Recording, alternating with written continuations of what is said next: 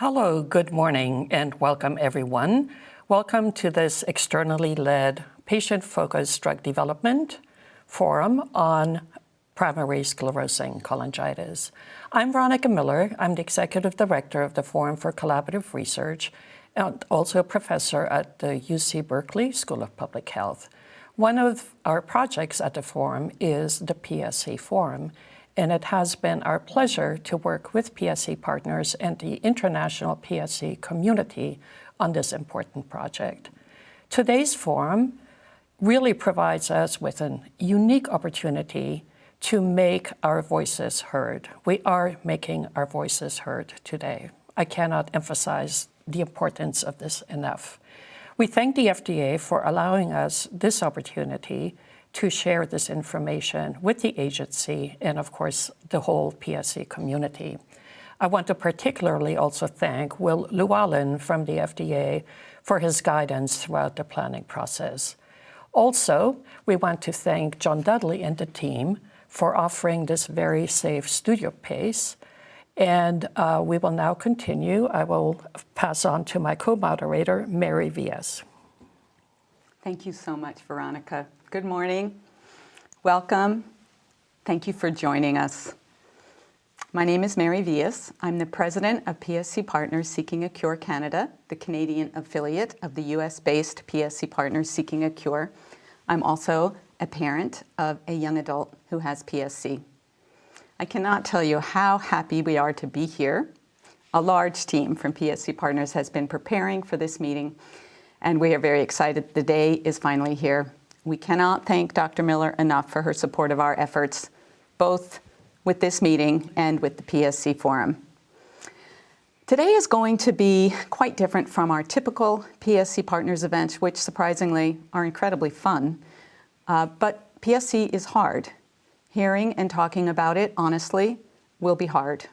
Today is about sharing the unvarnished reality of what it is like to live with PSC so that decision makers at the FDA and at pharmaceutical companies can understand our reality and our unmet needs. Coming up are honest testimonials that illustrate the painful reality of living with PSC. Just a warning, these will be intense. The person who should be sitting in this co-moderator seat next to Dr. Miller is Ricky Safer, founder and CEO of PSC Partners and the North Star of our PSC Partners community. As a PSC patient, traveling to be here in person during COVID was not a good option, and I'm honored that Ricky has entrusted this role to me. Ricky is joining us now live from her home in Denver, Colorado to set the stage for today's event. Thank you, Mary. Hi, I'm Ricky Safer, and I'd like to welcome everyone to PSC Partners Seeking a Cure's externally led patient-focused drug development meeting. On behalf of our primary sclerosing cholangitis community, and as founder and volunteer CEO of PSC Partners Seeking a Cure, I'd really like to thank the FDA for giving us their approval to let us present our patient voice today. Though initially we were extremely disappointed about the shift from an in-person to a virtual meeting due to the pandemic, we have instead focused on sharing with you virtually the burden and challenges that PSC patients live with every single day. We hope that our hard work in making these next 5 hours emotionally engaging will be enough to keep you focused on our intense desire for better treatments and a cure for PSC.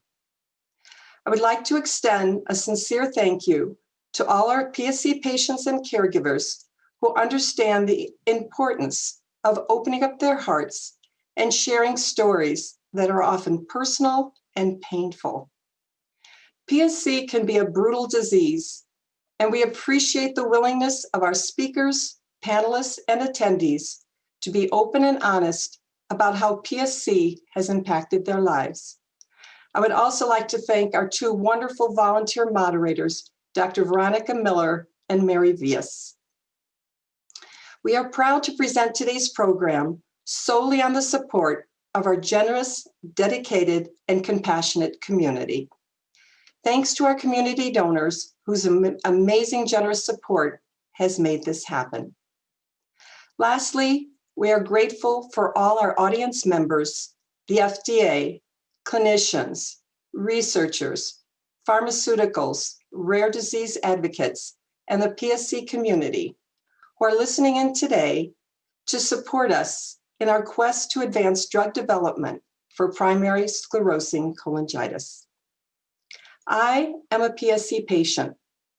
Every day, I am made more aware of the complex and idiopathic disease that I am afflicted with. I understand the label, the last black box of liver disease, that researchers have attributed to PSC. I have experienced firsthand how a PSC diagnosis forces us to re-envision and redefine our lives. PSC hits each of us very differently. First slide, please. In my case, before my devastating PSC diagnosis 17 years ago, I lived the life of a health, nutrition, and exercise fanatic. In my mind, I had correlated my endless energy and excellent health to this lifestyle. That personal philosophy was suddenly destroyed in March 2004 when I found myself in the emergency room with what I would later learn was my first cholangitis attack and the beginning of my unpredictable and unrelenting journey with PSC. I will never forget the words I heard from my physician the day of my diagnosis and the utter fear of being told that I have a rare, sometimes terminal, progressive disease with no known treatment except a liver transplant, that perhaps a matching liver wouldn't be available when I would need it, that PSC can recur after transplant, that I would be at significantly high risk for cholangiocarcinoma, colon cancer, and other GI cancers, that I would likely be diagnosed with various autoimmune comorbidities, starting with IBD, that my physician couldn't offer me an individual prognosis for this unpredictable disease, and that there is no cure in sight. My personal struggle in dealing with my altered lifestyle created the impetus for starting PSC Partners Seeking a Cure in 2005.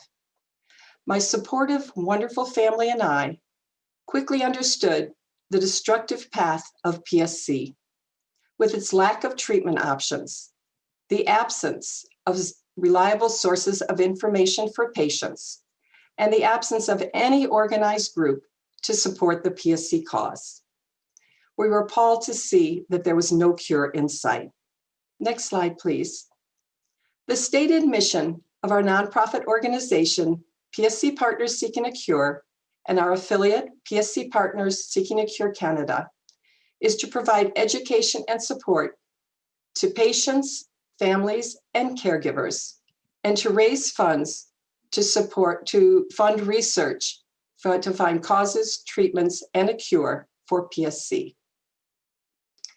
This PSC meeting is the culmination of years of developing special programs and national and international collaborations. Today's meeting marks a big step for our community. We created our Voices survey with the goal of amplifying the voice of the patients who will be speaking today. 819 patients responded to the survey and provided a robust body of aggregated data, more of which we will publish in the future. Today, we'll be linking data extracted from the survey to each of our 4 panel discussions. Next slide, please. The first demographic slide displays the gender distribution for those who took our Voices survey. The results are not representative of the 2-to-1 male predominance in PSC. However, the survey results certainly reflect the female predominance in our patient registry, in our annual conferences, and generally in clinical trials. We continuously look for ways to reach males, but these survey results do accurately represent the perceptions of PSC patients. Next slide, please. Statistics show that PSC affects mostly middle-aged men, yet PSC affects people of all ages.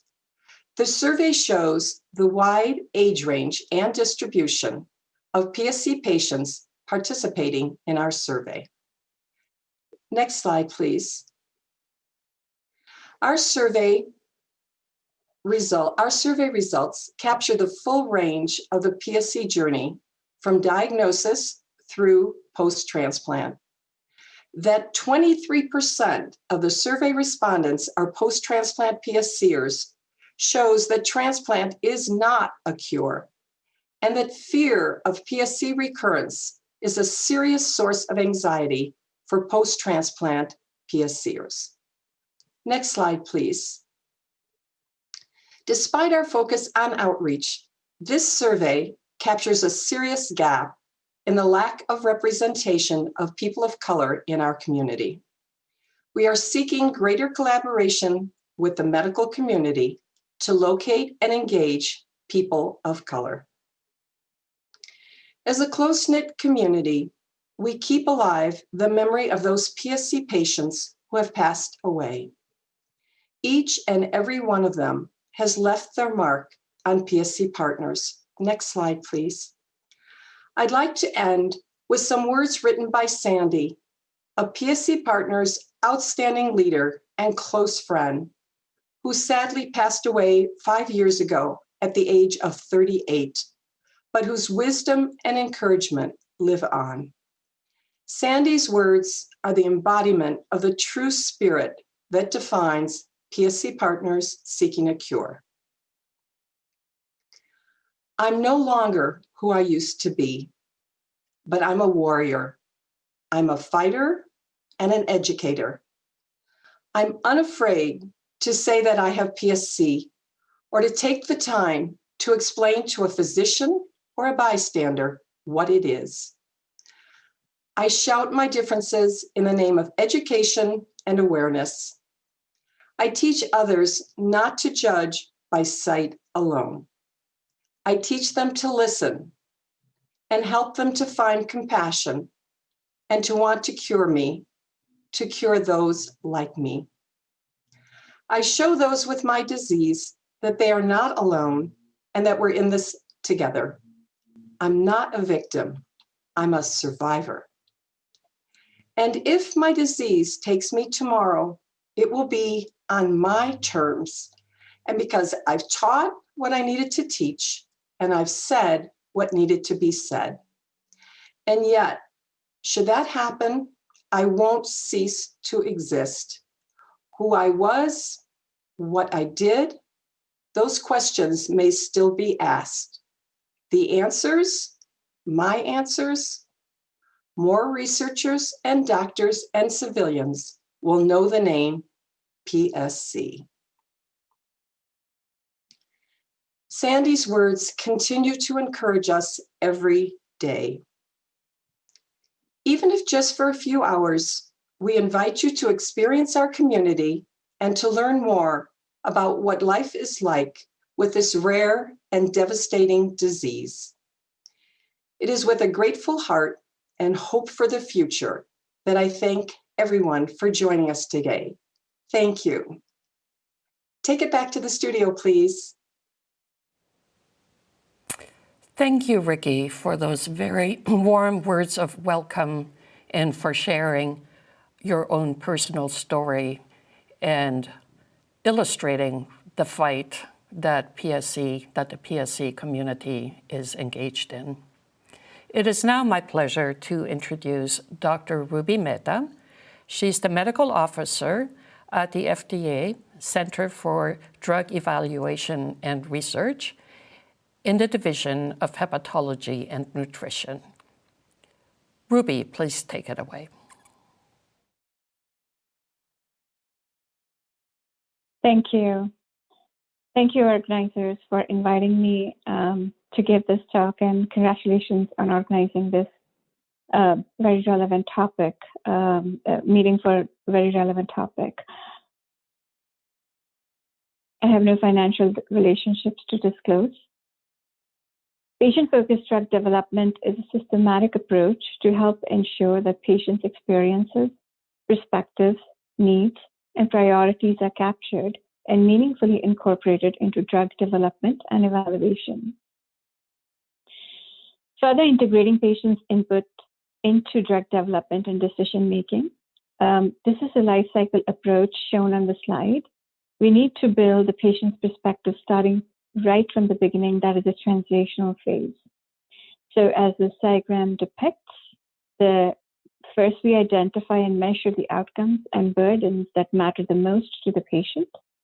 That helps in designing better clinical studies, recruit potential patients, and retain study participants in the clinical studies. During the pre-marketing review of the application, we integrate all that information from the patient-reported outcome and patient preferences information into the benefit risk assessment. And during the post-marketing cycle, after the drug is approved, it helps us communicate better information to patients and providers to facilitate informed decision-making.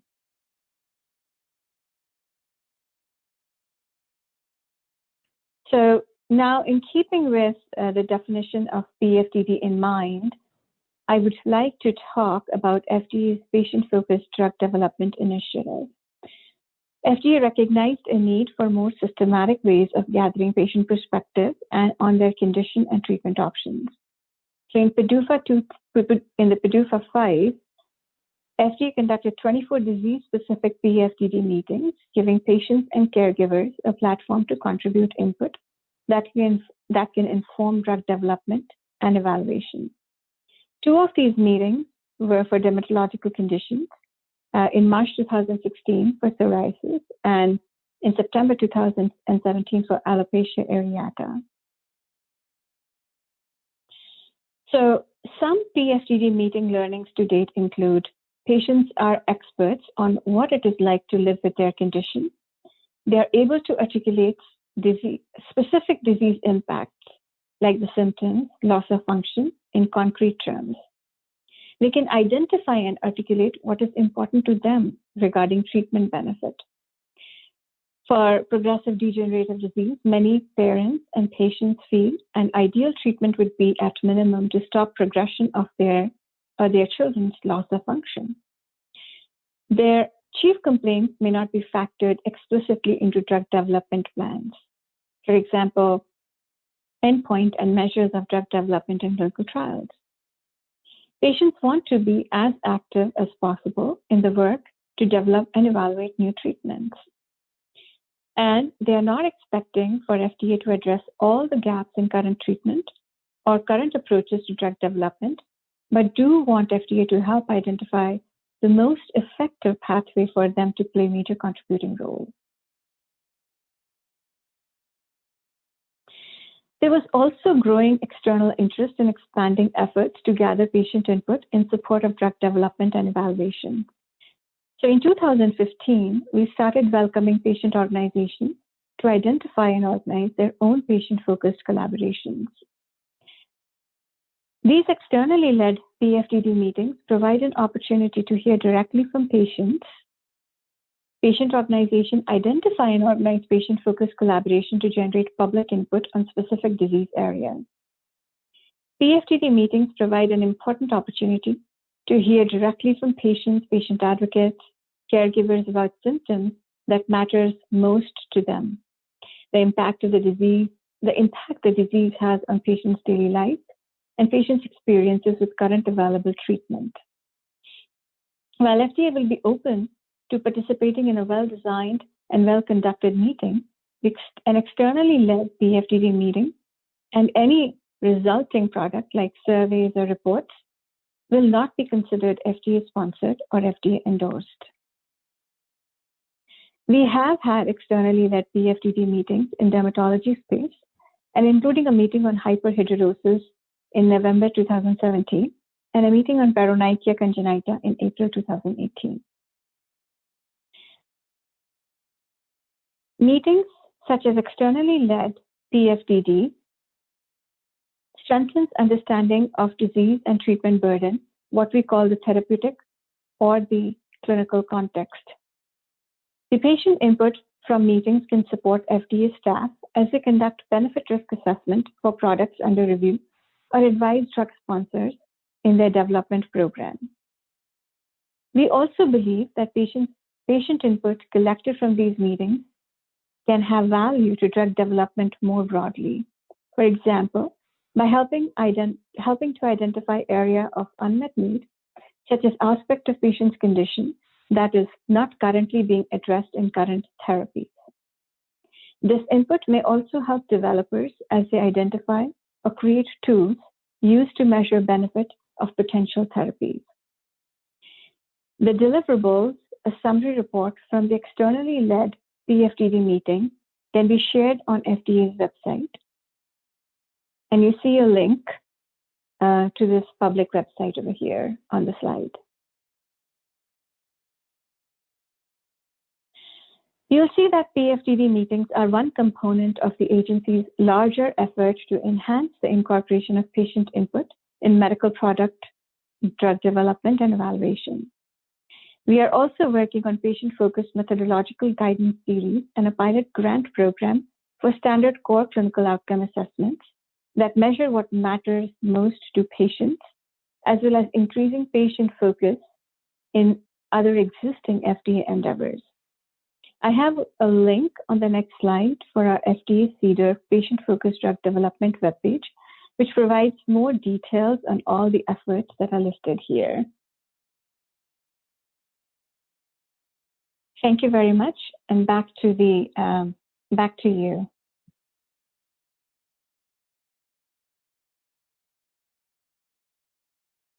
Thank you, Dr. Mehta, for that good presentation that sets the stage for what today is all about.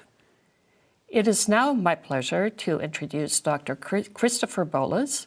He's the Lena Valente Professor and Chief of Division of Gastroenterology and Hepatology at UC Davis. He's also the co-chair of the Science Medicine Advisory Committee for PSC Partners. Please go ahead, Dr. Bolas. Good morning, everyone. It's a real pleasure and honor to join you this morning in this patient-focused drug development meeting. I'm very much looking forward to the further discussions today. What I've been charged with is to discuss the natural history, clinical management, and treatment of PSC in the next 15 minutes.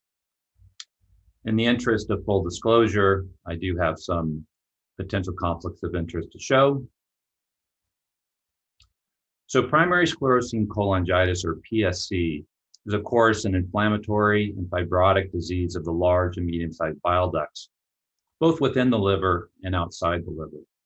It's strongly associated with inflammatory bowel disease, with approximately 3/4 of patients having this concomitant condition. There's a male predominance, which is quite unusual for an autoimmune condition, and PSC affects a wide range of ages, including pediatric patients, which we'll hear about later today. But in adults, it affects people usually in their 40s, but can affect older adults as well. Now, the pathogenesis of PSC is not very well understood. We do know that there are both genetic and environmental factors that increase an individual's susceptibility to PSC. And in those susceptible individuals, there is a series of disturbances that occur leading to the disease of PSC. And importantly, this includes the gut-liver axis, in which there are abnormalities or alterations in the gut microbiome, the intestinal permeability, as well as the inflammatory cells of the intestine, which can migrate to the liver through the portal vein. This then leads to injury of the biliary epithelial cells, or cholangiocytes, and their protective mechanism to prevent injury from high concentrations of bile acids. This can lead to further recruitment of inflammatory cells such as macrophages and cause more chronic inflammation and injury, recruiting and activating cells that promote fibrosis such as hepatic stellate cells and portal myofibroblasts. Each of these steps leads to the clinical presentation of PSC with the segmental fibrosis of the bile ducts. PSC is diagnosed primarily based upon the images we see in a cholangiogram, and they can be quite diverse, anywhere from mild stricturing of the extrahepatic bile ducts, sacculation shown in the middle image there of the PSC, or very extensive both intrahepatic and extrahepatic strictures of the bile duct. We categorize PSC into three major types, the most common being the large duct PSC, which is the classic form in which there are segmental strictures seen on the cholangiogram, and in absence of secondary causes of these strictures. And this can be in the presence or absence of IBD. There's PSC with overlap with autoimmune hepatitis, though this is not well defined and there's no consensus on the criteria for this. And then small duct PSC, in which the cholangiogram is normal, but there's typical histology on liver biopsy. PSC, of course, is a rare disease affecting approximately 30,000 individuals in the United States.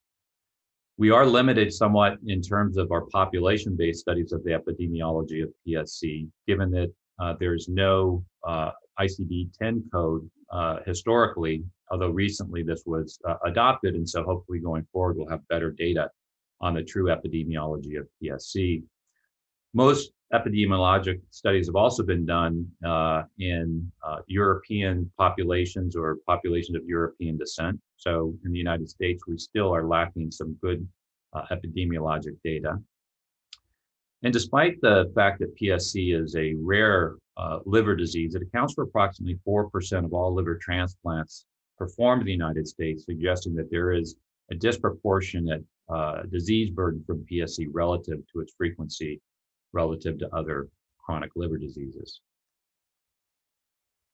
Now, we do know that PSC affects all racial and ethnic groups, and in fact, if you look at liver transplant listings in the United States, the relative proportion of individuals listed for liver transplantation with PSC is similar between whites and African Americans. And we've also seen that the proportion of patients that are African American within centers caring for patients with PSC is similar to the population that they care for in general. PSC can lead to a number of outcomes. Importantly, it leads to cirrhosis and its complications and the requirement for liver transplantation. In addition, there are several cancers that we are concerned about with PSC, including cholangiocarcinoma and colon cancer. And PSC can also lead to infections of the bile duct, such as cholangitis, which also can become a need for liver transplantation. The median survival of PSC has been reported to be anywhere from under 10 years to over 20 years throughout the years that this has been reported. The main difference between these studies typically relies upon whether the population studies comes from a center that is specializing in PSC and performs transplantation, whereas more recent studies looking at a more wide range of patients has identified the median survival of upwards of 20 years. What about PSC treatment? Oh, the reason we're here today is really to discuss how we move this forward, because currently we have no therapies that have been proven to be effective in altering the natural history of PSC. Of course, the most extensively studied has been ursodeoxycholic acid, and it's been tried at a range of studies in a number of different countries and populations, and in no cases have been demonstrated to improve survival. There are a number of targets based on the pathophysiology of PSC that have been attempted, mostly targeting the gut-liver axis, bile acids, recruitment of chronic inflammation, and more recently attacking fibrosis. So what are the unmet needs of PSC? Well, number one, we need treatments that target liver disease. As I mentioned, there's no therapy that's been demonstrated to have efficacy to improve survival. We have a poor understanding of the pathophysiology. And very importantly, we lack consensus on surrogate markers of clinical endpoints that make clinical trials very difficult to design and carry out.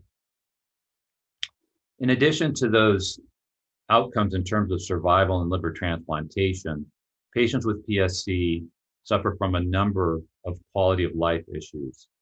This is data from the PSC patient registry in which patients reported symptoms that they experienced, and the 5 most common symptoms reported included fatigue, abdominal pain, pruritus or itching, diarrhea, and sleep disturbances, which affected more than 50% of patients. In addition, PSC affects women of childbearing age, and we know a lot about pregnancy and inflammatory bowel disease, but not so much in the setting of both PSC and inflammatory bowel disease.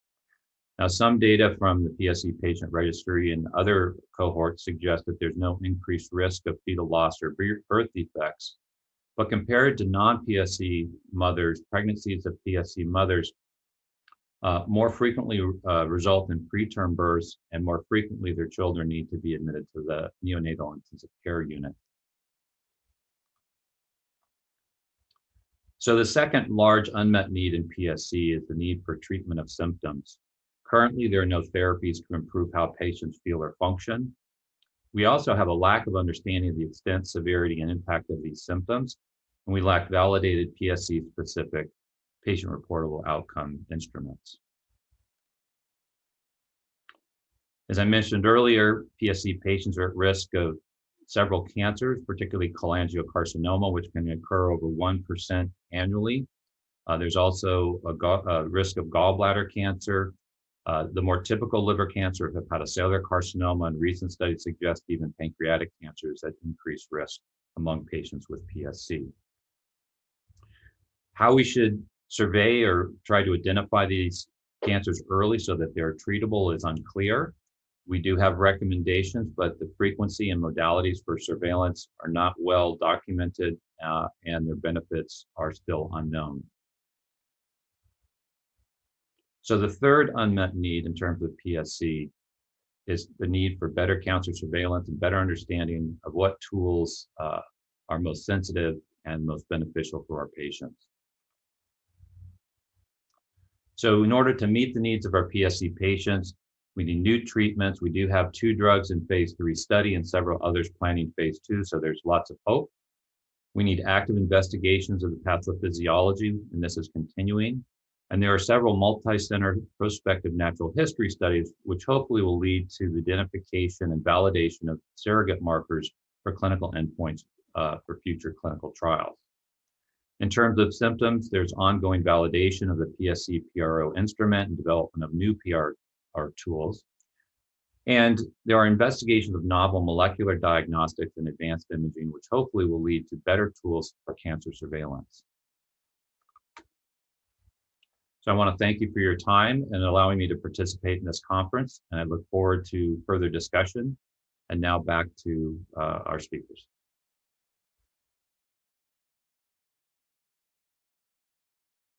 Thank you, Dr. Bolas. You've left us at a perfect place to transition to our next topic, which is, how do PSC clinical symptoms affect my quality of life? We have a slide to kick us off on this topic. You've already heard about the survey, and this is a summary slide from the survey. We will hear much more about the survey throughout the session today, but this first one really summarizes what concerns people the most. And we can see that the top ranking category is uncertainty. And this is uncertainty about the future, because this disease really is one that waxes and wanes over time. The problem is we don't really know when it will strike. And this unpredictability can be very, very distressing. And we will see that this is a recurrent theme throughout the day. So it's the uncertainty that really affects the quality of life so deeply for patients.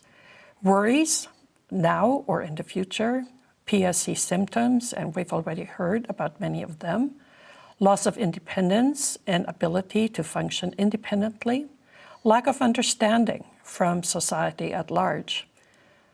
When you talk about a liver disease, people often just assume that you did something to your liver and that's why you're having these problems. The effects on social life, again, the unpredictability always rears its ugly head. And of course, also access to supportive treatment. So this brings us now to our first panel. This will be a panel talking about clinical symptoms. We will start off with Tim. Tim, please take it away.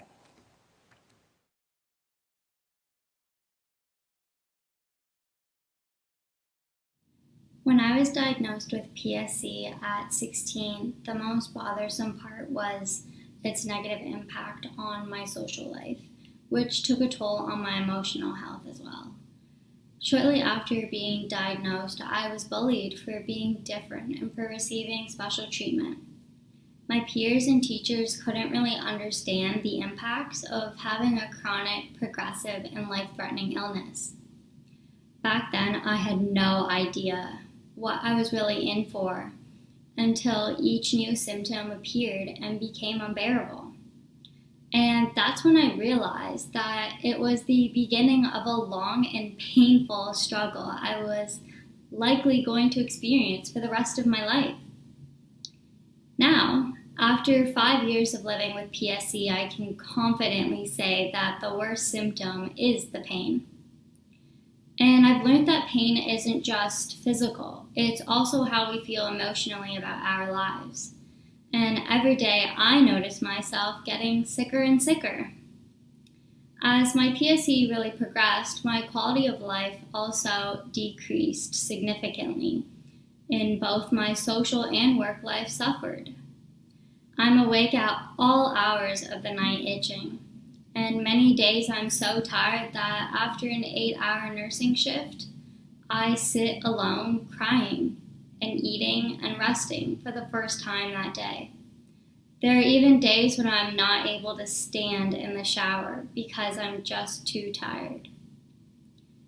I also have pain in my upper right quadrant, and that pain is so bad at night I get really irritated at myself for not being able to cope with it. It feels almost like a shark biting the side of my liver, radiating to my back and shoulders. The emotional toll of this disease is completely devastating. It's knowing you have so much potential in life, but you can't reach your goals or wishes because you're just too tired to get out of bed that day. It's when your partner asks if you'd like to go out for dinner and you burst into tears in the washroom while getting ready, in fear he's going to leave you because you're just no fun. It's the effort you put towards looking and acting okay and unaffected, which is even more exhausting. It's having to walk away and set someone you love free so they don't have to pause their life for you. And it's being trapped inside a brain and body that no longer work together. The reality of this disease is its unpredictability, as we know. Maybe today I can get up and wash the dishes, or make a well-balanced dinner instead of eating a bowl of cereal, or even feel like I got more than 3 hours of sleep. Maybe I'll be able to have more than one outing that day, and that's something I now consider a daily win. But the worst is when the opposite happens and I can't do anything. And when my pain is so unbearable and severe that I take it out on my loved ones. And at those times, I become a mean and grumpy person to my family, and I isolate myself away from my friends. The pain, which is chronic and doesn't improve with medication for me, makes me feel trapped in this progressively diseased body and is a constant reminder that I can't reach my full potential. This pain will always be a part of my life, and it will never let me forget it. And that's why it's so important we work together to find symptom management tools for PSC pain. I would never, ever wish PSC pain on anyone. Thank you. Hi, my name is Tim, and I was diagnosed with PSC in 2001. I was told back then that I had 5 years to live. With 3 young children, my wife and I searched for a specialist. We found the Mayo Clinic and were told it would likely be 10 years, if not more, and here we are almost 20 years later. At this time, I'm beginning the transplant process with a MOUND score of only 17 and severe symptoms. My primary symptom is unrelenting itching, which was described by another PSCer as suicidal itch. I couldn't agree anymore. My itching is my greatest disability, beginning about a year ago and escalating for the last 6 months. It consumes me throughout my entire day, with itching from my scalp to the bottom of my feet and all in between. There is no spot on my body that doesn't crave attention. It's at bedtime that it becomes almost unbearable. At night, when there are no distractions, my body unleashes an attack of itching so significant that I end up tearing up scabs previously made and leaving bloodstains on my pillows and sheets. I have been prescribed different itch medicine, and after some relief, eventually get back to the same severity of itching. It is absolutely miserable. Once I'm in bed, I begin to itch until I fall asleep. A sleeping pill works pretty well for a short time. In my dreams, the itching may be light or strong and can keep me awake between 2 to 4 hours. It really sucks. Itching slows me down each morning as it interrupts every segment of my normal routine. Getting out of bed, brushing my teeth, getting dressed are all delayed due to the itching. Itching hurts. I itch so much it feels like someone has taken sandpaper to my skin, which feels inflamed and raw. The more I itch my skin, the more it hurts.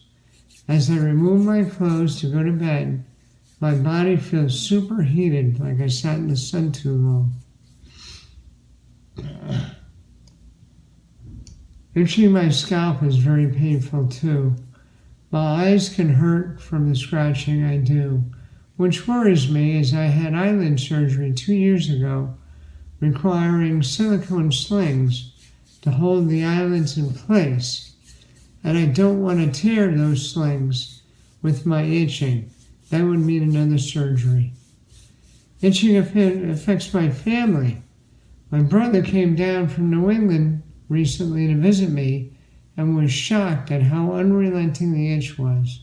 He couldn't believe that I scratched constantly throughout the day. My family feels badly too.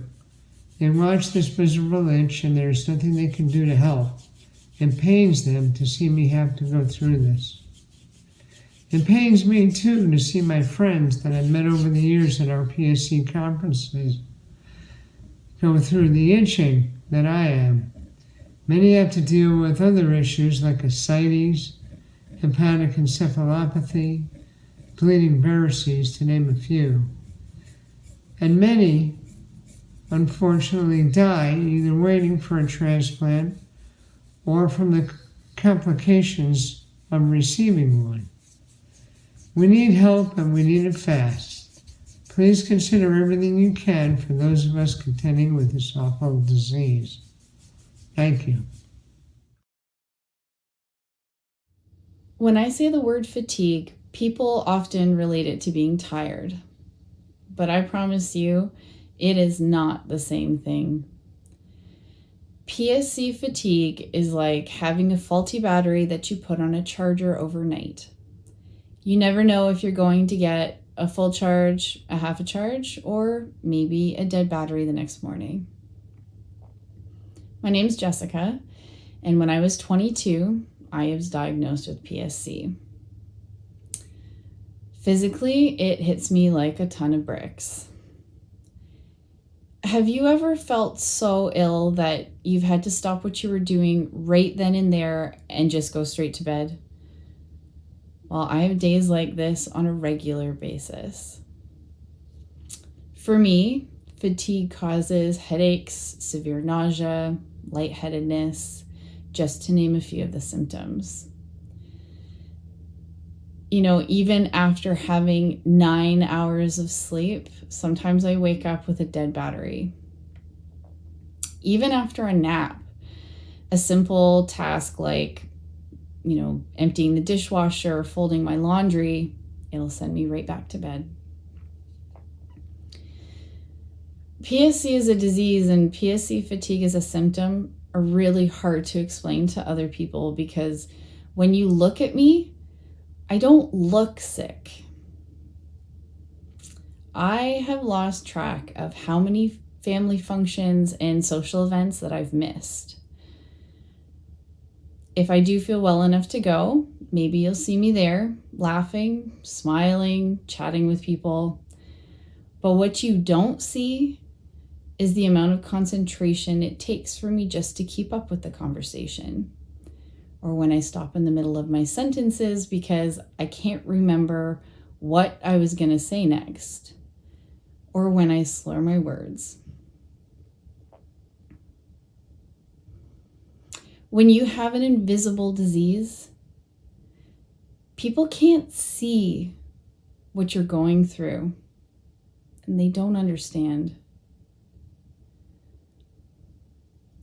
One of the hardest things that I've ever had to do in my entire life was put my health first, even in front of my mother's, whose was dying because of Parkinson's disease. My fatigue made this 6-hour trip there and back to visit impossible. And my visits never felt long enough. I can't tell you how difficult it was to leave and to see the tears rolling down her face after only being there for an hour. She passed away this December. And the loss is still incredibly difficult. Living with PSC and dealing with fatigue on a regular basis, it prevents me from working, from spending time with my friends and my family.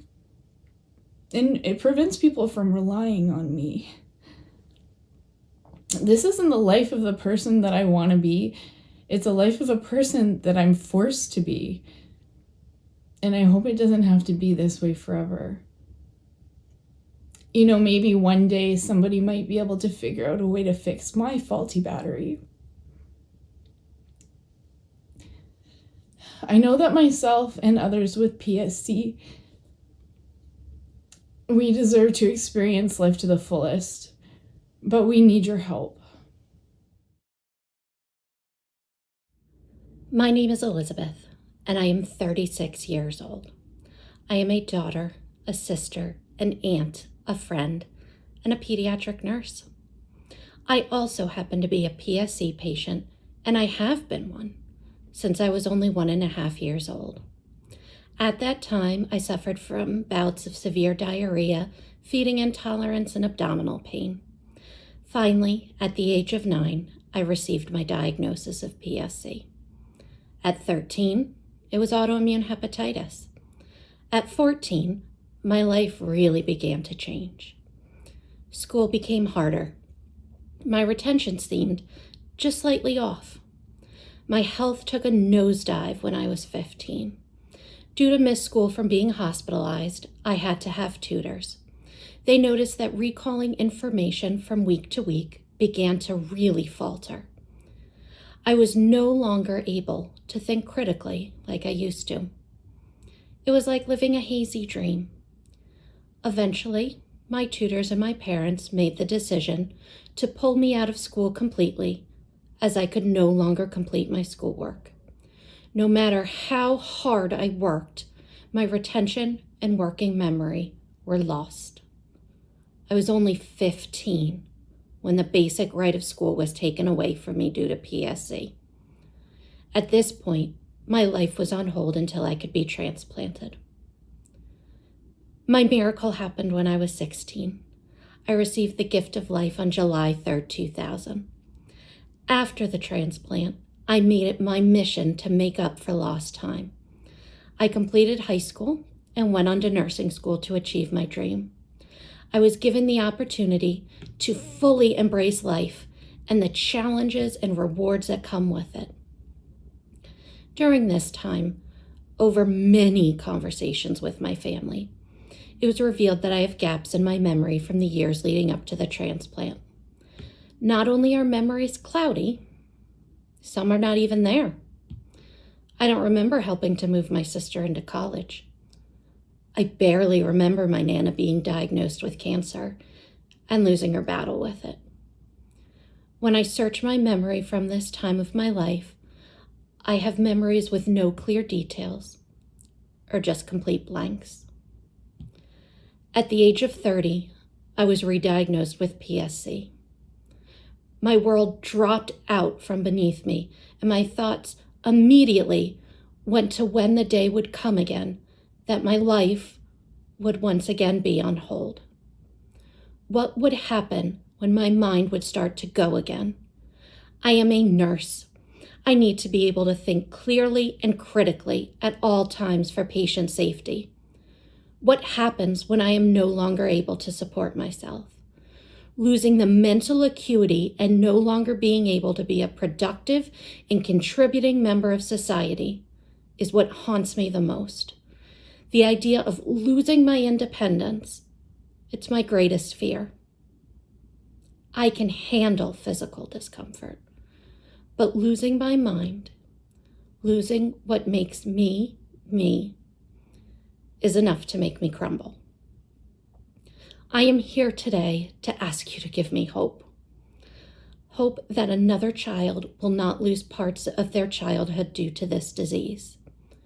Hope that I and the rest of the PSC community will have the ability to live life fully, and that we will have the ability to remember the memories that we make.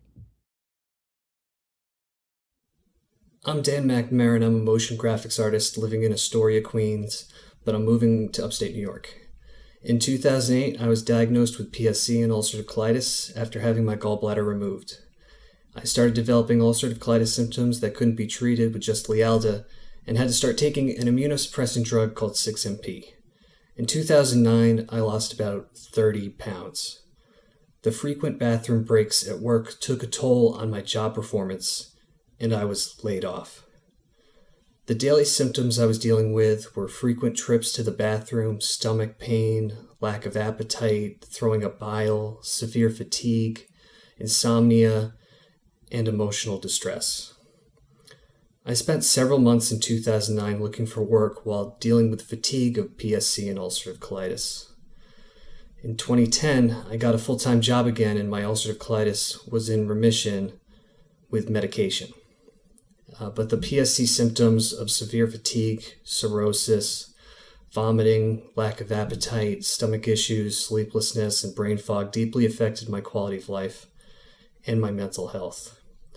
My liver health declined so severely from 2010 to 2016 that I needed a liver transplant, and my wife asked for a divorce simultaneous to that.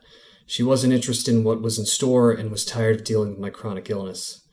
Over these years, I felt like I was slowly disintegrating. I was able to get a living donor transplant in 2017, and my fatigue went away. But after going off prednisone, I began developing issues with rosacea, and within the year, my UC flared since I was no longer taking anything for it. I was treated with prednisone and Entyvio, and I was able to get it under control, but I developed mild rejection of my liver and had to have frequent blood work. And the long-term use of prednisone made me develop skin issues, and prednisone-induced diabetes. I'm 36, and since I was 24, I've had to have over 16 colonoscopies. I have a high chance of getting colon cancer and need yearly monitoring for the rest of my life. A liver transplant is currently the only cure for PSC, and it was a relief when I received the liver transplant, but not all the side effects and health issues have gone away. I'm still living in constant fear with unpredictability and feeling like life is a constant battle. which has led to ongoing emotional distress and PTSD. I live in fear of recurrent PSC and ulcerative colitis. It's also hard to deal with the healthcare system. Since the transplant, I've hit my out-of-pocket max each year.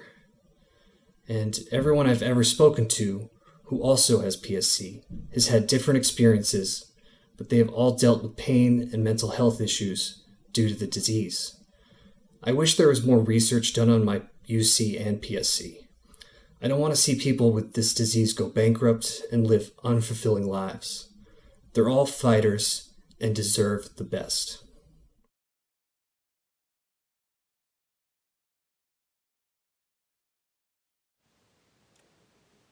Thank you so much. Obviously, that was Afsana speaking first. Please forgive my error in the ordering, followed by Tim, Jessica, Elizabeth, and Dan. Thank you very much for those honest and intimate details of the effects of your PSC symptoms. As you've already heard from Ricky and Dr. Miller, in preparation for today's meeting, PSC Partners conducted a survey to gather data on the PSC patient experience. In each of the 5 sessions today, a member of the PSC Partners staff or board will present relevant results from this Our Voices survey. We don't have enough time today to cover all of the survey results, but a thorough analysis will be included in the final Voice of the Patient report. Please welcome Joanne Hatchett, Medical Science Liaison for PSC Partners, to discuss some survey results. Thank you so much for this opportunity, and thank you to all of our guests who are here today, especially the FDA. We'll begin with this slide, which shows the responses to the question, when do you think your PSC symptoms began? The large red portion identifies that over 50% of PSC patients had symptoms before their diagnosis, yet about 20% said their symptoms began either near diagnosis or after diagnosis. This looks like an opportunity to better understand and respond to patient-reported symptoms. Is this an unmet need, which could benefit from more education for community physicians, especially those caring for patients with ulcerative colitis and Crohn's disease, to be on alert for PSC symptoms even in the absence of an elevated alkaline phosphatase level, which we know has great variability? With earlier PSC diagnosis, there could be a larger number of PSC patients available for trials, and many of these patients might be in an earlier stage of PSC. Next slide, please.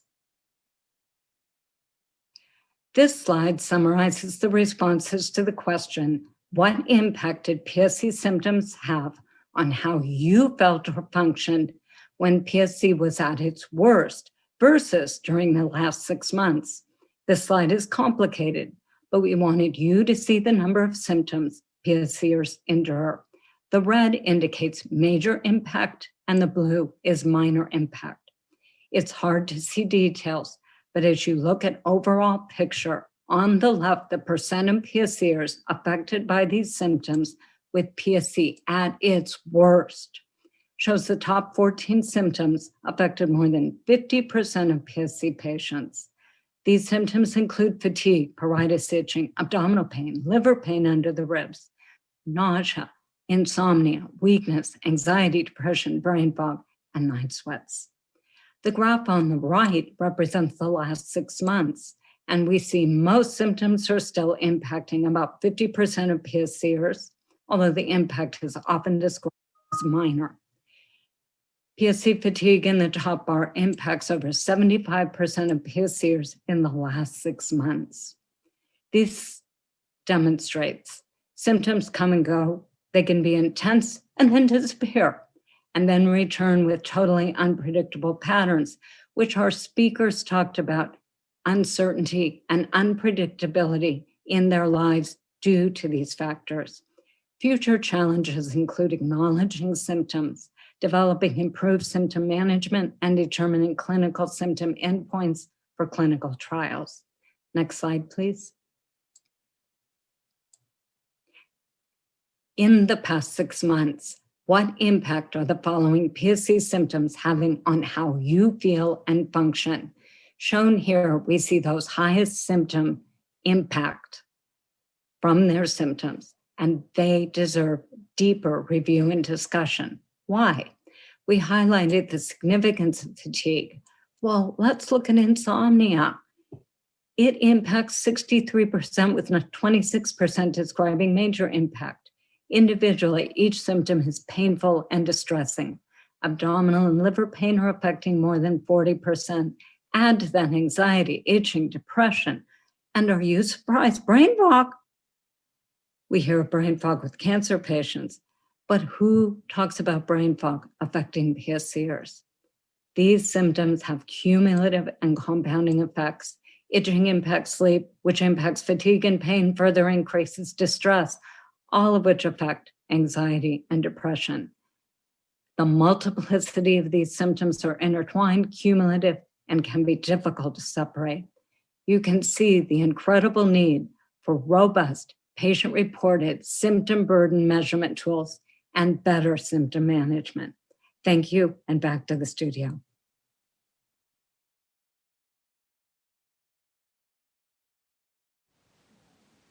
Thank you very much, Joanne.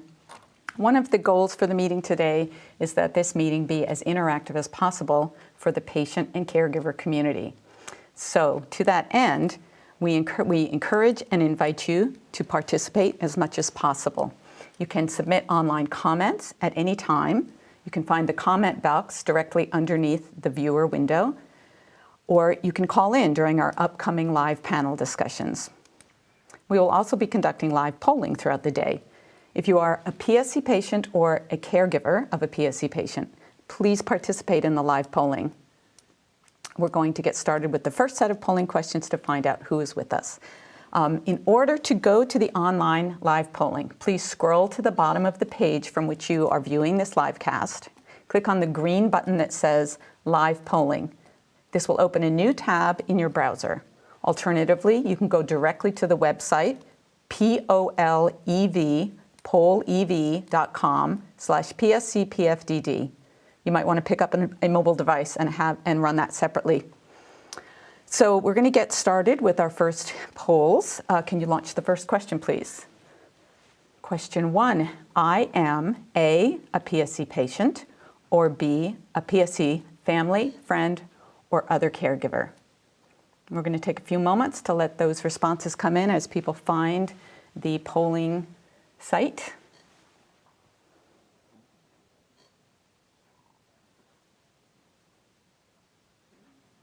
So far, it's looking like we're about, well, it's changing.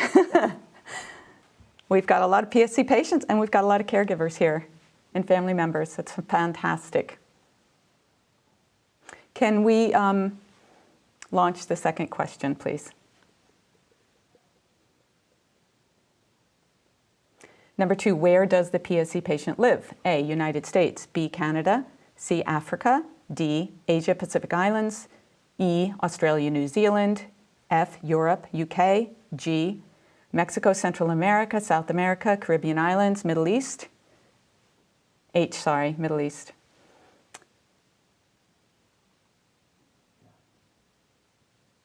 And it looks like the majority of patients and caregivers in the audience listening at this moment are from the United States. It's about 80% from the United States, 16% Canada. Mm-hmm. That's next question, please. Kind of what we expected, right? Yeah. Well, we are a US-based organization, and PSC Partners Canada is a North American-based organization, but we are so happy that we have some people joining us from this late hour in Europe. Right. It's quite late there by now.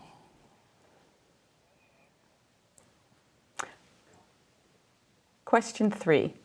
What is the PSCer's age? A, 17 and under, B, 18 to 39, C, 40 to 59, D, 60 to 79, or E, 80 and older.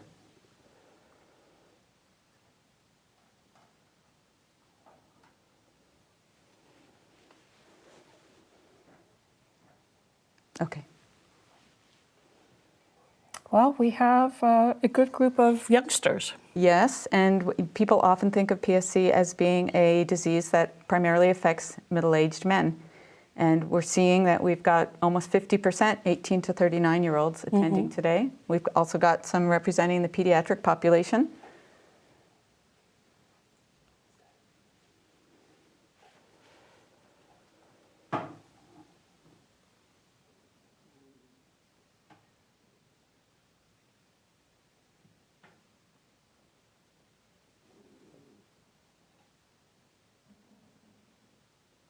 Yep, so we're sitting pretty steady at about 10% pediatric, 50% 18 to 39, and a third 40 to 59, and another 13% 60 to 79.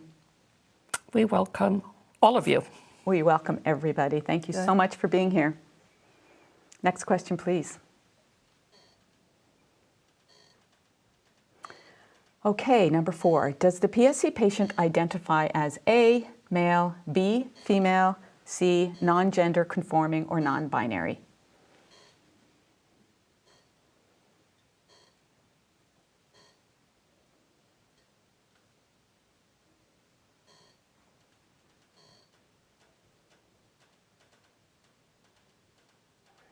And not surprisingly, we're seeing that we have more females in the audience. This is something that we see a lot in our survey participation and registry participation, and we encourage men to make their voices heard as well. But we're very happy that we've got about 43% men today and 56 women, and we have some non-gender conforming, non-binary.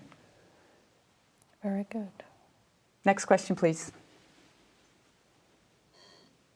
Number 5, how would the PSC patient describe the journey leading to their PSC diagnosis? Please select one. A, quick and straightforward. B, not too complicated. C, long and complicated. And D, none of the above. Right. It is what we hear so much, don't we? That it is sometimes very long and very complicated to come to the diagnosis. Yes, that is, we hear that a lot. And then once a diagnosis is delivered, sometimes people look back and realize how long they have been suffering with symptoms of PSC. Right. So we're seeing about 40% saying long and complicated, a third not too complicated, and some was quick and straightforward. We'd love to know what the none of the above are. Please send in your comments. Right. Okay, number 6, please. And this is the last question for this session of live polling. What race best describes the PSC patient? Select up to 2. And as we saw from Dr. Bolus's presentation, based on transplant due to PSC, we would hope to have an equal representation of white identifying patients and Black identifying, and this is something we are working on, reaching out to everybody that's affected by PSC. But in our audience today, it's 87% white, and then we have participation from those who identify as Black, Asian, and mixed. Good. Okay, thank you so much for participating. We'll come back to live polling later on. You can leave your polling tab open and simply return to it when we launch the next polling section. Dr. Miller, we are ready to welcome our first Zoom panel and continue this discussion of clinical symptoms of PSC and quality of life with PSC. Great, thank you. So I will start off just explaining a little bit to our audience how we will manage this live discussion. This is your time to get your voice in here. And you can do that through online comments and also telephone calls. These will be screened, and we will bring as many of you into the discussion as possible. If we don't get to all of your comments, please be assured that they will be included in the patient voice final report. So, Elizabeth, we just heard from you a little while ago, so let me start with you. You have had an incredible journey and have had a transplant and have had a recurring PSC. You also really called for hope and for us to altogether continue the fight to find a treatment. Tell us a little bit about what it is to have what we call HE for short, but basically is a deep brain fog. What is that really like? I think brain fog is the best way to describe it. You know, you have a word that you want to say, but you can't see through the fog and actually grab it. You can't complete that sentence. You know, you have the vocabulary to make it succinct, but you just don't have that ability to actually put it into words that you can say. It is reading a really good book and the next day picking it up to start reading it again and not remembering what was in that chapter you read the day before. It is just not even remembering, you know, birthdays or anything like that that make your life happy and to just things to look forward to. So it's just that loss of identity and knowing that you can't just be that part of the conversation that you want to be. Right. And that combined with the fatigue. Yes, that is devastating. And that is my biggest worry for the future is I already have significant fatigue. I'm a nurse. It's a busy, busy job. How do I be a nurse, but then also have the brain fog that comes with that, as well as the brain fog with PSC? That is my worry for the future, the day when those two combine and I'm no longer able to function and participate in my dream of being a nurse and giving back to others. Right, right. You have a story about your nephew. Yes. So I have the most fantastic niece and nephew on this planet. They are 6 and 4, and I happen to be 36. And we go on vacation together, and I go to bed at the exact same time as they do. I sleep longer than they do in the morning. And this is devastating. I should be able to stay up with my sister and her husband and my parents and be able to hold conversations after the kids fall asleep. Yet we have the same bedtime as the kids.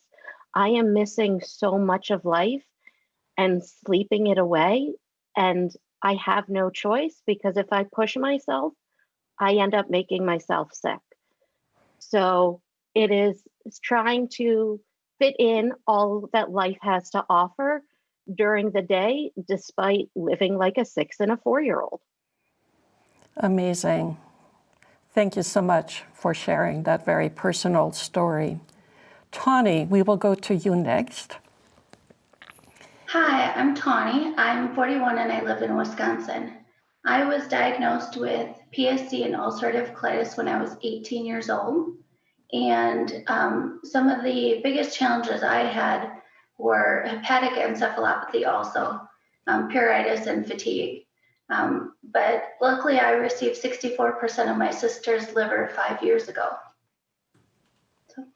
Right. And tell us about the disability and the difficulty, for example, in moving. Disability was and is really hard to apply for. I actually applied on my own without my parents even knowing because I was in such a severe state of hepatic encephalopathy. So I was denied the first time and then was at the time listed for transplant and was accepted, but it's still an ongoing challenge just with being trying to get reapproved for disability as well. Right, right. It's a hard process all around. Right, and you also have arthritis. I do. It's debilitating and painful. We have this saying that when my liver is good, my arthritis is bad. And when my liver is bad, my arthritis is good. It's literally always something. So one day I'm able to function and the next day I have to lift my leg into the car or I have excruciating back pain and can't get out of bed. So. Yeah, again, a very personal and impactful story about what PSC means for you, specifically, Tawny. Jerome, we will go to you. You're a medical doctor, and tell us a little bit more about yourself. Well, I had ulcerative colitis starting when I was about 18 or 19, eventually had colon cancer and had a colectomy. Then a few years later, I developed PSC and eventually had a transplant. So I've lived much of my life, certainly my adult life, dealing with chronic illness of one sort or another. And that sort of got me interested in some of my personal psychological responses. And I was fortunate to get involved with an in-person, when it started, group, support group, and that's been very valuable to help me and some others. Right. And have you heard the phrase, well, at least you don't have cancer? More than once? I've heard all the phrases, and yes, I've heard that phrase also. And for me, my cancer was not symptomatic. It was discovered on a routine colonoscopy because of surveillance for ulcerative colitis. But when I was sick with my worst stages of PSC, I was much sicker than I had ever been, of course, even with the ulcerative colitis, which was pretty bad. Right, and we will come back to you a little bit later as we continue this panel discussion and talk more about the psychosocial implications of this. So Joe, last but definitely not least, we really look forward to hearing from you. Tell us a little bit about yourself. My name is Joe. I'm 30 years old and have been living with PSC for about 15 years. For me, the most difficult part about living with it throughout high school and college and my young work life has been the social impacts and having to be concerned with judgments from others as far as why I'm frequently tired and not able to sleep yet. And then also needing to worry about missing start times for work and knowing that I'm not able to make plans multiple days in a row, that I'm going to have time to rest in between. Otherwise, I'll push myself too hard. Throughout college, I'd also have to be worried about what professors and teachers would think, and sometimes being called out in front of class as to why I'm having to be late or having to rush out to go to the restroom. I'd also feel like I frequently smelled like poop throughout a lot of high school, and that always made me not want to go to class or attend social events. And it significantly impacted my mental state throughout schooling and as a young professional as well. Right, and what about social life? You've already touched on that a little bit, but talk about the difficulties of that during high school and college. Yeah, a lot of people, they, in my experience, they don't really understand that it's not go, go, go all the time, that you can go, but you have to stop and rest, and that it isn't the fact that I am not a fan of hanging out with a person or whatnot. It's just that I simply physically cannot keep going sometimes, and not everyone can understand that, or has understood that rather. Right, and again, talking about the loss of opportunity, and that's been a thread through all of this, starting with Elizabeth, and your very poignant way of talking about your school life being taken away from you.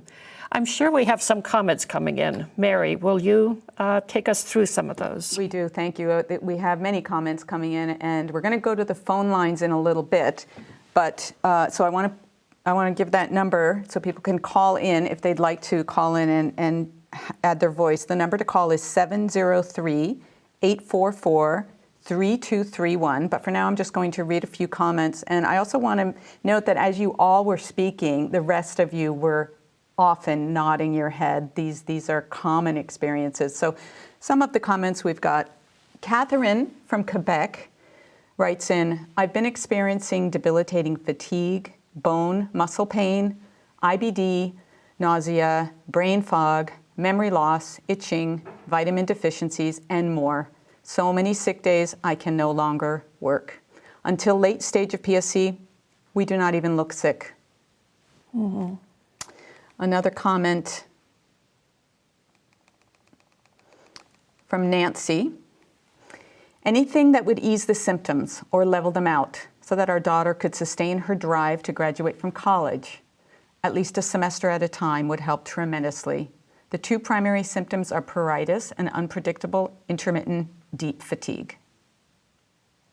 Right, right. It's that damn unpredictability, right? That just keeps going with us. We have a caller that would like to speak as well. Jennifer, are you there?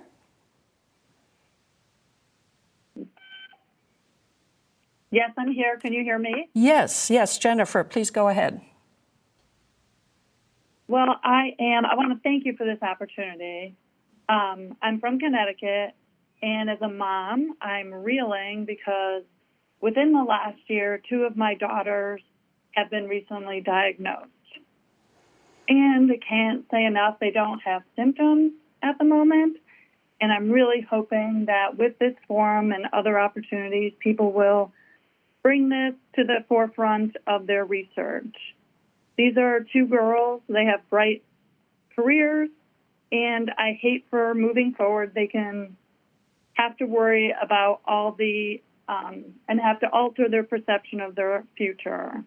One's a 26-year-old biomedical product engineer, actually working with a colon stapler before being diagnosed. The other is a sophomore in college studying to be a physician assistant. With the diagnosis, their future becomes so unpredictable, like you've been talking about. And my questions that circle through my head at night are, these are my healthy, vibrant, fun, sweet girls, and I can go on and on. But will they be able to have families of their own? Will they be able to, find and keep a life partner who will want to carry through the burden of the disease and its destructive path? So I really, really am fortunate and happy that you are talking to the FDA and the pharmaceutical companies and the clinicians to help those who are still, just learning about the disease. Thank you, Jennifer, for those stories. And of course, we wish you and your 2 daughters all the very best. They've already achieved so much. We have another caller, Andy. Andy, are you with us? Yes, I'm here. Oh, wonderful. Andy, please go ahead. Yeah, I wanted to talk a bit about the mental side of things, I guess. It amazingly enough turns out having an incurable, untreatable, invisible illness that's life-threatening can be kind of tough to deal with mentally, as I think we've seen in the survey results too. Right. For me, it leaves you constantly wondering when things are going to go bad. Right. I'm fairly early on in my PSC journey. Was just diagnosed last year, but it's that uncertainty that has been spoken about. The best analogy I've found is imagine having a bomb inside you that always only has 1 second left on the timer. Wow. And that's kind of how it feels certainly when it's at its worst. And then, if people can picture the mental state you would be in if that was your reality, and that is the best way I've been able to describe to people what it feels like. What a powerful... And then trying to... Sorry, go ahead. No, go ahead. I was just saying, what a powerful image. Yeah, and it's just, having to live with that, knowing that metaphorical bomb is inside you. Right. And you just need to learn to live with it and move on. It is what it is. Sometimes it works, other days not so well. So, depression, anxiety, panic, I think everyone deals with some level of that to varying degrees, and certainly seems to coincide with, early on when you're first diagnosed, and certainly as symptoms, physical symptoms come and go, I think it puts it more on your mind as well. Right. I've gotten better at managing it now, but I think until there's at least some hope for treatment to at least slow down progression, I don't know that, that feeling, that bomb metaphor will ever really go away. Right. And I think that's such a powerful image, because although we saw from the survey that some of the symptoms are not there all the time, it's that unpredictability, and you just never know. So although you may not have the symptom today, you're not really free of it, because you just don't know if it might come back today or not. And that's a story we're hearing over and over. Even the most mundane symptoms you feel that anyone else would toss aside and not think twice about. Right.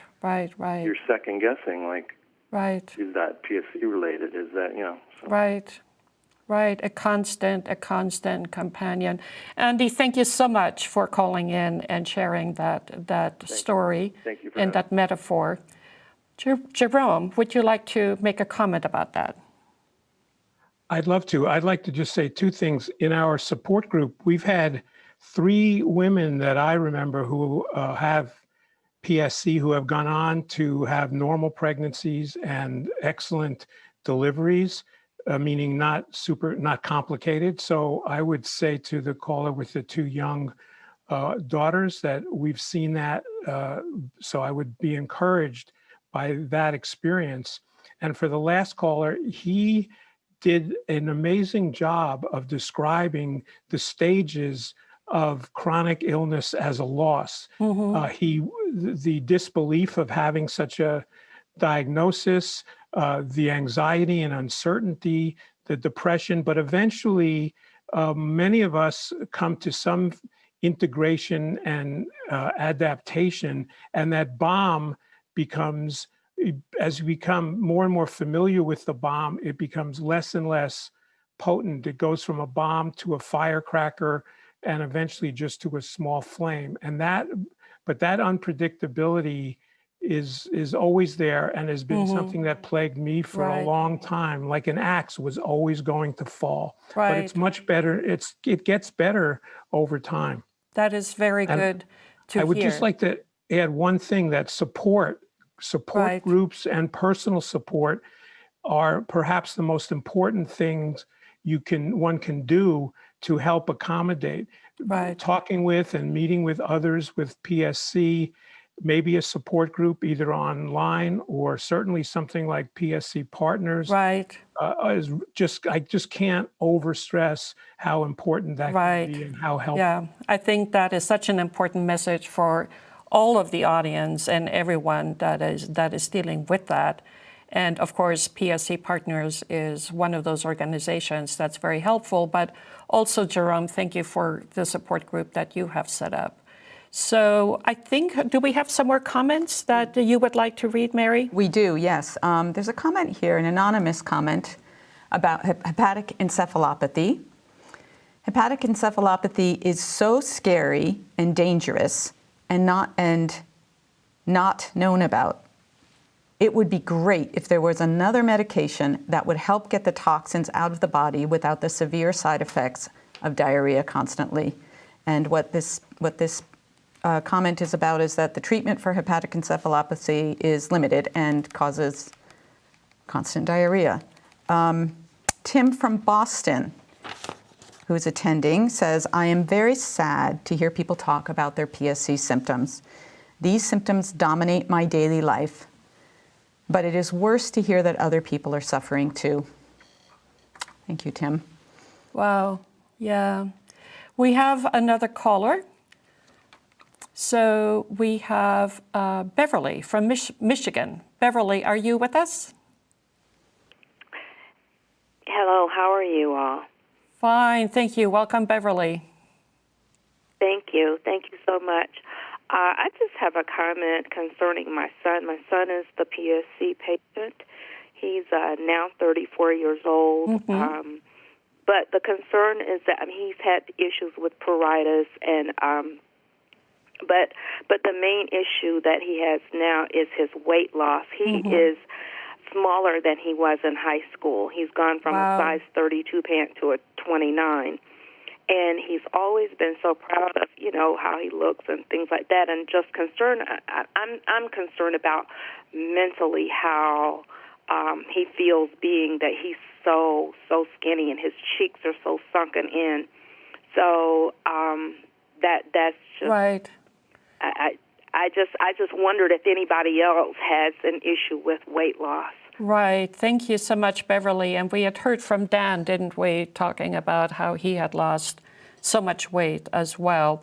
Certainly, I think so much of the disease can lead to weight loss. And would one of the panelists like to talk about that as well, in terms of just not really being in control of your own weight? Yeah, Elizabeth, please go ahead. I had that exact same issue, especially when I was diagnosed with autoimmune hepatitis. And the combination, I didn't fully realize how gaunt and how much almost like a walking skeleton I looked for this period of time where we were trying to get the hepatitis under control with the PSC. I look gaunt and I look scary. Right. And it was a matter of just no appetite, and you couldn't force yourself to eat. There was no drive. And so it's this constant battle. I had nausea, so I didn't want to eat, but I had to keep eating, which made the nausea worse. And it's just a vicious cycle. And that was an extremely dark time. And unfortunately, there's no good way to go about it. Right. And again, the importance of finding something that will help with the disease itself rather than these individual symptoms one-on-one, although some of the symptom relief, of course, would be so helpful. But basically, just that whole idea of having nausea and loss of appetite and all of those things coming in together. We also have another caller. We have Jennifer from Texas, and she is a patient and a physician. So Jennifer, we really look forward to hearing from you. Hello? Yes, Jennifer. Oh, hello.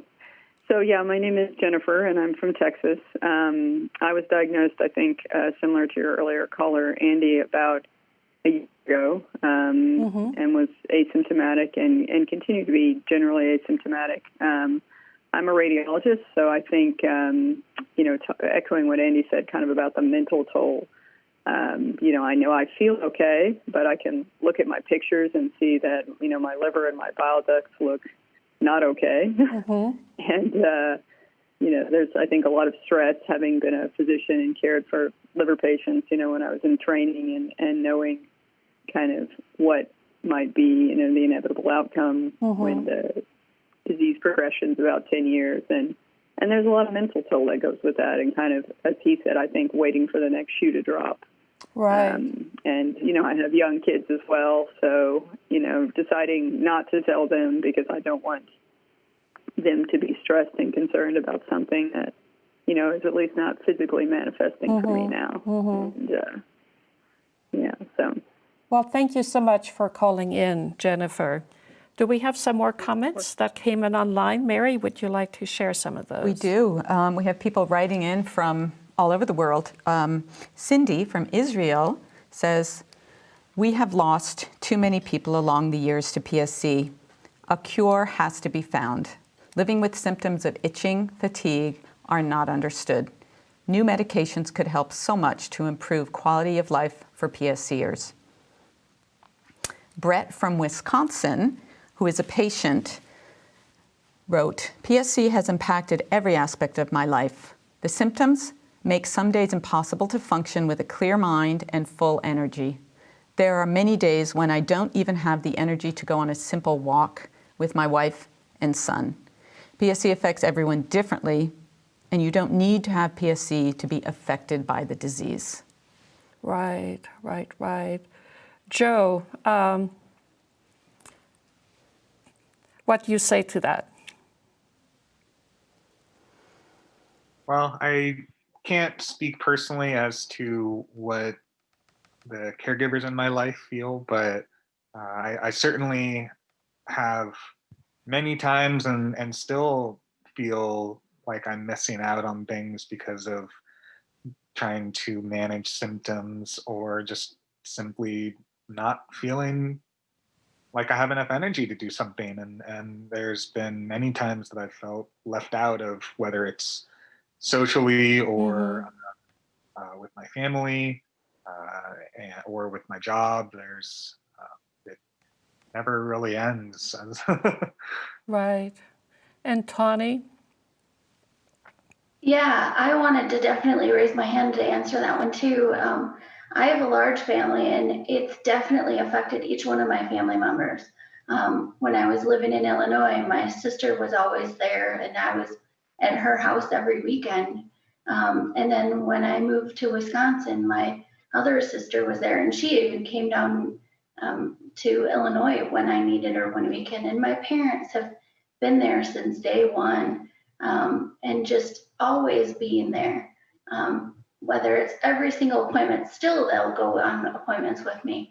But even to my little nieces and nephews, they used to bring my luggage upstairs when I would visit. So they only knew me as not feeling well and being just exhausted all the time.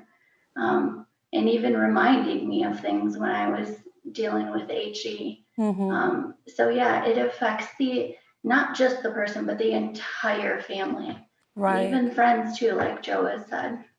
Right, right. And we have another caller. It's Marianne from New Jersey. And she also wants to talk about the diagnosis and the impact on family. So, Marianne, are you with us? Yes, I am. Hi, how you doing? I wanted to talk about when you get the initial diagnosis. My son received the initial diagnosis about 10 years ago. He was going about a week before he was going into his second year of college. He had lost about 50 pounds, and wow.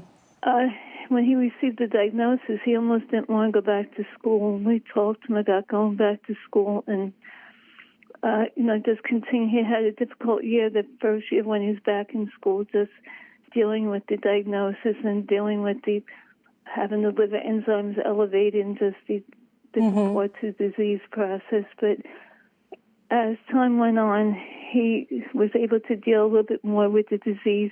He has the PSC and the autoimmune hepatitis. And 10 years later, he's working full-time and just dealing with the disease itself, and we've learned to enjoy just the simple things in life of enjoying just having birthdays together and seeing each other. If he comes over with us, if he has fatigue, just being together with each other, just having we're just happy doing that. Right, and I'm sure it just means so much to him that you're there for him and that you can share these moments together. Maybe I'll go back to you, Elizabeth. You went to school after you had your transplant, and you had that period of lots of energy and I think the way you said it was, you really started to catch up on everything you had missed. Talk a little bit about the difference between before transplant and after transplant. To be honest, I did not really have a freshman or sophomore year of high school. I was sick continuously. I could not be part of it. I missed the high school dances. I missed being at any high school events, the football games, anything like that. And then immediately after the transplant, I was trying to catch up with my education. So I lost all of these important milestones in one's life and just the ability to socialize and learn the group dynamics of life. And then I all of a sudden had energy. I was running around, and it was this whole new world. And how do you keep on task when all of a sudden this world seems bright and happy and unbelievable, like you have everything in your grasp. And it was such a difference, but it was also then playing catch up academically, socially, developmentally, from being completely excused from life during these pivotal moments. It is something that took many years to even out.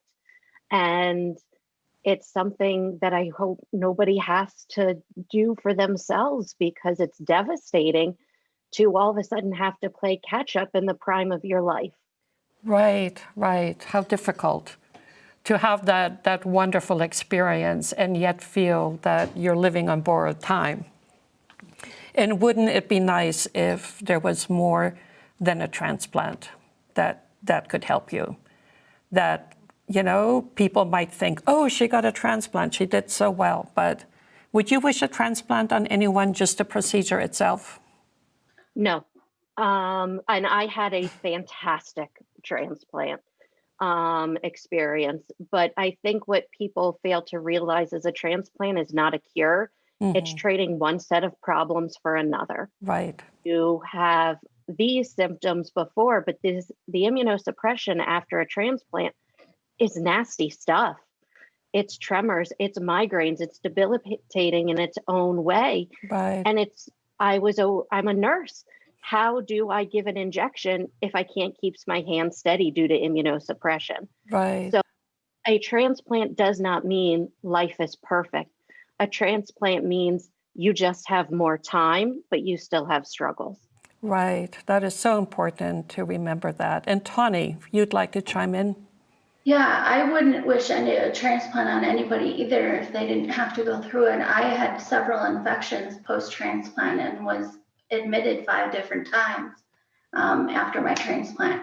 And but trying to prevent reoccurring PSC is I'll be on not only the anti-rejection meds, but prednisone for the rest of my life, right. Trying to prevent reoccurring PSC. And that's just a scare in itself. You know, hoping and praying that I don't get reoccurring PSC like so many of my friends have. Right, right, right. Jerome? I would just like to sort of tell the other side. My transplant, and I had it when I was 68 or 69 years old. And I was in the hospital for 5 days. I had a few early complications, but I have no side effects. I'm very fortunate, but I have no side effects from my immunosuppressive drugs, and I have a return to pretty much normal. So I feel very fortunate in that way, but I was very fortunate to have a very smooth post-transplant course. So it's not always, it's also unpredictable as right. this disease. It just adds to the unpredictability, and we're so happy that yours was as smooth as it was. So that is very nice. So we have some more time left. Do we have more comments from you, Mary? We do. In fact, there's a couple here that are talking about the difficulties with education for young people. Nancy says, anything that would ease the symptoms or level them out so that our daughter could sustain her drive to graduate from college, at least a semester at a time, would help tremendously. The 2 primary symptoms are pruritus and unpredictable intermittent deep fatigue. Another comment here from Reggie in Connecticut. This is about worry. Our son was diagnosed with PSC 22 years ago and had a transplant 9 years ago. This summer, PSC made its ugly presence known once again. 3rd hospitalization in 3 weeks. He is very, very ill and needs another transplant. Worry is a constant companion, but so is hope. Great. And then one more, Kara from Michigan. She says, my 23-year-old son has been hospitalized 15 times. He nearly missed his college graduation and was released from the hospital in time to walk across the stage and receive his degree with honors. PSC is an emotional and physical roller coaster. Right. What a story we have there. Jerome? PSC Partners has a wonderful website with a lot of information for caregivers, and especially caregivers with younger children. And each year we do some workshop breakouts at our annual meeting to discuss caregivers and their difficulty, because as we can see, this is a family illness. It is not just the person who has the illness. Right. It really affects the family and really the whole social environment that each PSC patient is in, your work colleagues, your friends, etc. So let us come back to another comment, Mary? Yeah. Sure. So around the idea of awareness, Linda from Idaho writes in, living with PSC is so frustrating as few doctors are familiar with it. I was told when I was originally diagnosed, the doctor couldn't do anything for me until I turned yellow. When I questioned a doctor regarding ERCP, my husband told me I came across as arrogant just because I was questioning him. It's just frustrating living with an unseen and unknown disease. Right. Joe, let's come back to you in our last few minutes here. And tell us a little bit about your diagnostic journey and how that was. And was that one of the long and complicated ones, or did you have a fairly straightforward path? No, I'd say it wasn't straightforward, and it was pretty long as well. I was a sophomore in high school, and all of a sudden I was so sick and unable to attend classes, not even once per week. And I would be having at least 12 bowel movements per day. Wow. About 20 pounds in about 2 weeks. It was this very quick onset of symptoms, and it took, I don't remember exactly, but I believe it was at least 6 months between the onset of symptoms to between the time when we finally began to get answers as far as what it was. And even then it was, one diagnosis for the ulcerative colitis, and then it still took time for the PSC diagnosis afterwards. Right. So one of the things we really want to stress today is we need treatments, but we also need we need better diagnostic markers so that the diagnosis can be less invasive and we can get to that diagnosis faster. PSC Partners has been successful in getting the ICD code for PSC, which I think will at least document the diagnosis more efficiently so that we can get a clearer picture of how many people and who has PSC in this country. But it's still taking too long. It's taking too many patients too long to get there and really understand the disease that they have. And you can imagine what that is like for parents and other family members who are affected by this if the patient is young. And of course, just any adult going through that, how frustrating that is, as we heard so well from Ricky earlier today, that it's basically you are the patient, but you also have to educate your caregivers, your clinical caregivers. So we need both treatments, but we need better diagnostics to diagnose. And then we also really want biomarkers that tell us when a treatment is successful, so that we know sooner whether a drug might actually really work. So these are all things that come together as we think about developing new treatments for this disease. So that's why I kind of really want to also talk a little bit about the diagnosis part itself. And Elizabeth, did you want to talk a little bit about your own diagnosis and what could have, what if it had been a blood test and you could have, and just an image or something? Well, my diagnosis was very long and arduous. I started with symptoms at the age of 1.5, and it took till the age of 9 for a diagnosis. my body compensates very well. And by the time my liver numbers actually rose, and they found via ERCP significant liver damage already. And I had severe abdominal pain where I would roll around in the floor and my parents couldn't touch me. I had feeding intolerances and NG tubes. I had vomiting. I had all of these things, and we knew something was wrong. But because my liver my LFTs did not rise until I was 9, we were stuck. And then to find the diagnosis and find that I was already really far into it with severe damage was devastating. But it was really long, and I don't know how my parents quite did that.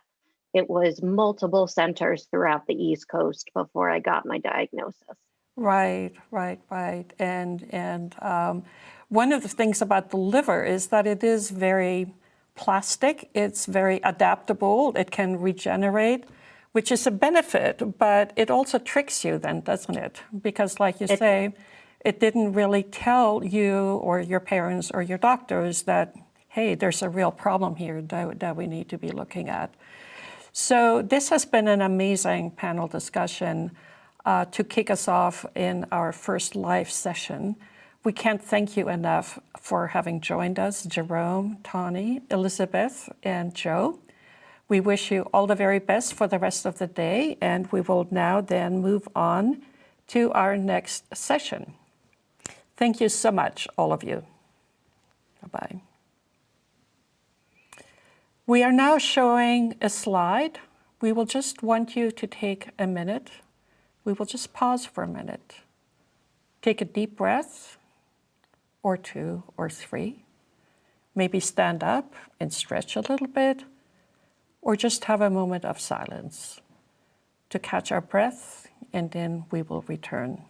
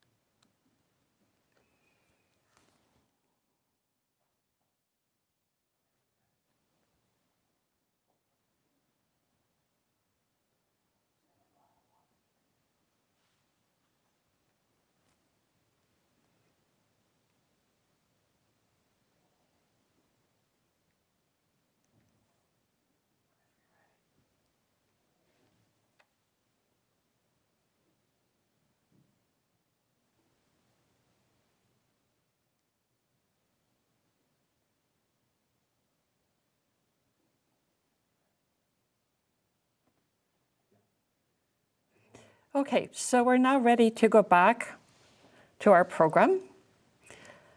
We will have another panel of patient testimonials. This time the topic is the consequences of the lack of treatment, and we will hear from Kevin, Christian, and Todd. Please take it away, Kevin. Hi, my name is Kevin Kautzman, and I was initially diagnosed with PSC back in 1996 at the age of 14. My local doctors decided that it was most likely my gallbladder causing the symptoms, which included significant pain and discomfort in my upper abdomen area. So they performed surgery to remove my gallbladder. Within 2 weeks, they narrowed it down to PSC thanks to a biopsy collected during the surgery. They also performed a colonoscopy 1 month later and determined that I also had Crohn's disease. At that point, my local gastroenterologist decided to put me on Ursodiol, bile salt therapy, and I remained on that for the next 20 years. In the beginning, the most difficult part of having a diagnosis of PSC was the uncertainty. At the time, doctors said that I would need a liver transplant eventually. I didn't know if that would be 2 years, 5 years, 10 years. But over the course of the next 20 years, I dealt with different bouts of cholangitis, some worse, some not as bad, but they continually got worse in my upper 20s and lower 30s, and the number of bouts of cholangitis I had was increasing. The only way they treated that was with some pain relievers and antibiotics to bring down the fever. I was often, in 2013, I began treatment at the Mayo Clinic in Rochester, Minnesota, and there I was supported by my employer at the time to help cover travel expenses because it was important for me to get to a center of excellence to get the best care possible. In October of 2016, I was hospitalized locally, and during that time frame, I had intense pain that would not go away. After a week-long hospitalization, I was sent up to the Mayo Clinic, and within 7 days, I had a diagnosis of perihilar cholangiocarcinoma, which showed no signs of spreading and was most likely at stage 2, thankfully. Had I waited another few weeks, it would have most likely had spread and been inoperable at that point. The wait for the liver transplant was difficult, over 5 months of waiting, in which case we had to relocate my family up to the Rochester area. One of the hardest things I've ever had to do during that time of waiting was putting together a will and advance directive with my spouse, when I was only 34, 35. I was called for my transplant surgery on July 5th. Today, I'm still thankful that someone was willing to be an organ donor and that my wait time was only 7.5 months from diagnosis to transplant. Things began to get back to normal in 2018. However, in 2019, after a colonoscopy, they discovered that I had dysplasia, high-grade dysplasia, and early signs of colon cancer. So they had to do a total colectomy, requiring 3 surgeries for me to get back to normal. Not an uncommon diagnosis after my medical history, or with my medical history. As I said before, the most frustrating part of having PSC and cholangiocarcinoma is dealing with the unknowns. Will I be able to continue to work remotely, or will I have to go out on leave for months on end? Can the cancer continue to grow even after the transplant? Even with all the knowledge at the Mayo Clinic, it's still impossible to predict when or if these things are going to occur. After everything I've gone through, I hope that researchers can come up with a test and PSC protocol to identify cholangiocarcinoma earlier and find a way to slow PSC progression by slowing down scarring of the bile ducts. Thank you. Can you imagine yourself where that for a period of several years, when you wake up each morning, you do not feel rested despite having slept the night through? And then you need a midday nap just to make it through to the evening? What a way to spend your late 20s and 30s dealing with this constant fatigue because of PSC. Hello, my name is Christian, and I was diagnosed with PSC in 2004. For several years after this diagnosis, PSC showed no symptoms. Then one day, jaundice had appeared in my eyes. This had meant PSC had been causing havoc in my body. 6 months after marrying my wife and I moved to Ontario, that allowed me to be a patient of the Toronto Liver Centre. There, I underwent several tests to determine the extent of PSC. While at the hospital for these tests, I had my first internal bleeding episode. After using the bathroom, I noticed blood in the toilet. I was then immediately treated for an esophageal varices bleed. And at that time, we didn't even know what varices were. And here we were, dealing with a life-threatening one. We were so scared. Confirmation then came that I needed a new liver as it was cirrhotic. I was then put through the process to be put on the liver transplant waiting list. To help reduce further bleeding episodes, my wife and I would make monthly 6-hour trips from Ottawa to Toronto for endoscope procedures which abandoned my varices. I was also prescribed Nadadol, but it had reduced my ability to be active, just what I needed when I was tired all the time. PSC was now impacting our lives forever. As newlyweds, we'd have loved to start a family, traveled outside of Canada, and fulfilled our dreams. But because of PSC, these were no longer possible. The jaundice, the constant fatigue, the endoscopes, they became our new norm. Our mental health was also being impacted, as we didn't know if I'd get the transplant call or if the preventative measures would work to help reduce the risk of internal bleeding as my varices were getting worse. For they had spread into my stomach, which meant treating them more difficult. The treatment then required special glues and coils to properly secure them as opposed to the typical bands. But despite these efforts, I had my worst bleeding episode in 2016. I had vomited so much blood with such force into the toilet that it sprayed the walls and the floor of the bathroom. I'll never forget how scared I was seeing the hospital staff rushing to my assistance. Regrettably, PSC did not stop with my varices. It had also weakened my bones to the point that I had osteopenia. A simple slip on ice in 2017 then resulted in a broken hip. This was one of the most painful experiences of my life. I needed months of intense physiotherapy to regain my mobility. I'm lucky I've survived PSC, but it's only because I had a life-saving liver transplant in 2017. I am very grateful for the second chance at life. PSC is a terrifying chronic condition that can strike without warning and has no mercy. I hope a cure can be found soon, as I'm well aware of its destructive nature, a fate no one else deserves. My name is Todd Klauser. I am the husband to an amazing wife and the father to 2 beautiful children. When I was 15 years old, I was diagnosed with PSC. After 2 years of suffering through uncontrollable itching and maddening insomnia, I received a living donor transplant from my personal hero, my brother. Within a few days after the surgery, I developed a blood clot in my hepatic artery, causing the liver to fail almost immediately. I recall very little from the 12 days in between my first 2 transplants, but I do remember waking up with the guilt of taking my brother's liver and not being able to use it. The liver after my brother's lasted approximately 6 years before the recurrent PSC that entered its way back into my body required it to be replaced. I received my 3rd transplant in November of 2009, 3 transplants of the same organ in approximately 6 years. For years I felt good. I got married, I bought my first house, I had my first baby on the way, until one day I didn't. I came home from a business trip with fever and chills, and I remember going back to sleep on the couch. I woke up days later in the ICU on a ventilator, not knowing where I was or how I got there.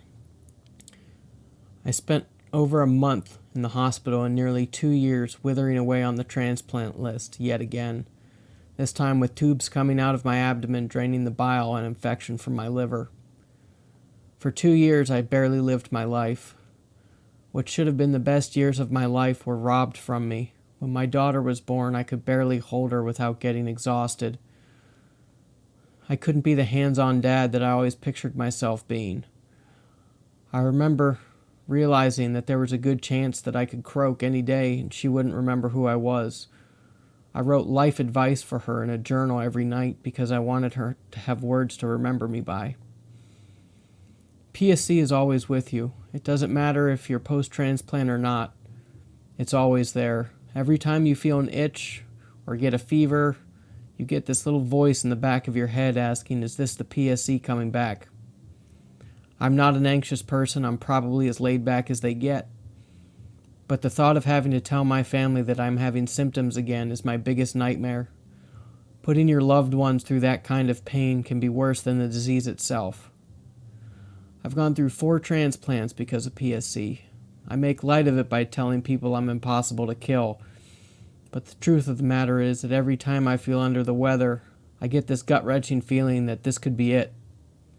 Years ago, I fell asleep with a fever and woke up in the ICU. Could this be the fever I go to sleep with and not wake up? That weighs on you, emotionally and physically, until it doesn't. This disease has tested me and my loved ones for years. It has caused so much unnecessary pain to so many people. I live with the constant fear that my kids will grow up without their dad because number 5 is the straw that breaks the camel's back. and that is a fear that no parent should have to live with.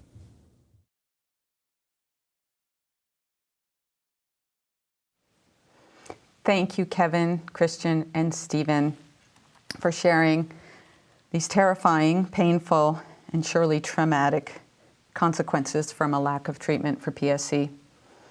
To add some context to these stories, will we join Joanne Hatchett, Medical Science Liaison for PSC Partners, to discuss more survey results on the topic of treatment.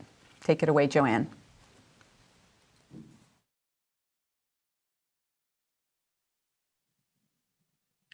Thank you so much. For this session, let's begin with talking about a disconnect, patient experience versus provider recording. PSC Partners is working with Komodo Health, a data-driven healthcare software company, which evaluates PSC data through the use of K83.01, the ICD-10 CM diagnosis code for PSC. The red bars show patient-reported symptoms, all of which are among the highest impact symptoms discussed earlier. To find out how frequently physicians included these symptoms as part of the patient visit and coding process, the Komodo Health Insurance claims data, the blue bars, they show numbers which are significantly lower. We assume PSC patients are talking to their doctors about the effects of these symptoms and how these symptoms change how they feel, function, and their quality of life. Yet we see a large discrepancy between patient-reported symptoms from the survey versus insurance claims based on K83.01 coding usage between 2018 and 2020, which was when K83.01 began. This raises important questions.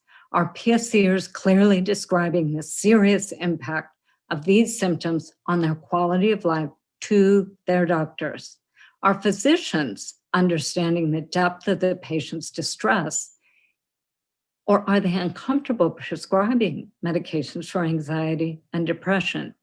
Are physicians frustrated knowing fatigue, insomnia, and pruritus don't have effective treatments?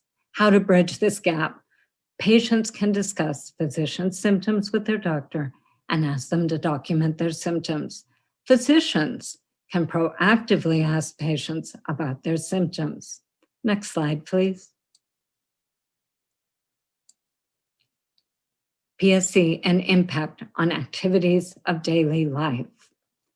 The question, when your PSC symptoms were at their worst, did your symptoms limit your ability to do activities as much as you would have liked?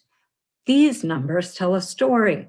76% of PSCers cannot do strenuous activities or work, followed by nearly as many having impacts on their social life.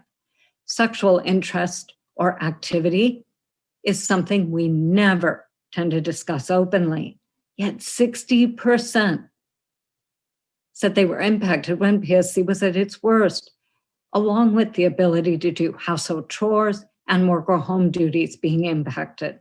We also see walking less than 3 blocks and driving a vehicle. Driving a vehicle, and that inability can limit participation in clinical trials. Plus, these are quality of life measures that deserve attention. They need to be acknowledged and addressed. Next slide, please.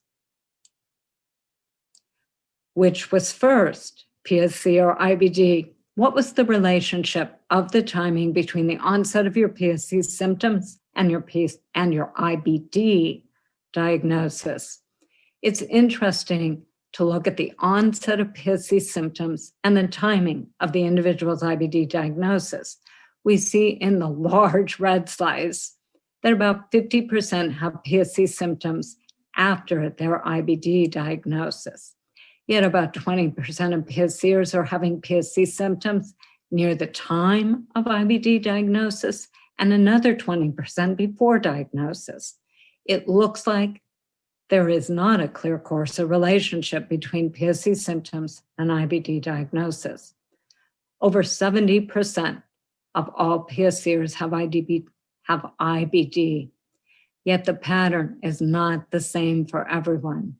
Perhaps this is an educational opportunity to encourage community gastroenterologists and primary care physicians to ask questions about PSC symptoms in their IBD patients. Hepatologists already know the relationship between PSC and IBD, and we're grateful PSCers are monitored carefully for IBD. We'd love to work more with the GI and primary care community to develop an educational outreach program to ensure everyone's aware of the relationships between PSC and IBD. Thank you so much. Back to the studio.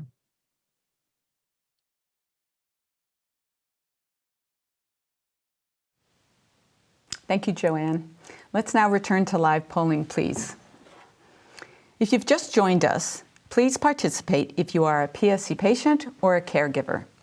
To get to the polling, you can either return to the polling tab if it's still open, or to launch the polling, find the green button that says Live Polling at the bottom of the page under the live stream window. This will open a new tab in your browser. Alternatively, pick up your phone or tablet and go directly to pollev.com/PSC-PFDD. Okay, let's start with question 1. Recently, how much have the PSC patient's symptoms affected their daily life? The choices are not at all, A, somewhat, B, very much, C, or overwhelmingly, D.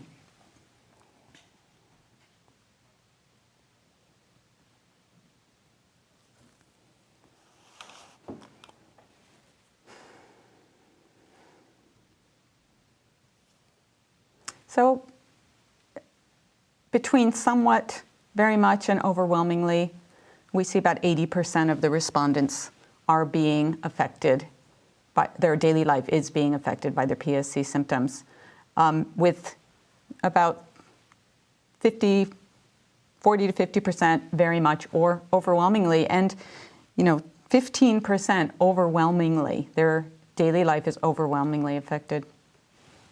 Can we go to question 2, please? Which of the following symptoms have most impacted the PSC patient's life? Choose up to 3. A, PSC fatigue. B, itching, pruritus. C, insomnia. D, nausea and or vomiting. E, right upper quadrant abdominal pain. F, anxiety and or depression. G, brain fog. Or H, bone loss, osteopenia, or osteoporosis. Not surprisingly, from what we've heard, look at that fatigue. Right. Right. 33% are saying fatigue. Is the driver, isn't it? Yep. Anxiety and depression, 12%. We're seeing that all of these symptoms are affecting some of our patients. Right. And as we saw from the survey as well, this really matches very well, isn't it, what we learned from the survey itself. But I think so many of these, of course, feed into the fatigue. But as we heard from the patients, this is not just fatigue that you're kind of tired because you stayed up too late. Right. This is a very deep fatigue that is, I think, difficult for us that don't have it to really understand. Right. Jessica's description of a battery that can't be charged even with sleep. Right, yeah. Can we go to number 3, please? Which of the following statements have been true for the PSC patient? Select all that apply. A, daily function is limited. B, family stress is common. C, unpredictability affects life. D, worry about the future. E, often misses work or school. F, invisible symptoms are often doubted. G, drug or alcohol abuse is often assumed. Or H, none of the above.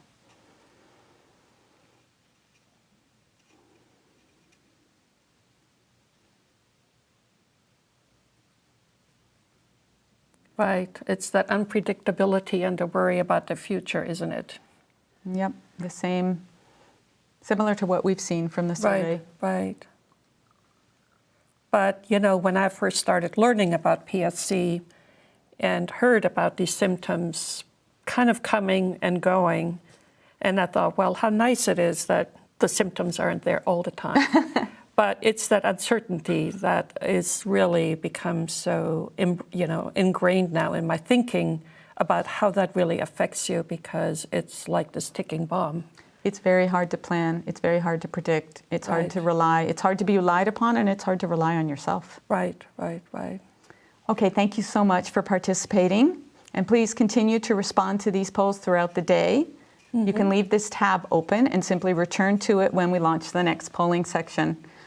Dr. Miller, our next live panel is ready to join us to continue our discussion on consequences of lack of treatment. Viewers, we invite you to join the conversation by submitting online comments or calling in at 703-844-3231. Thank you, Mary. Thank you, panel. Thank you, Niall, Nicola, Monica, and Allison. Thank you for joining us. Allison, let's start with you. You want to tell us a little bit about who you are and the status of your PSC journey and what it means to have this visible and invisible disease.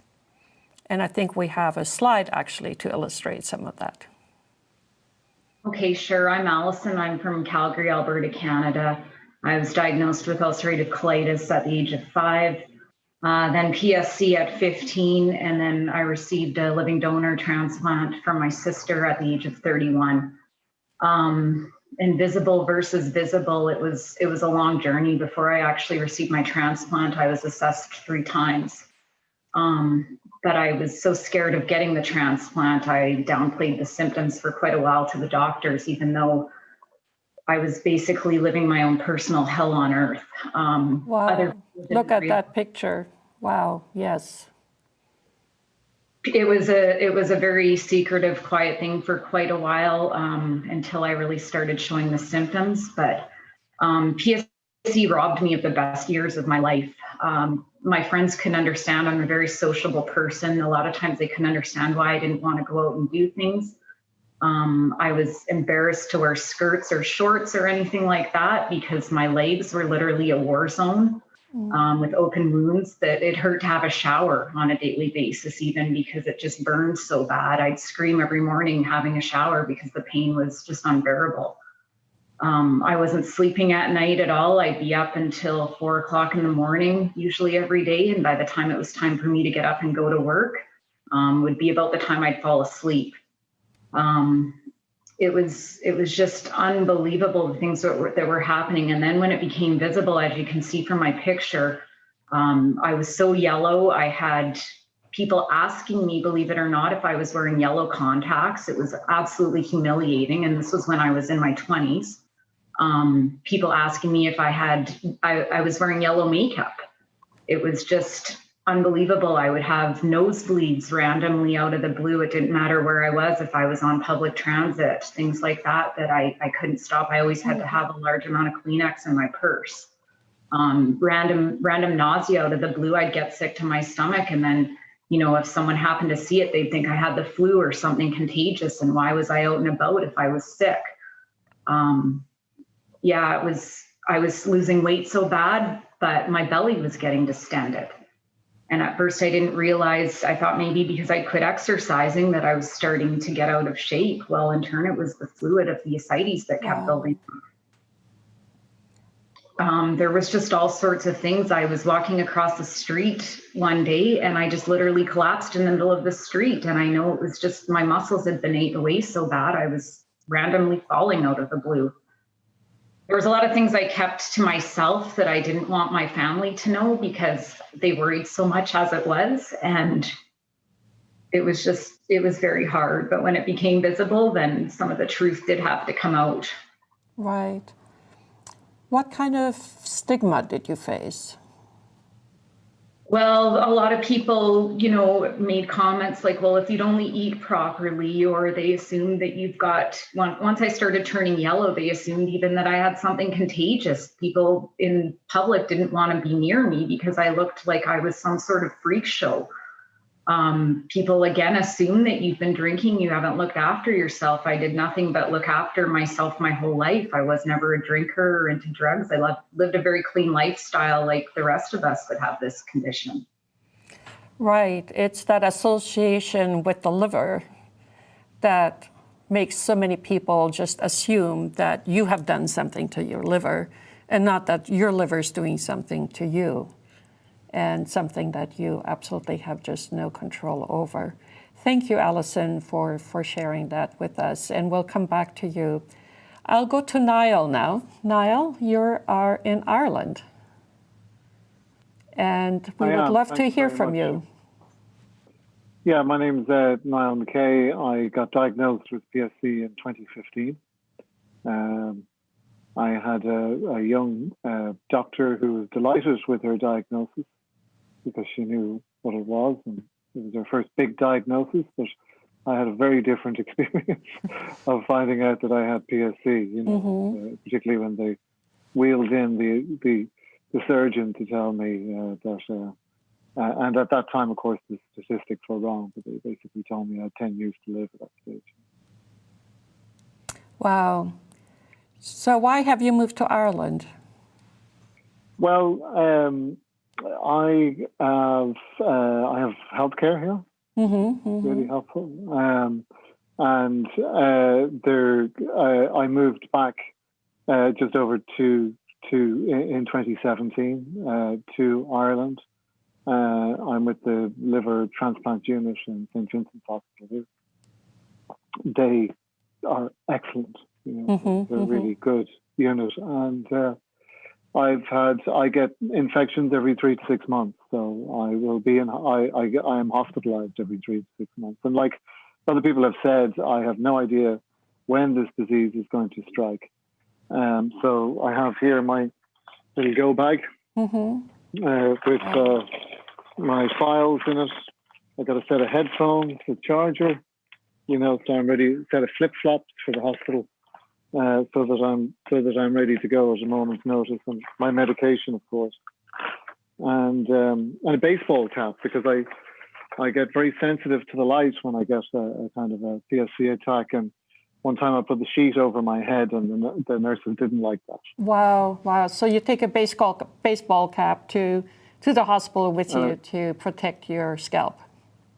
Yeah, well, one time I put the sheet over my head, and I heard a nurse running from the other side of the ward going, "Oh, no, you can't do that." You know? Wow. So, yeah. Wow. So tell us a little bit about what it is like to have a bout with cholangitis. Well, I guess, the thing is that the disease is different for many people, but I get these rolling infections. So I am very healthy at the moment. I'm very energetic. I'm cycling. You know, I saw the transplant doctor last week. He was like, "You look great." And I'm like, "Yeah, but, you know, the next infection is coming, you know." So I know it's coming, you know, and it seems to be on this schedule of 3 to 6 months, you know, but so once I begin to slow down, and I go through a period of about a week where I don't know whether or not I should call the hospital or not, or whether I should go in, you know, am I sick enough to go in? But your bag is always ready. Yeah. And last time I went in, and, you know, on the Friday I was pretty good, but by the Monday I was yellow. I lost, you know, over 1.5 stone in a couple of weeks.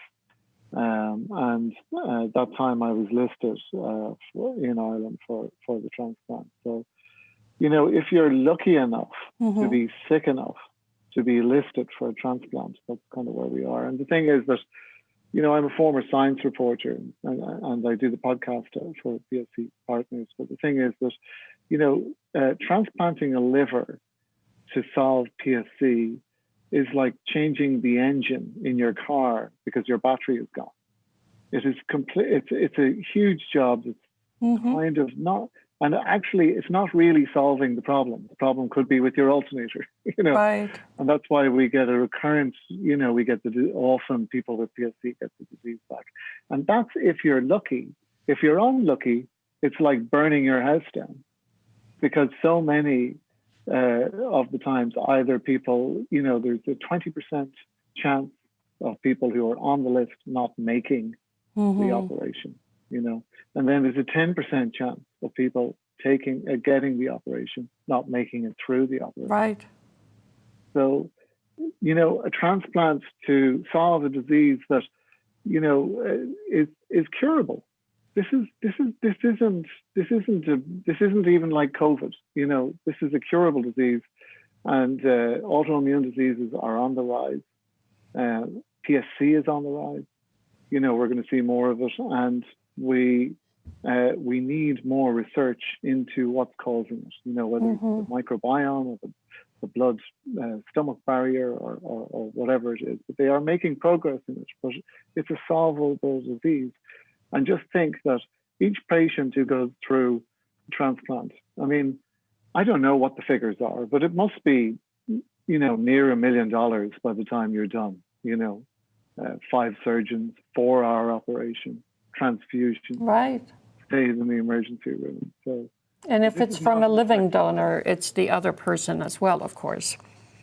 Exactly. Yeah. Right. Yeah. Well, thank you, Niall, for sharing that, and we'll circle back to you again. And you mentioned that you lost 1.5 stones. Would you translate that for the rest of us before we move on? I don't know, 80 to 90 or 95 pounds to 80 pounds. Right. Okay, good. Thank you. Nicola, we are now coming to you. Tell us where you are at. Yes, hi, I'm Nicola. I'm here from Boston, Massachusetts. And I am a post-transplant recipient. I was diagnosed with PSC 16 years ago and was lucky enough to receive a living donor transplant from my brother 11 years ago. Wow. Tell us a little bit about that experience of getting a liver from a living donor and the experience after, the before and after experience.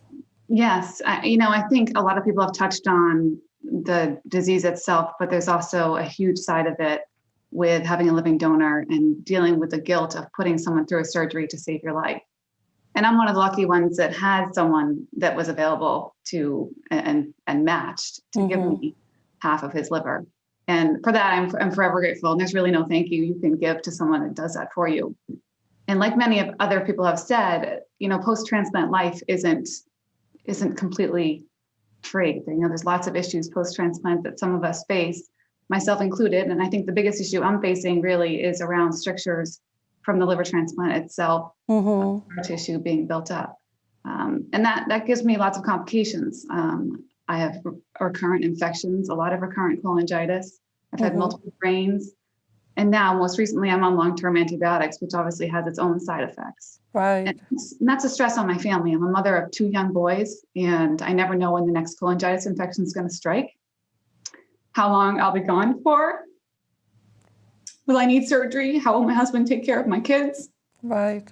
But I think the biggest stress of all for me and most post-transplant people is the chance of recurrent PSC showing up on those scans. And that's a fear. And that weighs on my mind daily. But the thing that helps with the fear is my hope for a cure. And I know that with this group here, we can do that. I'm looking for a cure for the disease, or at least something that can help the treatment, help the symptoms, and give them the treatments a better option. I think we need a treatment for the itching, the varices, the fatigue, the insomnia, the pain, the infections. When the itching was at its worst, I'd find myself sitting in a bathtub full of ice all night, scratching myself just for a few minutes of relief, or going out on the sidewalk and clawing my feet on the pavement just for a few seconds of relief. It's an invisible illness, but we know from what happens behind closed doors and in medical appointments that it's not invisible. We need something to erase it, or at least something to ease the symptoms and let everyone get back to what their version of a normal life is. Right. I'm hopeful that my story can help support those that are fighting and provide inspiration for those to keep fighting the good fights so that we do find a cure. Right. And all of you are so much participating in that call and that fight today. You mentioned I cannot imagine what that is like, but you mentioned sitting in a bathtub with ice Niall, I've heard you talk about the itching, and you do something opposite to that. You need to unmute yourself. The last time I got home from the hospital, I had terrible itching, and I would either take very, very, very scalding hot showers, or I would put my hands underneath the water, just to give underneath scalding hot water from the sink, just to give myself some relief from the itching. It's unimaginable how bad it is. Right. So whatever, I mean, these are such drastic measures to take and really illustrate the need. If there's one symptom, this would be one to really try and have a treatment for, and of course all the others as well. Monica, we're now coming to you. Tell us about your life and your child. Yeah, hi, I'm Monica. I currently live in the San Francisco Bay Area. I was diagnosed 12 years ago at the age of 29. I currently live with my husband and my 5-year-old. And currently my work is in flux because unfortunately I'm the fear, like I was diagnosed with recurrent PSC last year, just 3.5 years after my transplant. I'm so sorry. You know, I was lucky enough to have a transplant. I did have a deceased donor transplant.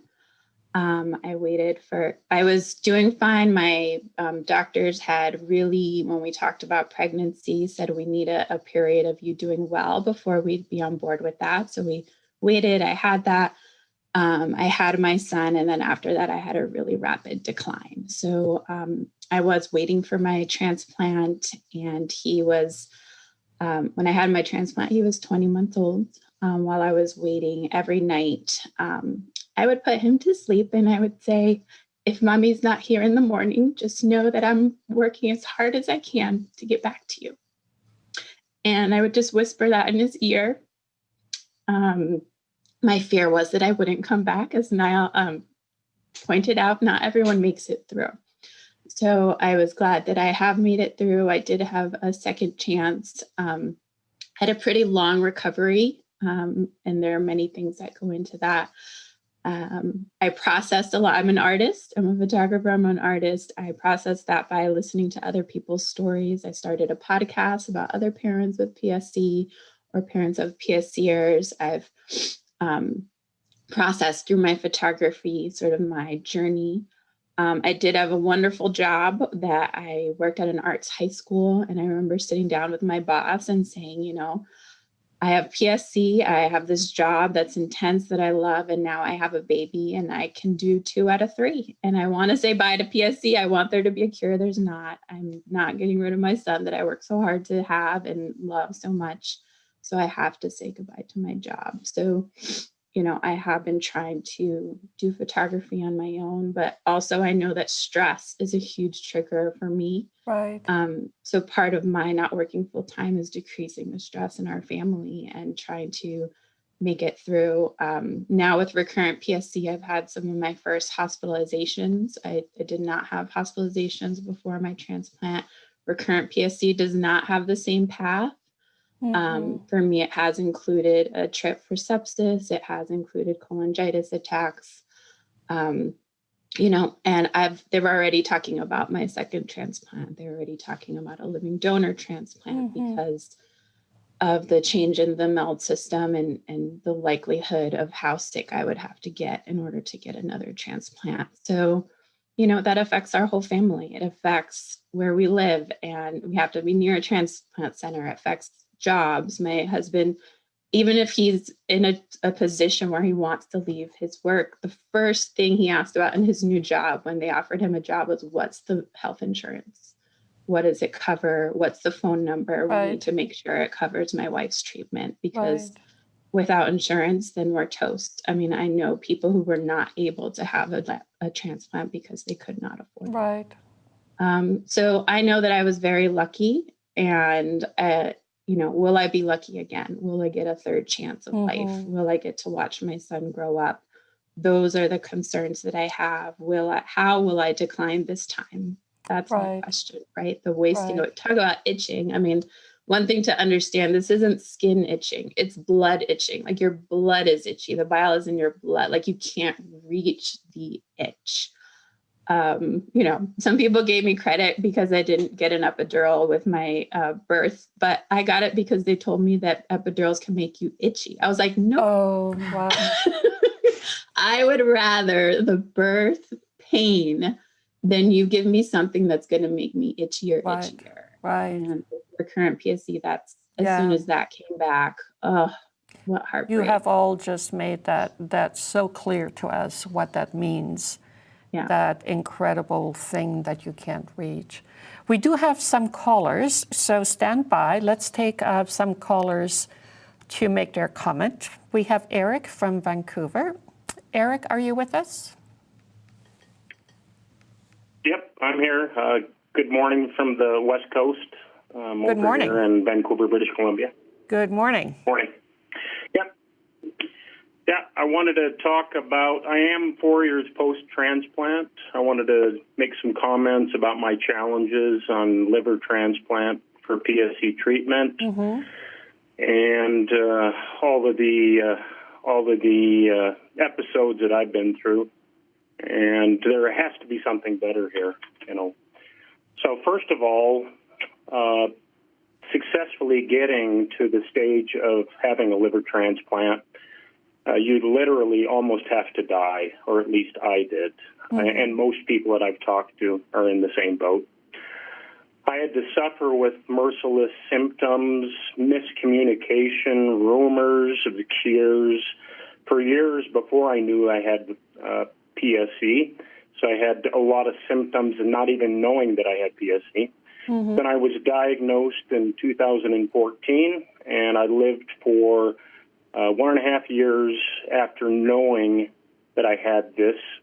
And I ran for over a year on a mortality rate of 90 days. Wow. So, yeah, there you go.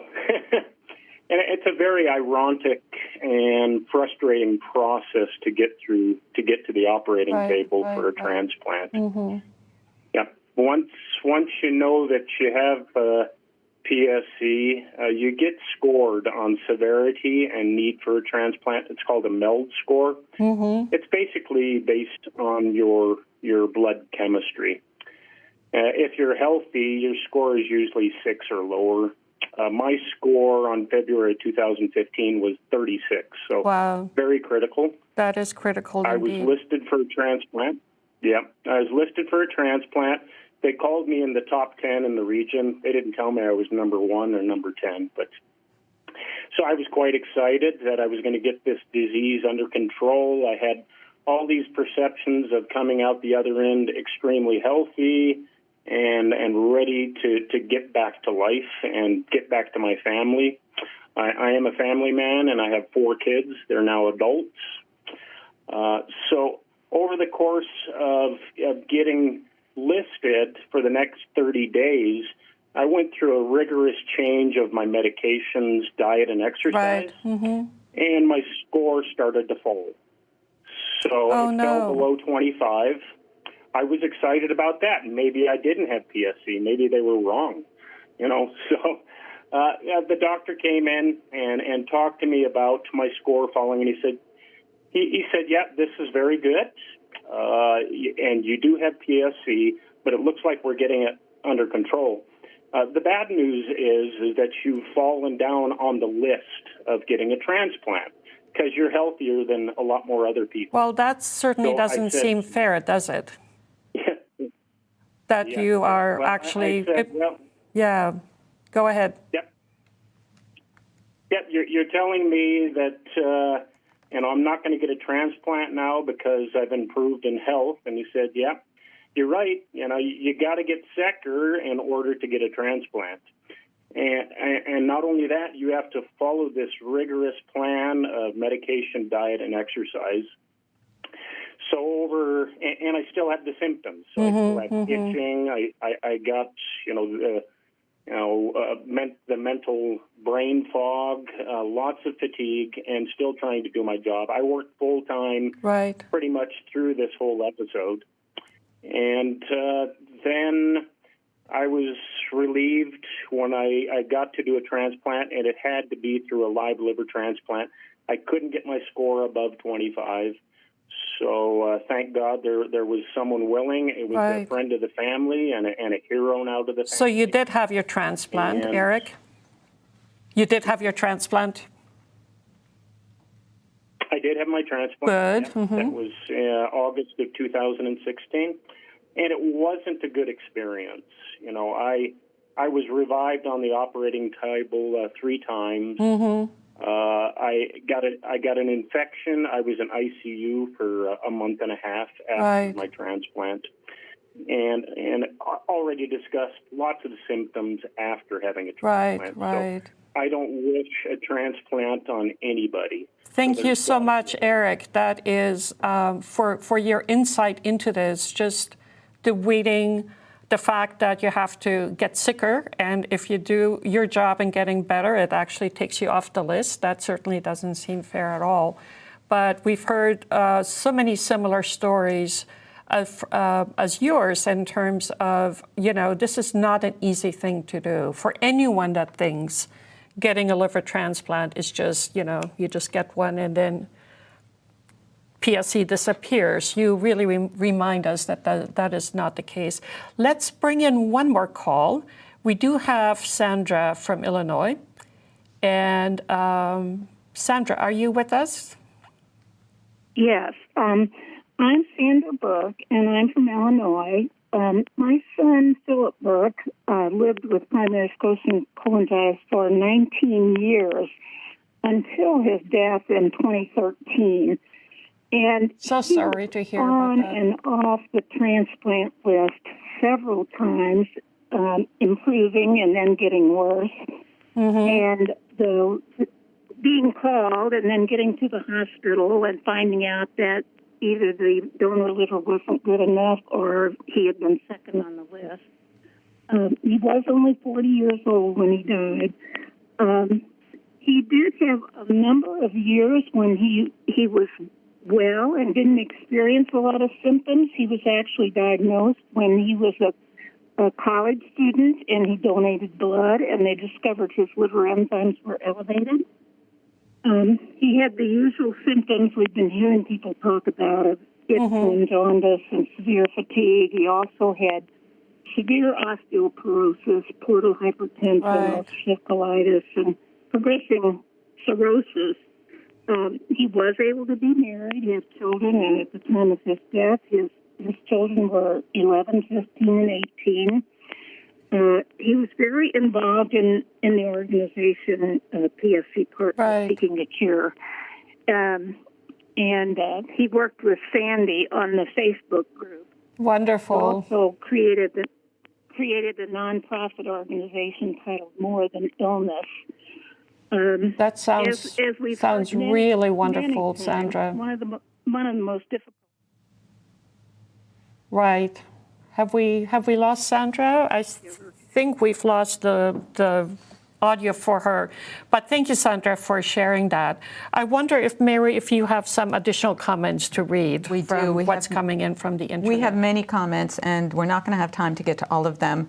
So do remember that all of these comments will be available in the voice of the patient report. So keep the comments coming. Okay, Serena from Ontario sends in this. My husband was just diagnosed with PSC. We are both physicians. Despite our knowledge and training, the PSC diagnosis is terrifying and overwhelming. The unknowns are by far the worst part of this disease. If he gets a transplant, will he be okay? And of course, the horrifying thought of cholangiocarcinoma, which is often caught too late and takes too many young lives. We need treatments to slow progression and clear diagnosis pathways for cholangiocarcinoma. I mean, we've been talking about transplants and how transplants are not a great solution, even though they're life-saving. They can be life-saving, but we haven't even touched on the risk of cholangiocarcinoma, which is another fear that PSC patients live with. Here's another one. An anonymous patient writes in, "It is frightening to live by myself. When I get a cholangitis attack, sometimes I could be unconscious and nobody is here to help me get to the hospital." Here's one. Heather from Pittsburgh says, It is so interesting how you can be so sick but not look sick. I can't tell you how many times doctors would come into the examination room and laugh because I presented in person so much better than I looked on paper. Wow. That is amazing. Yeah. Amazing comments. And it so much matches what we've heard from you on the panel regarding the visible invisibility, regarding the stigma, regarding just dealing with this day-to-day issue, and of course, the unpredictability of how much a transplant will do for you. And we can't thank you enough for sharing all your very personal stories. It's been so impactful. Just know that what you shared today will be part of what will make progress in this field. You have done your part by sharing your voices today. Thank you, Niall, Nicole, Allison, Monica. Thank you very, very much. We will now go for a 30-minute break. Step away from the screen for just a little bit. Go grab some lunch. We have a special video presentation that we will show during the break called Carrying on the Spirit. I highly encourage you to watch this. But come back in 30 minutes for our pediatric session starting sharp at 1:15. And we want you to enjoy your break, but don't go too far because we want to see you back here in 30. See you then.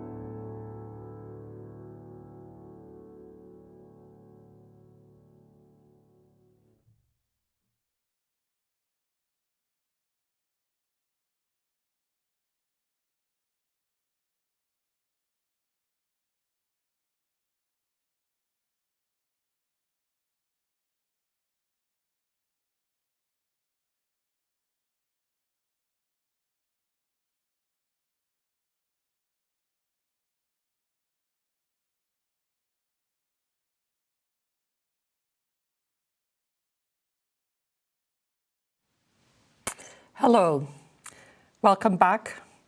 Welcome back to the program. We hope you had a good break and are full of energy now to continue participating in the program as we shift our focus to special issues in pediatrics.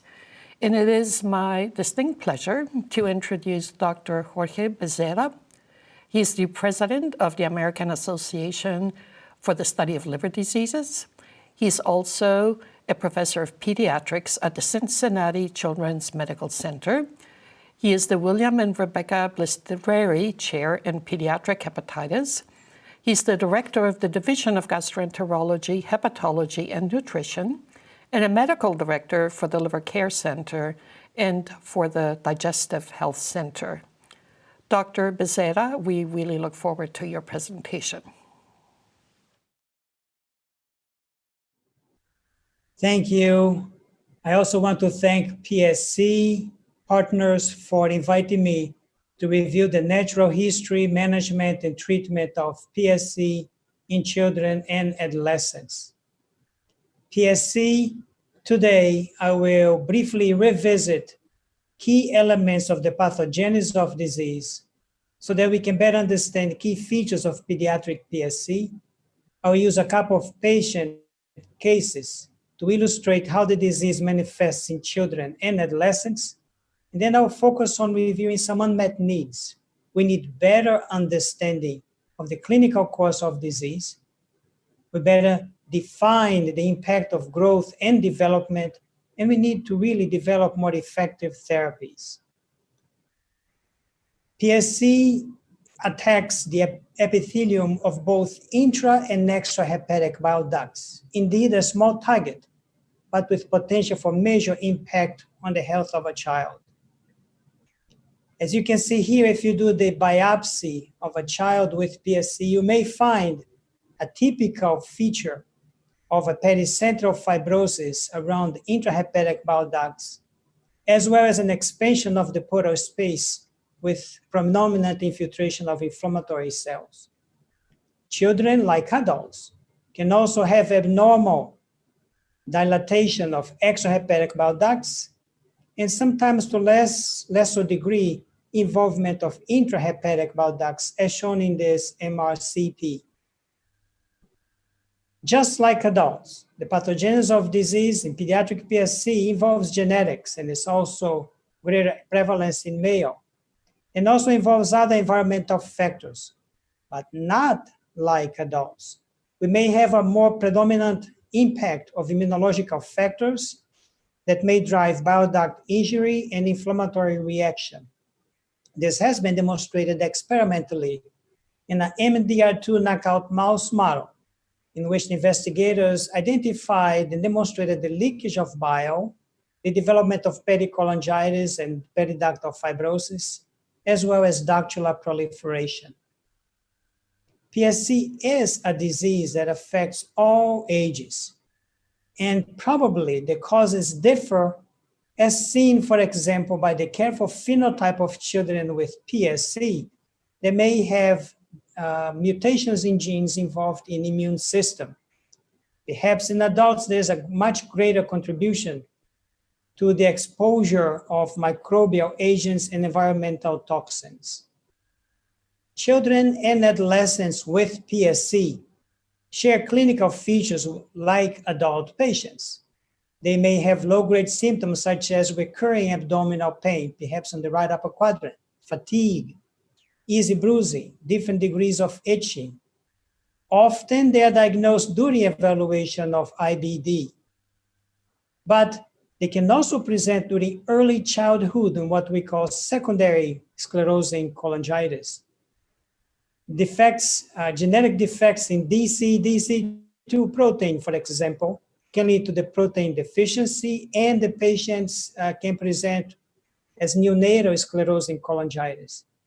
You may have other inflammatory diseases that can cause a similar feature, such as you can see with hemophagocytic lymphohistiocytosis, hyper IgM syndromes, eosinophilic cholangitis, and others. Let me present to you a clinical case of a 3-year-old boy with features of fullness in the abdomen, and a history of intermittent abdominal pain. The boy had elevated liver enzymes, as you can see here with ALT in the 138, much higher GGT, and alkaline phosphatase between 600 and 1500. This is an MRI that showed the hepatomegaly and much greater splenomegaly. The biopsy was suggestive of autoimmune hepatitis. The child received prednisone treatment, but the improvement of ALT was not consistent. And further evaluation showed that the child had PSC. The child did relatively well and began to lose weight a couple of years later because of the development of IBD with severe symptoms, underwent colectomy and did relatively well. And then later in life, developed fatigue, had multiple splenic infections, and underwent liver transplantation. He's doing well today. This is the MRI done prior to his transplantation. As you can see, he had a giant spleen. In contrast, you have a 17-year-old adolescent with a 3-year history of PSC. He presented, was well-nourished, had no evidence of chronic liver disease, and his enzymes, again, were a mid-100, had a high GGT, normal platelet count, no evidence of neoplasia. His MRI, in contrast, had mild hepatomegaly, but no evidence of splenomegaly. His RCP would show both intra and extrahepatic biliary abnormalities. So several papers have documented that pediatric PSC is different than adult PSC. And I list here 3 of them. They do document there is an increased association with autoimmune markers in the serum, higher levels of ALT at diagnosis, and a greater incidence of the PSC overlap with autoimmune hepatitis. Patients may also have a greater likelihood to have small duct PSC, and the disease persistence of progression will vary with individual patients. Let me now focus on reviewing some of the unmet needs of pediatric PSC. Children and adolescents are expected to live many years, and as such, we need to have a better understanding of the clinical course of the disease over time. We need to have better understanding of what complications they have and develop strategies to better monitor for those comorbidities. We have made some progress in this topic as illustrated by a collaborative multi-center international effort led by Dr. Deneau from Utah, published in Hepatology, in which he evaluated a total of 718 children and adolescents with PSC. You can see that population had about 1/3 with autoimmune hepatitis, 2/3 with IBD, and documentation of small duct PSC when the patients had liver biopsy in about 13% of them. Notably, event-free survival at 7 years was present in 70% of the patients, but that dropped to 53% at 10 years after the diagnosis of PSC. Interestingly, at 10 years of disease, the greater complication was portal hypertension at 38%, followed by biliary complications at 25%. If the patient had one of those complications, they had a lower survival at native liver for about 2.5 that was present after about 2.8 years from the time that they developed the complication. And for biliary complication, a little later, in about 3.5 to 4 years. And cholangiocarcinoma was present in only 1%. Much more recent study by the same group now looked at over 1,000 patients and tried to review their data to develop a strategy to look at prognostic and risk stratification for those children. They developed what's now called the SCOPE index for sclerosing cholangitis outcomes in pediatrics. This was developed by looking at all available laboratory and clinical features, stages of disease at diagnosis and blood test, and then the types of complications that they developed. You can see here the scope index is made of 5 parameters. The first, serum bilirubin, a specific point is given based on how high the serum bilirubin is. The same for albumin, platelet count, gamma GT. For cholangiopathy, the patients received 1 if there was large duct involvement. They were then grouped into low, medium, and high index based on the numerical value that is added from this table. In this graph, you see the proportion of patients that remain without complications. And you can see here that is clearly differentiating the group with low risk, medium, and high risk.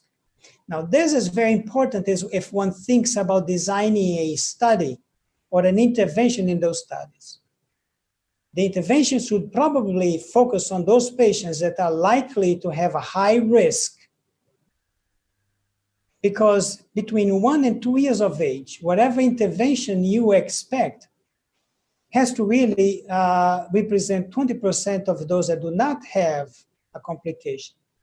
This is important because you can use this information to try to develop a power calculation and know how many patients you need to enroll, but also how long you need to wait before you can have a endpoint that is measurable. And you can see that if you are in the low, medium risk early on, it will take 4 years to have only a 10% change. So very important paper. How about unmet needs that relate to the impact of the disease in growth and development?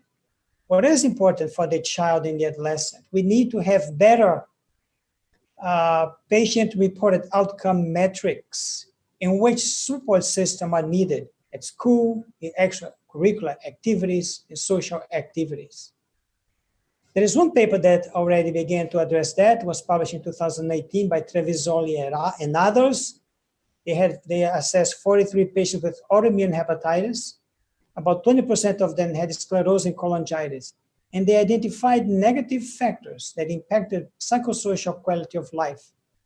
It's whether they had symptoms, whether they had extrahepatic autoimmune diseases, and actually if they disliked taking medication.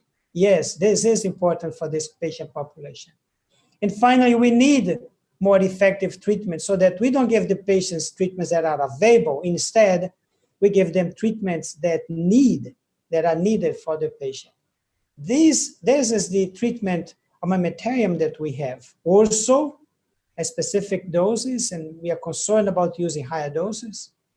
We pay attention to bone health and promote and provide vitamin D.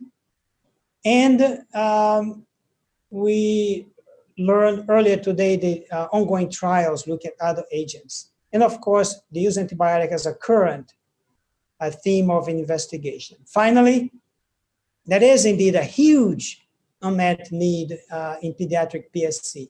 We have no proven treatment.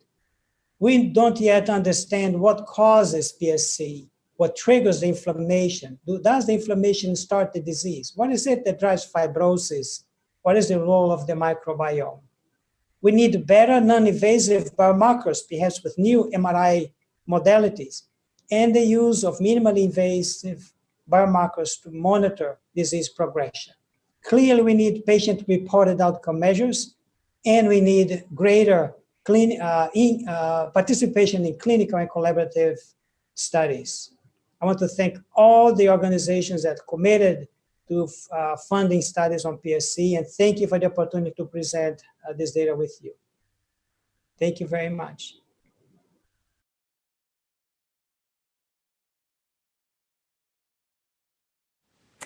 Thank you, Dr. Becerra, for outlining the special clinical issues that pediatric PSC patients face and for highlighting the path forward for us. We will now hear from another set of patient testimonials. We will hear from Beck, Alex, Richard, and Jennifer. Please take it away, Beck.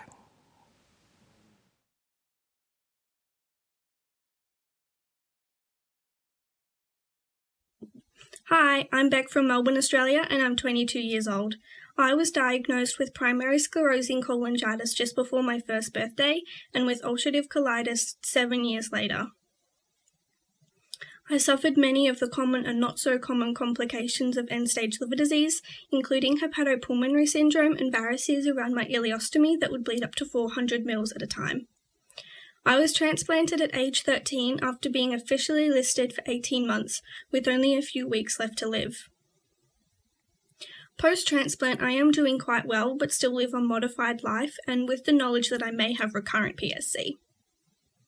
Being diagnosed so young, I don't have any idea what it's like to be healthy, so it's hard to know exactly how PSC has affected me. Growing up, I was always the smallest in my class by a landslide due to stunted growth. I always got fatigued a lot quicker than my peers. I could take pills by age 4. I often thought something was common knowledge when it wasn't, for example, what a liver is. I've made a lot of sacrifices because of my health, and so has my family. When you spend your childhood and teen years sick, you really have to learn to manage your expectations. Dreams were shattered and then changed. I wanted to be a famous actress, but my health said no. So then I wanted to act in commercials. Still no. Okay, maybe I'll be a makeup artist in movies. No. Right, what about if I volunteer backstage at an amateur theatre company? It's hard work, but doable, and I love it. Every single thing in my life went through that process. Nothing was plan A or B or even plan O. You make the best with what you're given. Why do I put so much effort into campaigning for primary sclerosing cholangitis? Because we need awareness. Awareness for the disease, but also for how much it varies. PSC is so unpredictable. I work hard because we need a cure. Even a treatment would be great. Did you know that there are 0 treatments for PSC? We treat the symptoms, the itch, the varices, pain, fatigue, infections, and so on. But we don't treat the cause of all those problems because there isn't anything. So that's why we need to work hard to raise awareness and funds, to get treatments and one day a cure. It's too late for me and the damage PSC has caused my body, and we can't bring back those that we've lost. But I want to change the future for others with PSC.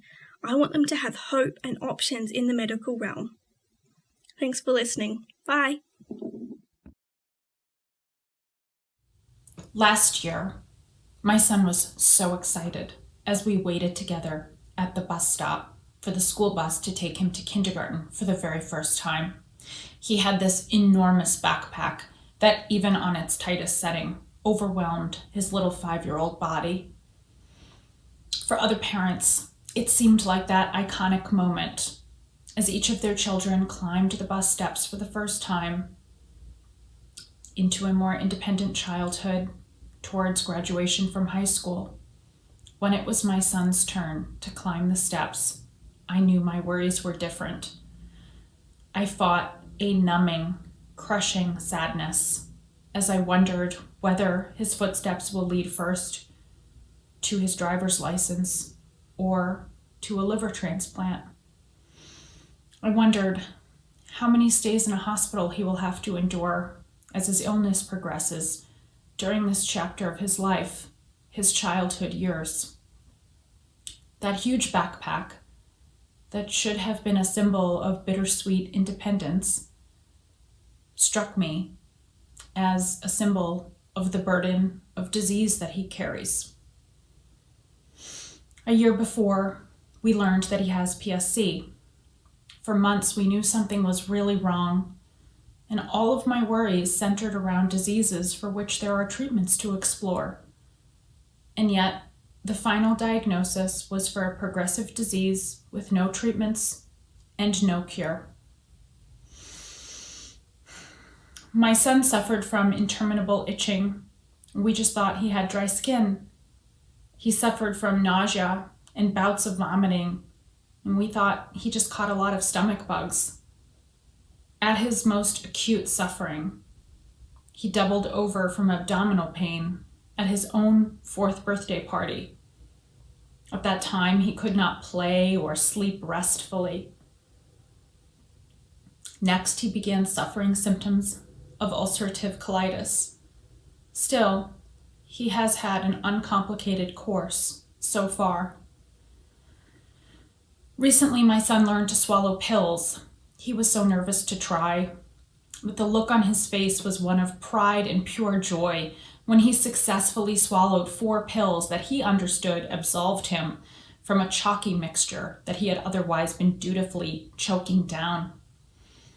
I'm so proud of his positive attitude, and I'm so saddened because I understand that this represents the beginning of incalculable pills in his future that relate to management of symptoms but don't relate to a cure for PSC. It is hard not to wake up every day and worry that my little boy may never be better than he is today. After all, time marches on, fibrosis continues, and complications eventually will happen. As a parent, I cannot accept this. I feel like this rare disease is unfolding like a time bomb inside of my child, and I am worried about what is yet to come. I'm fiercely private about my son, and the only reason why I'm speaking with you today is because we must advance PSC research and find a cure for all of those suffering today and for those like my son whose suffering lies ahead. Good afternoon. I've heard that losing a child is the worst possible trauma that one can experience in life. And I've come to as close as that experience as I ever want to be, not just once, but twice. My name is Richard Ian, husband, father to 2 great kids, and most recently a grandfather. Because of a PSC, we've been on a 10-year journey that has scarred our family for life. Just speaking here today brings all those emotions just roaring back, and the pain I can still vividly remember. Our journey begins with Matthew and I at the gym. As I was spotting weights for him, I looked down and I noticed his eyes were yellow and his body was jaundiced. It took the doctors almost a year to know that it was PSC. It was a bittersweet moment because we finally knew what the cause was, but we were devastated because it was PSC. You see, we knew without intervention of some sort, it meant certain death for Matthew. Over the last 10 years, my wife, my kids, and I have been and experienced some of the deepest and darkest moments one could ever imagine. My worst moment was on May 12, 2010, when Dr. Grant walked in. He looked at Matthew and he said, "Young man, you have 6 months to live unless you find a live donor." I can still hear his voice, and I can still see the look of total devastation on my wife's face. So 10 years ago, Matthew was 16, I donated 71% of my liver. This was the worst day in the life of my wife, as she experienced fear, despair, and total helplessness as both her husband and son were under the knife at the same time at 2 different hospitals. This has left her scarred forever. We almost lost Matthew that day. I still believe to this day that Matthew is alive because of his inner strength and never giving up attitude. Over the next several months, Matthew's life returned to some semblance of normalcy. He graduated high school. He got his driver's license. He got accepted at university. He was loving life and enjoying it just like any normal teenager should. And then just 2 months after starting university, Matthew got sick again. The disease got very aggressive. And within 16 months, he was sleeping 18 hours a day. I was distraught and I was in despair. I didn't believe he was going to make it. Matthew must have seen the look of fear and despair in my eyes, because one day he looked up at me and told me, "Dad, I'm not going to die. So just 2 months after that day he told me he was not going to die, Matthew got a second lease on life. He received a liver from a deceased donor. Fast forward to today, Matthew is living his life and chasing his dreams and making the most out of each and every day. However, he lives with the uncertainty that comes along with PSC.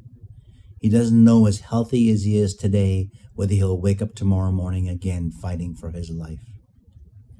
I would love to go to my grave knowing that there was a cure that gave Matthew a fighting chance. I would give everything I own and my life for such a drug or a treatment.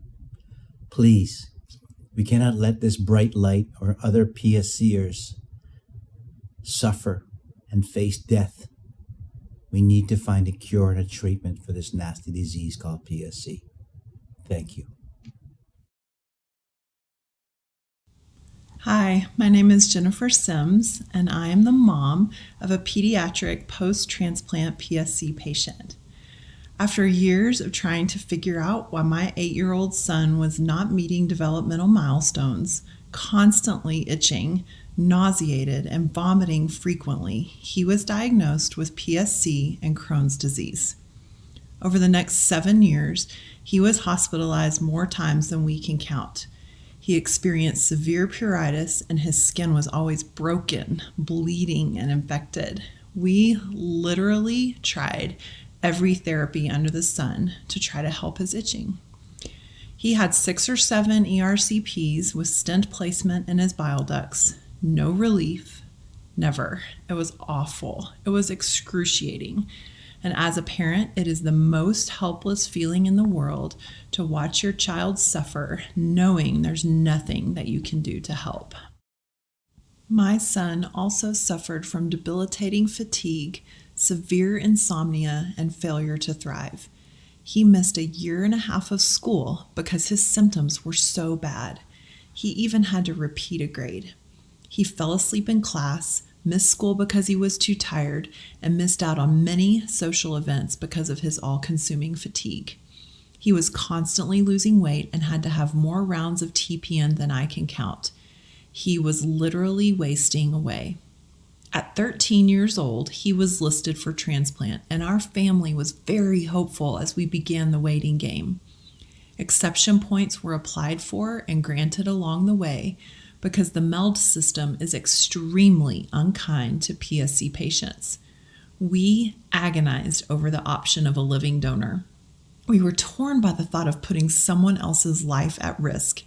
It was one of the most difficult periods of our lives, but we reached the decision to proceed because it was clear our son couldn't wait much longer. He was matched with an altruistic donor and surgery was scheduled.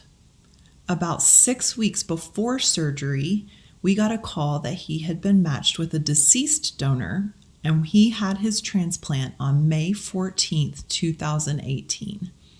The journey before and after transplant has been excruciating. My son essentially lost his childhood. He has cognitive delays because of the extensive liver damage. His transplant recovery has not gone smoothly either. He is 2 years post-transplant and has had 6 traumatic episodes of acute rejection. Each rejection episode involves a risky liver biopsy, days in the hospital, IV and oral steroids, all with distressing side effects. He has blood work so often that his veins are completely scarred up, and it often takes multiple painful attempts to find a good vein. We hoped that our lives, which were previously filled with frequent hospitalizations, procedures, and blood draws, would be more normal post-transplant. His transplant has not been the cure we had hoped for. He still feels awful much of the time. He takes more medications now than ever before. But we are hopeful. We are hopeful for the future, and we are hopeful that new therapies will come along that have a real impact on the symptoms of this dreadful disease. We are hopeful that patients won't have to hang their hats on a transplant that may or may not improve their quality of life. We are hopeful for a cure. We are begging for your help. We need you to help us find a cure.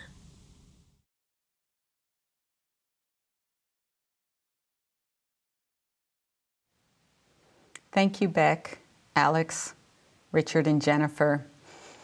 We are indebted to you for sharing such intensely personal and emotional experiences. Once again, we are now going to turn to the Our Voices survey results to add the perspective of over 800 patients who responded. Please welcome Megan Carey, Executive Director of PSC Partners, to discuss survey results relevant to the pediatric experience. Take it away, Megan. Thank you for the opportunity to present some of the PFDD survey data about pediatric PSCers. Earlier, Dr. Becerra discussed the differences between pediatric and adult PSC, but the next two slides show similar survey responses for pediatrics and adults. Note our pediatric numbers are small, with 37 patients, which is a gap despite efforts to encourage pediatric participation. Yet, the results are notably similar for the question asking, how much did IBD symptoms impact how you feel and function when your PSC was at its worst? The pediatric responses are in the pie on the left and the adult responses on the right. The red pie slices show the percent of respondents with IBD for whom IBD symptoms had a major impact on how they feel and function. Although many of us have heard that the IBD in PSCers tends to be less severe than IBD patients without PSC, what is surprising to note here is the tremendous impact of PSC IBD at its worst on children, teens, and adults. Next slide, please. This slide shows the frequency of IBD symptoms in the past 6 months, again with pediatric on the left and adult on the right. In this small sample of pediatric PSCers, no one identified having symptoms all of the time. It's positive to see reported symptom control in the past 6 months. Note that over 40% had no symptoms and over 80% had symptoms either sometimes or not at all. Sometimes we see clinical trials excluding PSC patients with IBD. If IBD is well controlled, why are we excluding it, knowing that over 70% of PSCers live with IBD? Next slide, please. On this next slide, let's change our focus to medications for PSC symptoms. The survey asked about various medications known to be used by PSCers. In particular, please focus on ursodeoxycholic acid and oral vancomycin, two drugs that are not approved for PSC. Urso is being used in nearly 80% of the small sample of pediatric patients and over 50% of the large sample of adult PSC patients. Since we have no treatments available to us, it's not surprising that such a high percentage of patients are willing to take a non-approved drug. Although past clinical trials have shown conflicting efficacy results, a certain subgroup of PSC patients report that they feel and function better on Urso and have decreased liver function tests. We'd like to know how to better characterize who responds. Use of oral vancomycin in pediatric PSC has been rising due to publication of a study of a small number of cases and more recently published results of a small clinical trial in pediatric PSC patients. A randomized clinical trial in adults is underway, but nothing specifically for pediatrics. We can see that in our 37 pediatric patients, 32% reported taking vancomycin. Shortly, you will hear from some patients, many of whom reported improved symptoms and imaging. Anecdotally, there seems to be a subset of pediatric patients who report improvement, seemingly more so than adults with PSC. If that is so, why might pediatric patients respond differently? More clinical trial data with larger numbers is needed to both demonstrate efficacy and to better characterize who responds. Clearly, with no approved treatments, the need for further research with large diverse populations for all ages is a necessity. Next slide, please. We welcome more opportunities for the pediatric PSC community to participate in clinical trials. To succeed and improve the lives of PSCers, it is critical for us to develop working relationships that put the voice of the patient front and center. Thank you. Now back to you in the studio.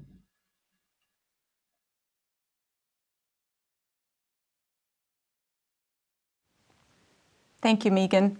Let's turn to live polling again, please. If you've just joined us, please join the live polling if you are a PSC patient or caregiver of a PSC patient. You can either return to the polling tab you previously used or to launch the polling, find the green button that says Live Polling at the bottom of the page under the live stream window. This will open a new tab in your browser, or pick up a mobile device and go directly to pollev.com/PSC PFDD. Okay, our first question is, which of the following have been challenging for the pediatric PSC patient? Select all that apply. Physically demanding activities or sports, less physically demanding activities for play, fun, and exercise, school or work responsibilities, social time with family and friends, help with household chores, reading, games, hobbies, and crafts, no unexpected challenges.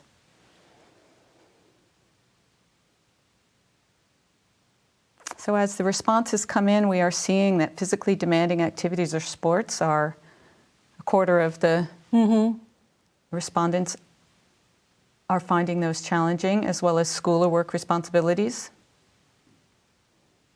Right, it's that combination of fatigue and everything else that comes with it. And only 2% of the respondents said no unexpected challenges. So these patients are experiencing challenges from their PSC. Can we go to the next question, please? What has been the pediatric PSC patient's experience with urso and/or vancomycin? Select all that apply. A, taking urso now. B, tried urso and stopped. C, never taken urso. D, taking vancomycin now. E, tried vancomycin and stopped. F, never tried vancomycin. G, taking urso and vancomycin now. H, prevented from taking one or the other by cost or access.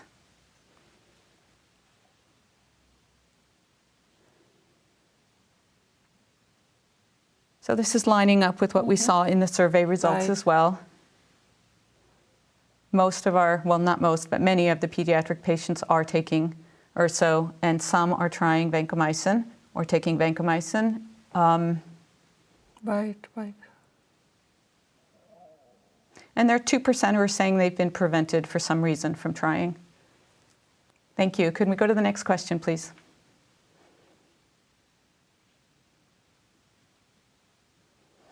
What might encourage you to volunteer the PSC patient for a pediatric clinical trial? Select all that apply. A, enough information about the trial. B, safety profile of the trial drug. C, recommendation from the child's physician. D, option of home health care to replace most clinic visits. E, no invasive procedures beyond the usual routine tests. F, I'm already motivated to enroll my child. Or G, I would never enroll my child.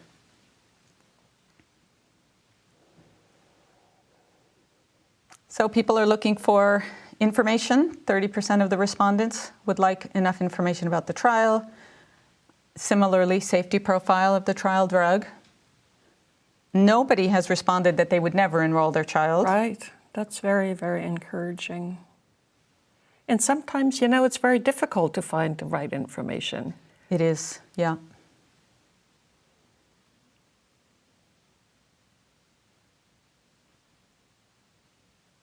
Thank you so much for participating. Right. These results will all be part of the Voice of the Patient report. You can leave the polling tab open and simply return to it when we launch the next polling section. Dr. Miller, the next live panel, is ready to join us to continue the discussion of the consequences of lack of treatments for PSC. Remember, viewers, to join the conversation, please submit online comments, or you can call in to 703-844-3231. Great, thank you, Mary, and welcome to the panel. We have Chelsea, we have Afsana again. We heard from you earlier today. Great to see you again. We have Willie, and we have Richard, whom we also just heard from on the panel, talking about your son, Matthew. Afsana, let's go to you. Remind people who you are, since we've had a lunch break since you first talked. Tell us where you live and what stage of the PSC journey you're on.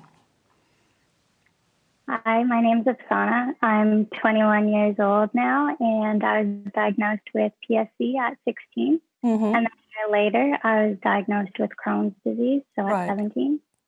But I've actually been a bit of a pediatric hospital lifer, as I call it, because I was diagnosed with arthritis at 15 months old.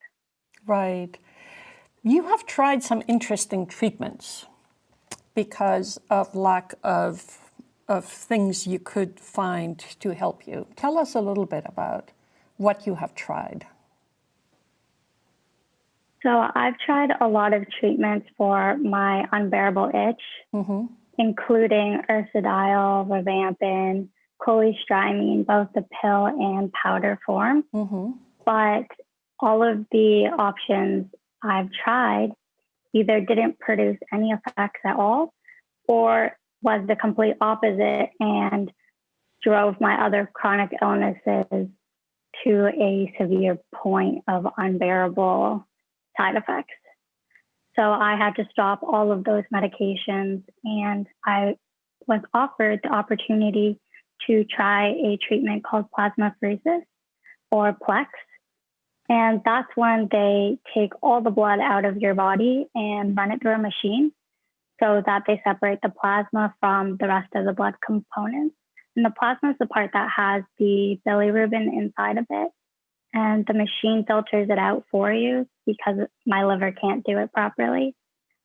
So I tried this treatment for about 3 months, and that was 3 times a week, 5 hours each.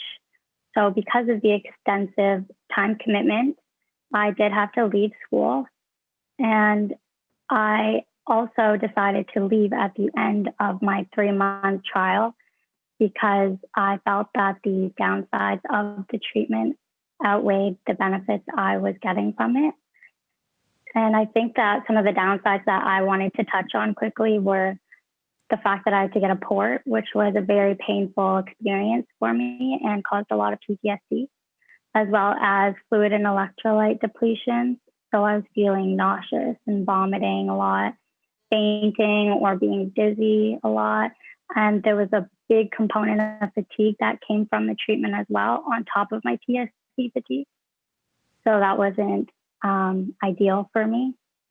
Then obviously my quality of life went down when I had to leave school and be fully committed to this treatment option. And I felt a little bit mentally down because of that. And in the end, I did decide to leave, and I'm not on any itching treatments right now. But during PLEX, my friends and family did say I looked and acted like a walking zombie. And to be honest, I also did feel like that a little bit.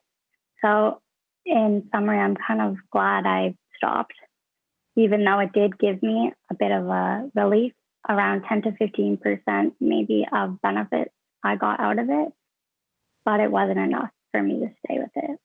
Well, you're very brave, and we commend you for trying. Plasmapheresis is quite a drastic thing to try, and really emphasizes the dire need to have something that will stop the symptoms. And it must have been very disappointing for you to have none of the other treatments work for you. But hang in there. We're working on it. Thank you for sharing those stories. Richard, we just heard from you and your relationship with your son, Matthew, and what it means to be a father with a PSC patient, a PSC child. Matthew is older now, and he is doing some very interesting things. What else would you like us all to hear today? What would you like the FDA and the industry sponsors to hear about the kinds of treatments that we need? Well, first of all, there's no guarantees in life. Good morning, everybody. There's no guarantees in life, and living life with uncertainty is normal for everybody. But having to live with the uncertainty of whether the PSC gets active, and because today there is no cure, there's no other intervention than a transplant that's not permanent. So living with that uncertainty is very, very difficult as a parent, and very, very difficult as I can't imagine what it's like as somebody who has PSC living with that, knowing there's no cure and no intervention that could save your life. It's almost like a death sentence. Right, right. Thank you for that additional insight. And we might circle back to you, but we, as you know, we also want to get in some voices from people that will be calling in. Chelsea, this is a big day for you. Welcome here. Tell us a little bit about yourself. You're on mute. You need to unmute yourself. There you go. Good now? Unmuted? Yes, we Okay. can hear you. Hi, I'm Chelsea. I live in Massachusetts, and I'm from South Louisiana. And up until I moved with my fiance to Massachusetts 2.5 years ago for better treatment, I was treated by doctors 4 hours from my home in Houston. I was diagnosed with PSC when I was 6 years old. I've had ulcerative colitis since I was 20 months old, but I wasn't diagnosed with it until I was 4 years old. In addition, I have autoimmune hepatitis, which was diagnosed when I was 9. I am 24 now and have had cirrhosis for years. I've been listed for transplant for 4 years and in 3 separate regions. And my mom is going to be donating a piece of her liver to me on the 26th, on Monday. So I just had a hepatic venogram yesterday, so that's why you see this little dressing on me. And we had a bunch of other appointments and tests yesterday, so now we're just... Right. So again, very brave of you to be here with us today, right in the middle of all of this preparation. Tell us a little bit about the impact of the disease, the IBD, the autoimmune hepatitis, on your mental health and on your student life and on your life in general. Sure. So as you know, as you might imagine, growing up with PSC and these other autoimmune diseases was extremely difficult. I missed a lot of school because I was in the hospital or because I was sick. 4 hours from home in Houston, but my parents kept bringing me there because they were the only ones who knew what I had and knew how to treat me. I can't remember a time in my life when I was healthy. That doesn't exist for me. I've taken tons of medications my whole life. I've been poked and prodded my entire life, separated from my peers, and hospitalized for various lengths of times. Was neutropenic for a long time as a child. As a child, I was separated from my peers, and that causes a divide when you're young. You know, I'd go to school. Especially, I remember in kindergarten, I'd go to school with my IV pole. I couldn't go out to recess. I would miss, weeks, months because I was sick or it was flu season and would be at home. Doctors didn't want me to be exposed to other people outside of my home. Even now, I wear masks. Well, before the pandemic, I wore masks during flu season and sometimes have to stay home if there are others in my class who are sick. There are a lot of things that I missed out on because my immune system could not handle being around other people. And I was bullied often as a child. I didn't have a solid group of friends until I was a teenager in high school.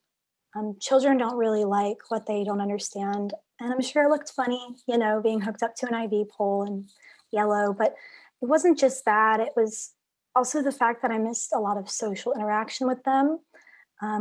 Being hospitalized or being home sick. I felt like I was constantly the new kid in my own school district, and I was always othered. Sat alone at lunch. A lot of times, everybody thought that something was wrong with me, that I was contagious, despite my best efforts to explain that I wasn't, And growing up sick is painful for so many reasons. Everybody talks about the physical aspects of PSC. And I can promise you, I have experienced my own share. I am very symptomatic PSCer. Those things are a huge problem in their own right. But I'd like to talk, like you said, about the mental effects of having PSC, how it rips you apart inside and makes you question your own existence and how it can make you not want to live anymore. I sorry, I'm getting a little emotional.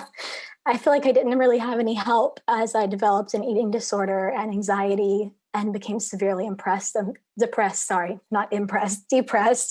and thought about killing myself. And through all of that, I was just a little girl. I was a child, and I had no one to talk to about it because of the stigma surrounding it. I was brought to counselors and they just labeled me as a worrywart. No one ever really helped me. And I thought that it was something inherently wrong with me and that it was my fault. It took me a long time and a lot of mental health professionals to get to a place where I'm okay. But I still struggle today. My definitive diagnosis is PTSD. I have PTSD from the trauma that a life with PSC causes.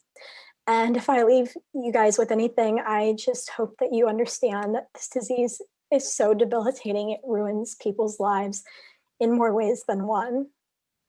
Thank you for letting me. Thank you, Chelsea. Thank you, Chelsea. We wish you all the best for the big day on Monday. Thank you. And thank you for sharing so honestly with us. Willie, you're father of a daughter with PSC. Yes, I am. And hearing Chelsea talks, it takes me back. My name is Willie. I live in Richmond, and my daughter was diagnosed when she was 17. I remember the day she was diagnosed. It was, as Richard said, like a death sentence. We were told there's no cure. She's at increased risk, which you guys have heard, for developing cancer, and there you go. I will say, in essence, we were lucky because her primary physician recommended that she go to a doctor that specialized in PSC, just happened to be right around the corner, so she was diagnosed early. But it was very hopeless, and the mental attacks the family as well. We went on this journey seeking information so that we went through all the stages of grief and eventually came to the stage where we wanted to fight. We started losing the battle, and my daughter ultimately received a liver transplant that we celebrated about a year ago, her receiving a liver transplant. And fingers crossed, we're going to keep celebrating. She was actually recovered very quickly, and she's doing very well. But we're continuing to fight, and we hope that there will be a drug, because our fear is that it will come back, and that she would go through everything that everyone has been talking about again. Right. It's this uncertainty, right, that stays with you continuously. And the reason why we need treatments so urgently for this. You have a very close relationship with your daughter. Would you just share with us one of your favorite activities with your daughter? Well, when you use the word favorite, it's her favorite activity, and I enjoy spending time with her.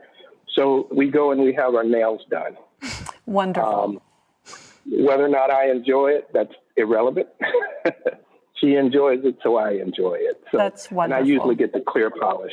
That's good. That's good. Yeah. Thank you for sharing that. We need to appreciate all the different little parts in life that we have to deal with.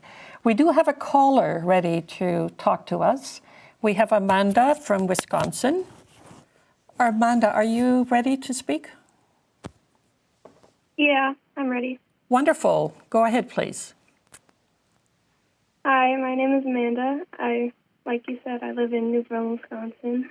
I'm 15 years old, and I was diagnosed with PSC, AAH, and IBD 5 years ago.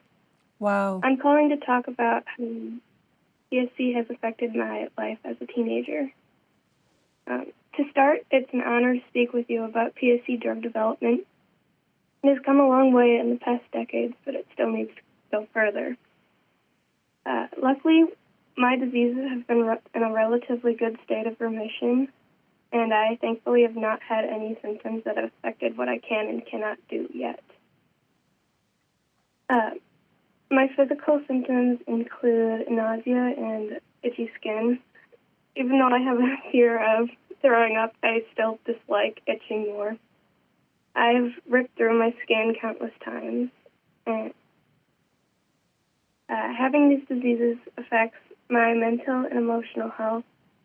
My emotions usually conduct how my physical symptoms play out. So, like, if I'm nervous or irritated, then I usually find myself itching and scratching more. My mental health is also not the best because I constantly live in fear about what is to come, and I tend to look on the downside of things. So, to me, it is of vital importance to fund the research needed to find other possible treatments and hopefully a cure for this disease. Right, Amanda, that is so important for everyone here to hear. And thank you so much for calling in and telling us about your journey, just a little bit about it, but we really, really appreciate that. So thank you, Amanda. Let's go to Julianne from Minnesota. Julianne, are you with us? Can you hear me? Yes. Yes, I am. Can you hear me? Yes. Let me just pull up my note here. My name is Julianne. I live in Minnesota, and I'm actually a post-transplant PSCer. I'm 37. And I've had first of all, I just want to thank the FDA and, everybody listening for actually agreeing to this forum and for PSC Partners putting it together. I hope that those that aren't in the PSC community or involved with PSC Partners understand how important this PSC Partners is to us as patients and to our families, having that support and the power of community.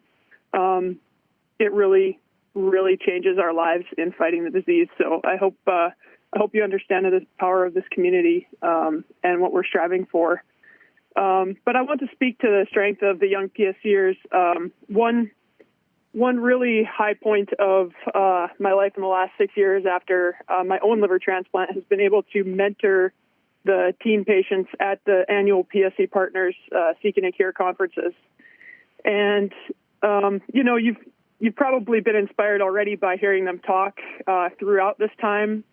I know all of them and that have spoken, and they're just incredible young people. And, from my own personal experience, I was diagnosed with ulcerative colitis at 19 when I was in college, and I was an elite athlete.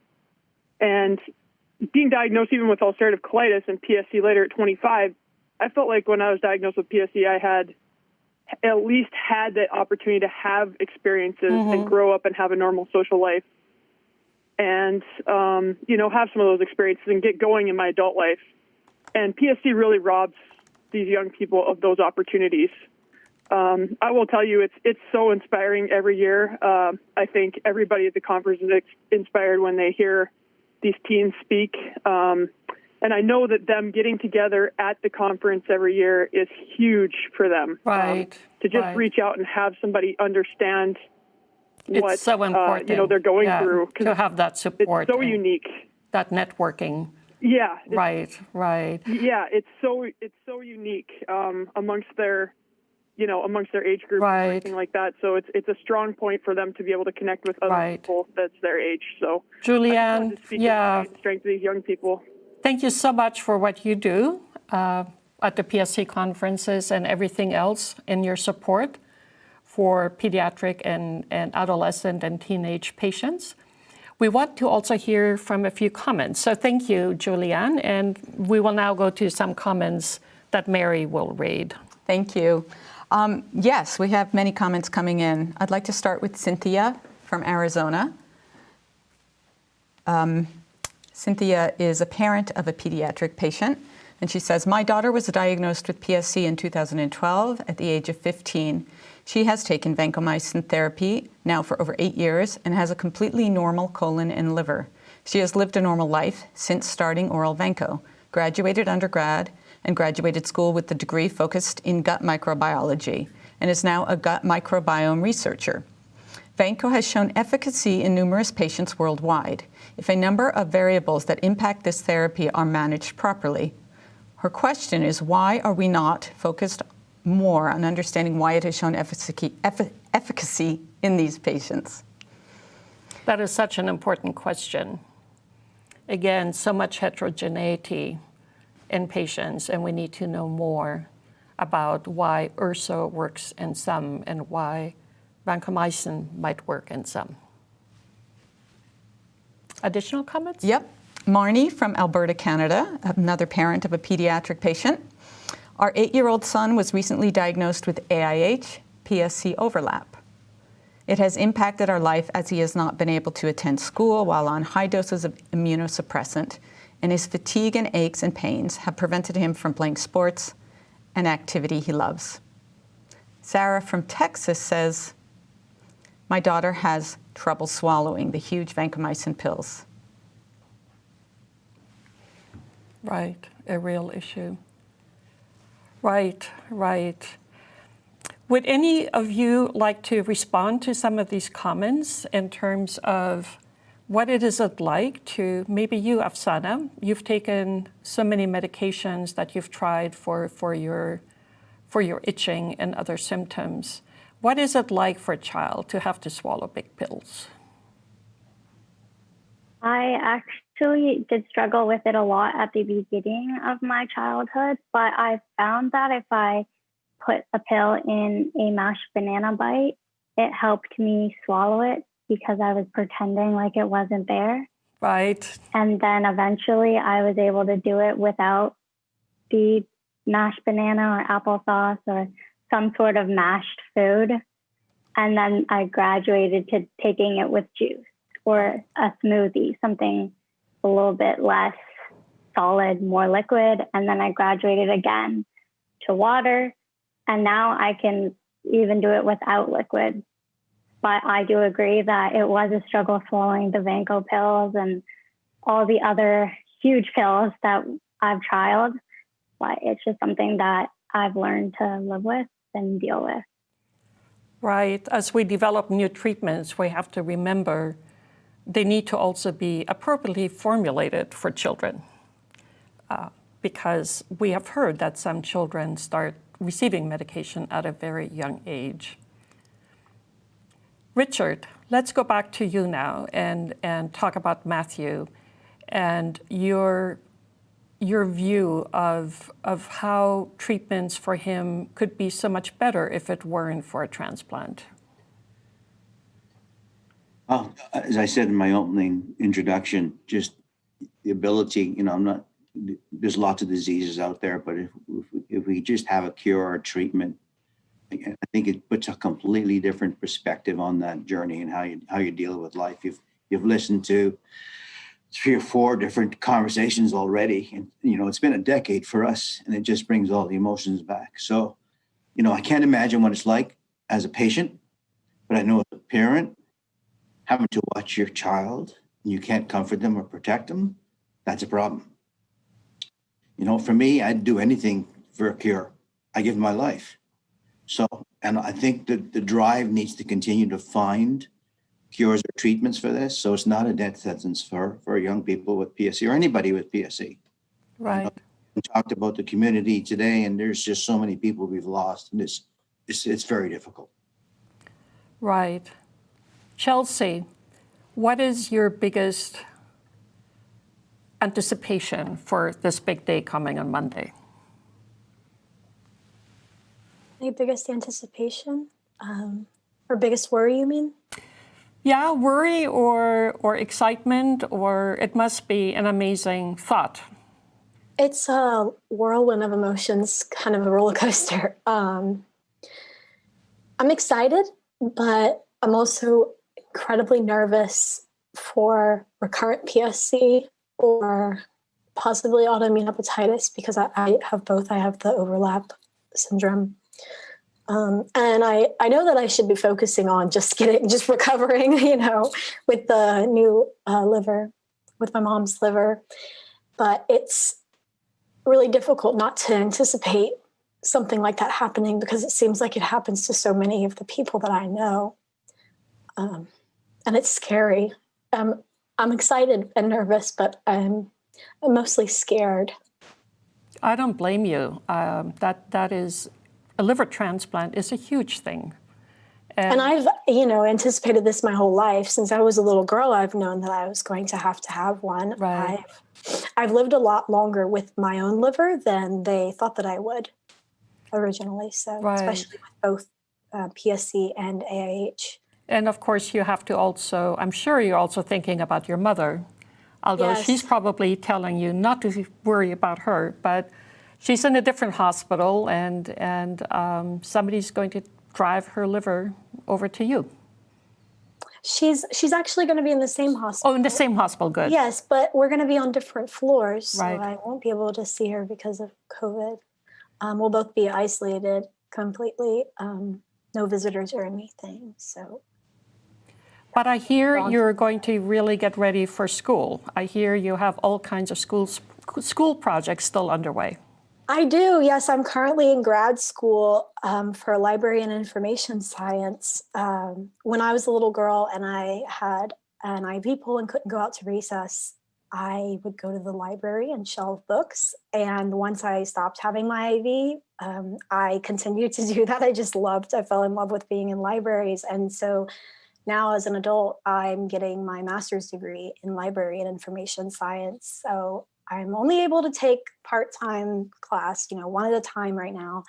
But yeah, I'm working on my degree, and my professor knows, and everybody's been really great at my university about it. But something to, look forward to. Just know that you're such an inspiration for everyone, having gone through all of those difficult years as a younger child, and now as a young adult. You're a real inspiration to all of us.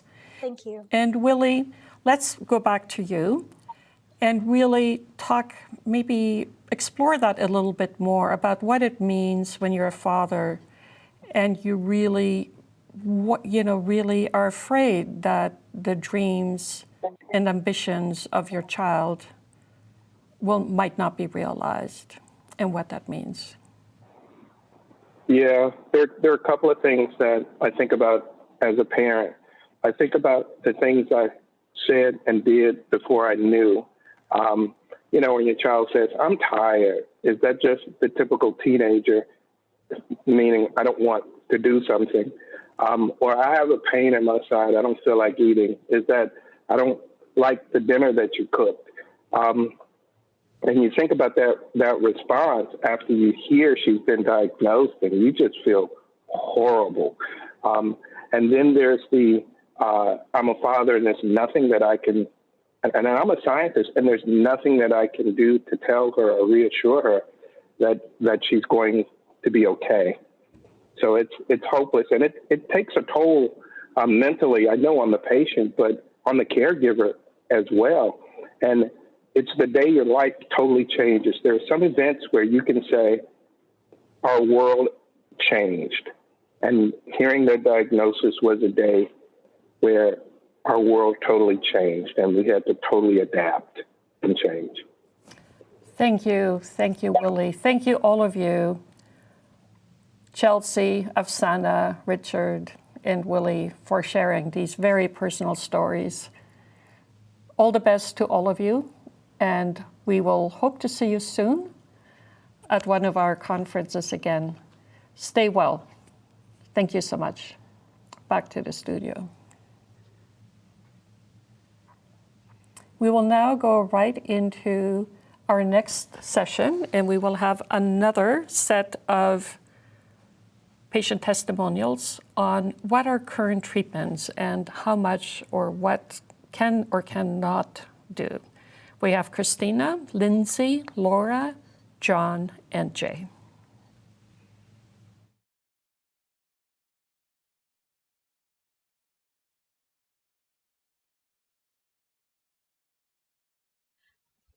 My name is Christina Rusher, and I'm 29. I used to think of myself as a go-getter, but primary sclerosing cholangitis, more often than not, stops me.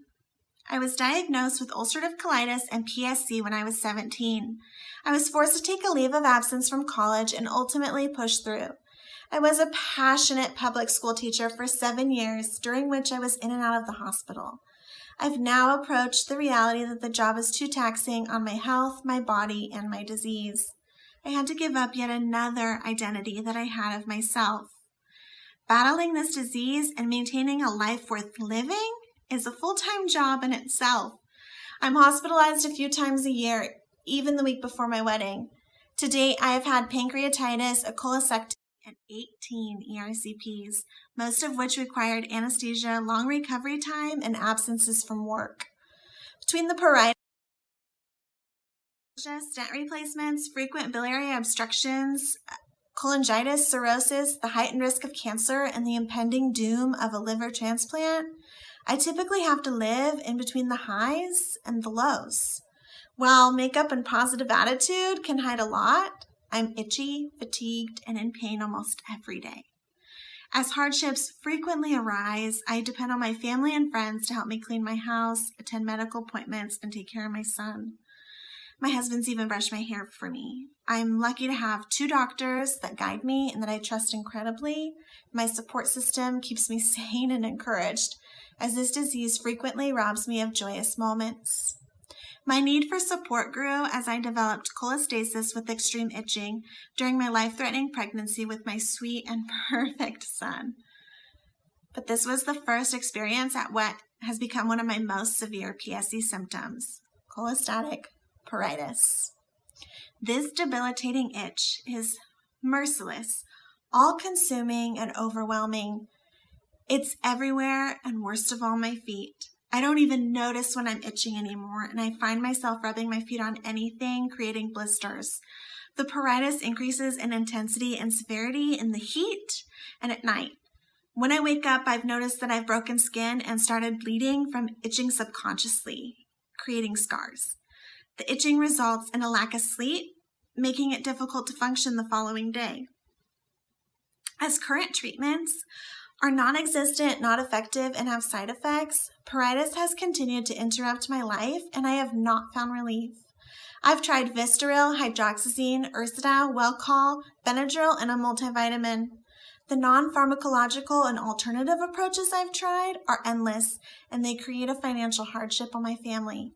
I've tried acupuncture, Bowen, humidifiers, cold showers, keeping a clean shave, icing itchy areas, oatmeal lotions, moisturizing soaps, essential oils, mineral water sprays, and I keep my house at 68 degrees. I've monitored changes in diet, stayed hydrated, avoided heat and itchy fabrics, and even purchased lighter, looser fitting clothing and cooling bed sheets. I hope that my perspective can make it clear that despite how minor the symptom of itching looks on paper, suffering from pruritus is beyond description. I feel helpless, and I truly don't want it to become another all-consuming identity for me. Thank you. I was 15 years old when I woke up from a 3-day coma, and that's when I began to realize the life and death nature of my PSC diagnosis. My name is Lindsay. I'm 24 years old, and I have already had 2 liver transplants because of PSC. I was diagnosed with PSC at age 13, and I was blissfully unaware of the terrifying journey ahead of me. I trusted my doctors to know everything about the disease and to give me a couple of medications to cure me.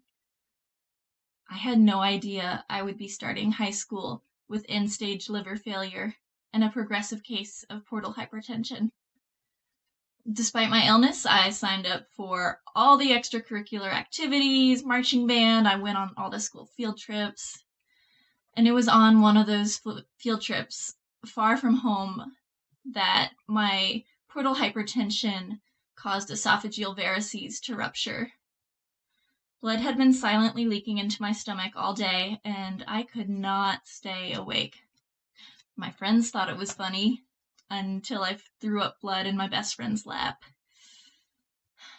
I woke up 3 days later in the local hospital after being flown by helicopter, and for the first time, I heard the words hepatic encephalopathy. The medications they gave me made me feel horrible. Lactulose helps hepatic encephalopathy patients with their memory a little bit, and the cost is never having a solid bowel movement again.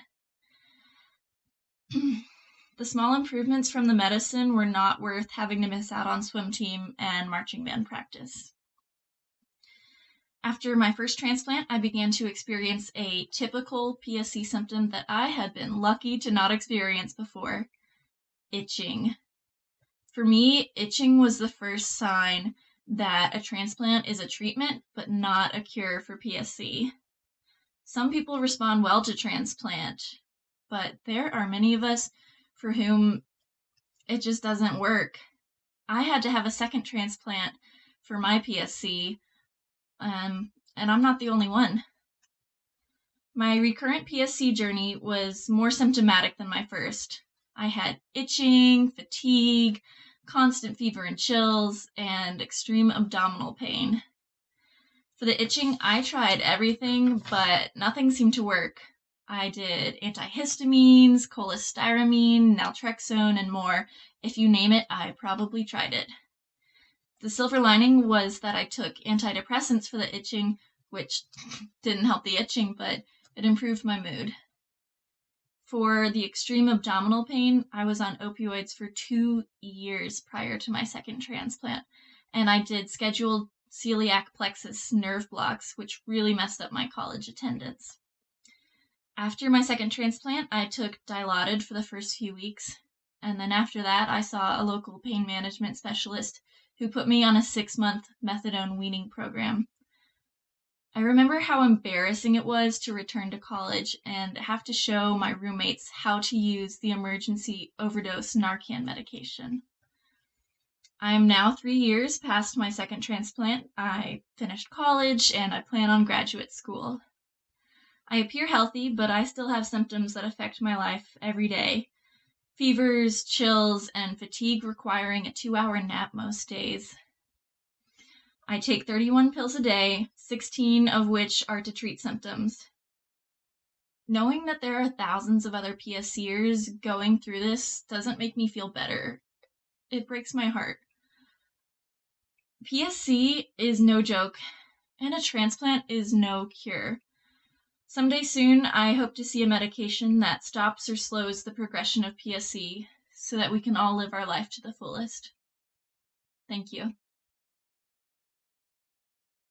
Hi, my name is Laura Bradbury. I was diagnosed with PSC in May 2012, and I received a life-saving living donor liver transplant in March 2017.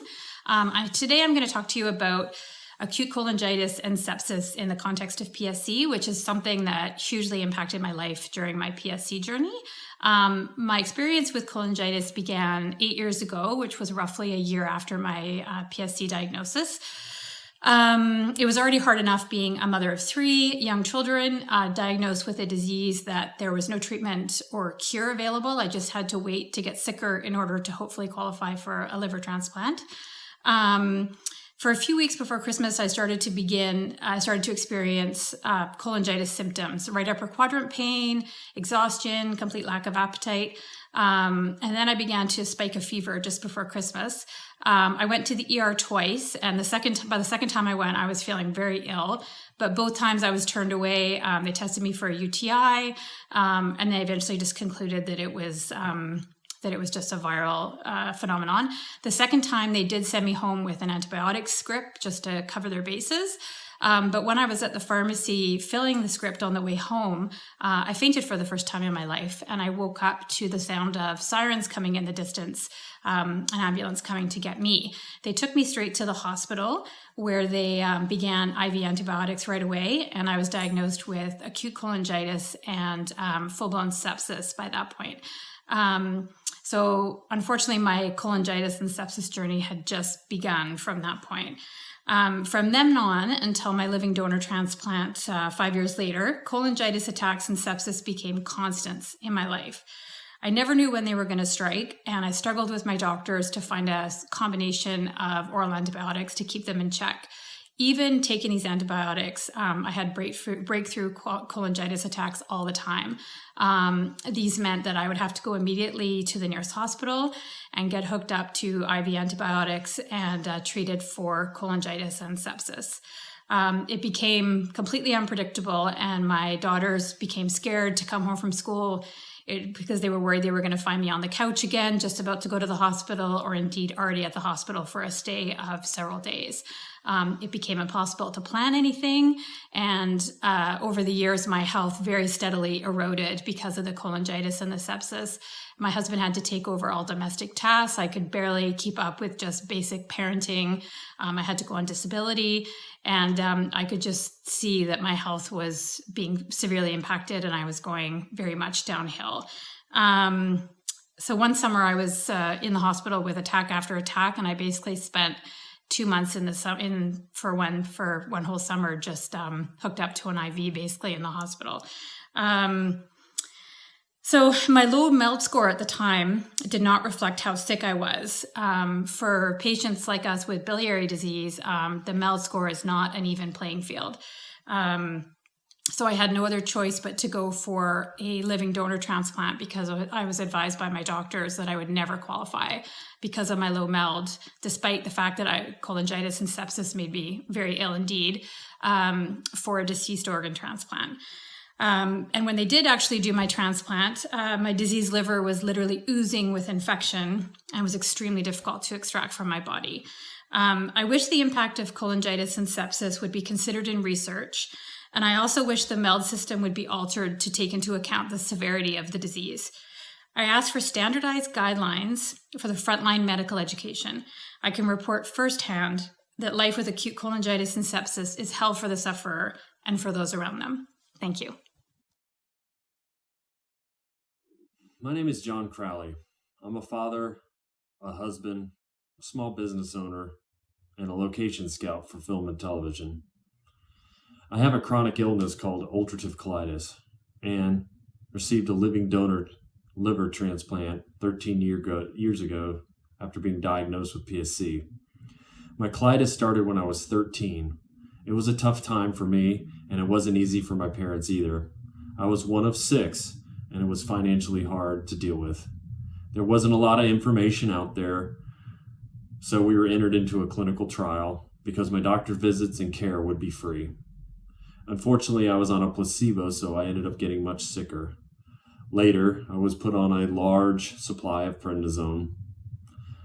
Now, at the age of 50, I have osteoporosis and osteopenia. As I got into high school, there were more problems, more doctor's offices, visits, and more meds. There was always worry and no cure.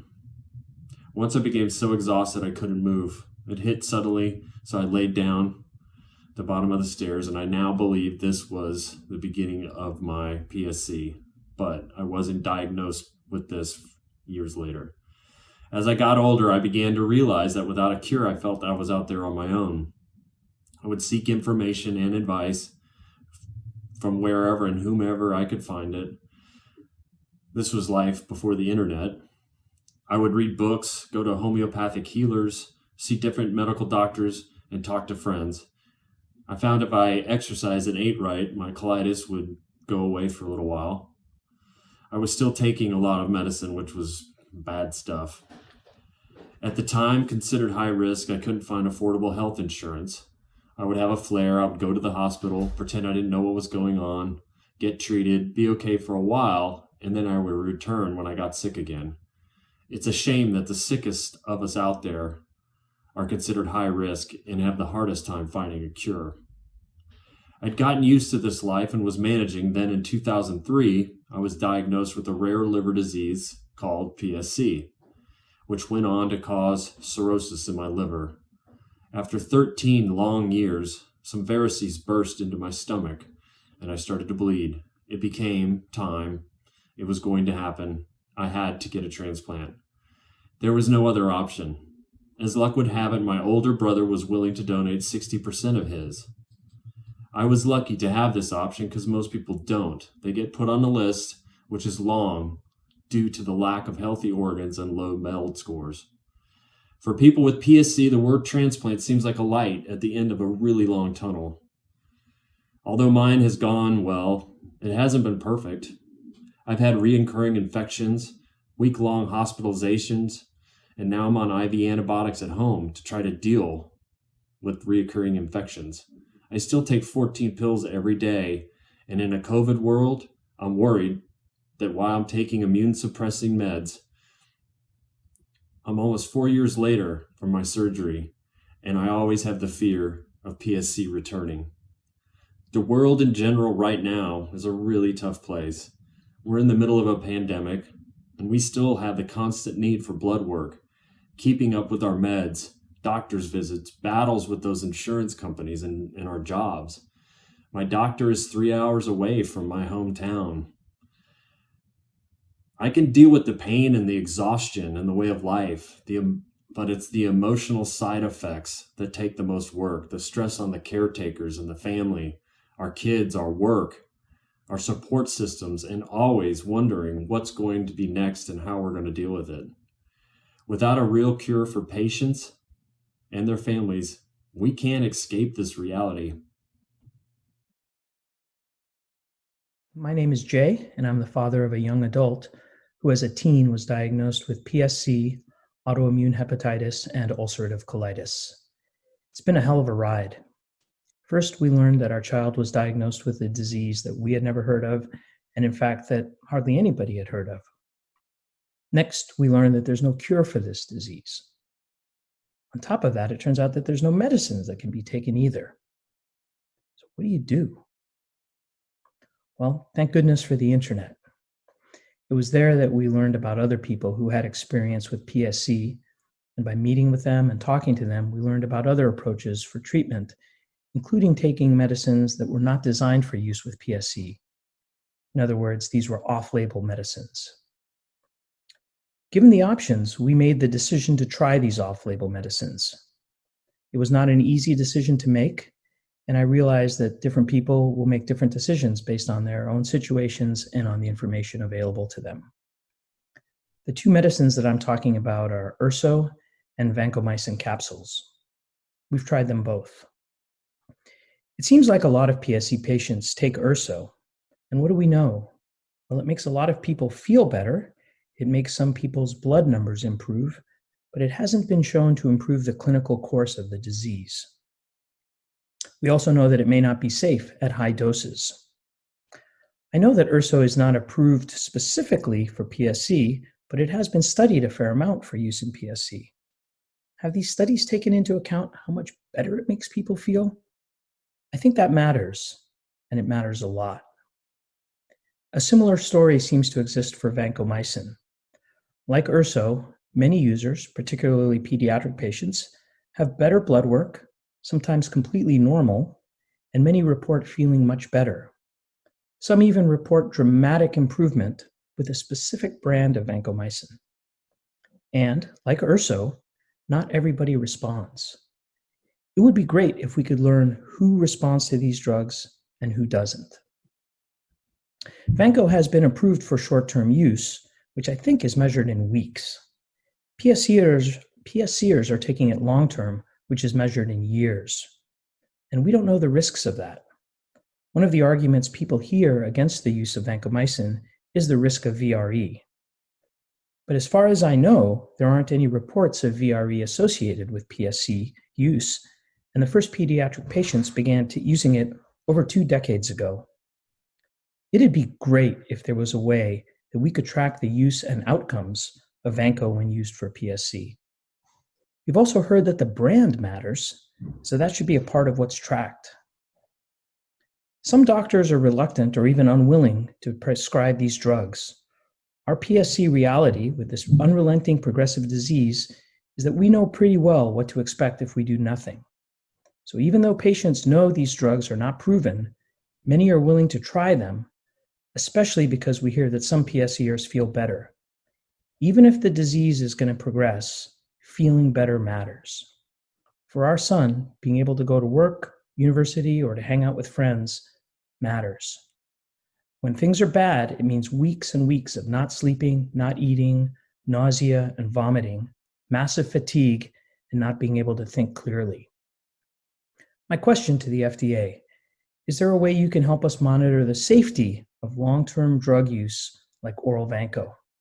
And is there a way you can help us make sure how a patient feels is accurately measured as part of any new drug development? Thank you so much for listening. I really appreciate this opportunity to convey the message.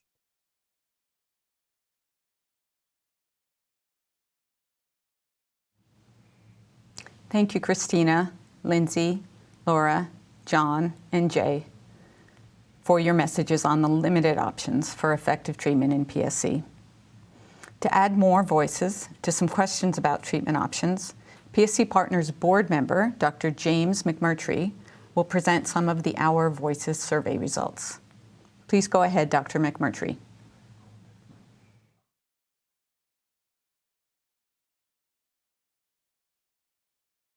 I'd like to thank you all for asking me to speak today, and I'd particularly like to thank the FDA for sponsoring this important seminar.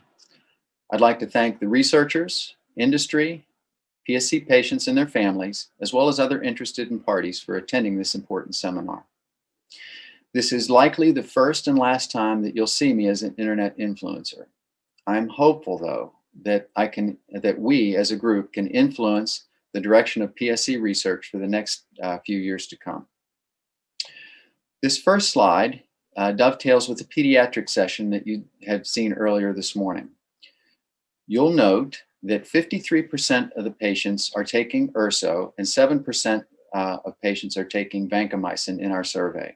This in spite of the fact that there is no FDA-approved medication for PSC.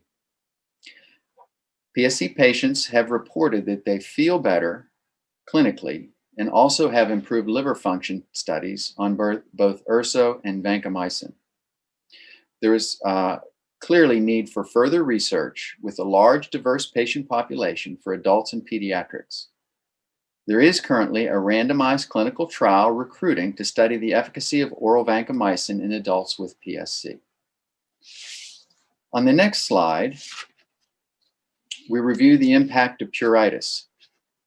Pruritus is one of the most disturbing symptoms for PSCers. This slide shows the impact of pruritus on how PSCers feel and function. Comparing the impact over the last 6 months when it was at its worst. Combining the red and blue bars, we see that 54% of PSCers have mild to severe itching.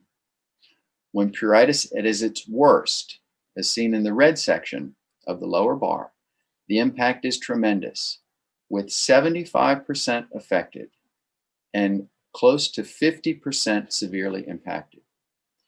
Pruritus can be ever present for some, or it may wax and wane. Current treatments carry many burdensome side effects. On the next slide, we review the use of medications. The survey question asked, are you currently taking any of these medications for PSC symptoms? This is a snapshot of the type of PSC medications that patients are currently taking. Focusing again on pruritus, we can see that the second bar, over 20% of patients are currently taking a medication for pruritus, in spite of the fact that in the previous slide, we had seen that over 50% of PSC patients have had itching in the past 6 months. Questions to be answered. Is this disparity because the treatment options are not effective, or do they have unacceptable side effects? Given the enormous impact of itching on the quality of life, we are encouraged that currently there are clinical trials focused on improving treatment options. On the last slide for this session, the question was asked, as new medications or treatments develop, what is the most important to you? This is one of the key questions of Our Voices survey. Much of what we've heard today is how hard it is to live with PSC symptoms. And what we've also heard PSC patients worry about their uncertain futures. You may be a bit surprised by the responses to this question. We see the overwhelming majority chose as important treatments to slow the progression of PSC. Surprisingly, both adult and PSA patients worry more about cholangiocarcinoma than treating symptoms. We clearly need to find better methods for early diagnosis and treatment of cholangiocarcinoma. This ends my portion of the session, and with this, I'll turn this back over to the moderator. Thank you so much for your attention.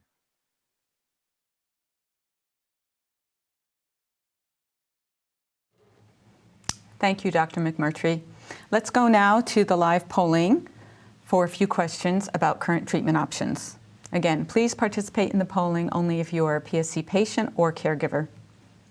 To get to the polling, return to the polling tab if you have it open, or to launch the page, go to the green button at the bottom of the page under the window viewer and click on the live polling button. This will open a new tab in your browser, or pick up your phone and go directly to pollev.com/PSC PFDD. All right, our first question. If you have tried pruritus, itching medications, how well did they work? Select one. A, they were very effective. B, they were moderately effective. C, they were rarely effective. D, they were never effective. E, I have never tried medications for pruritus.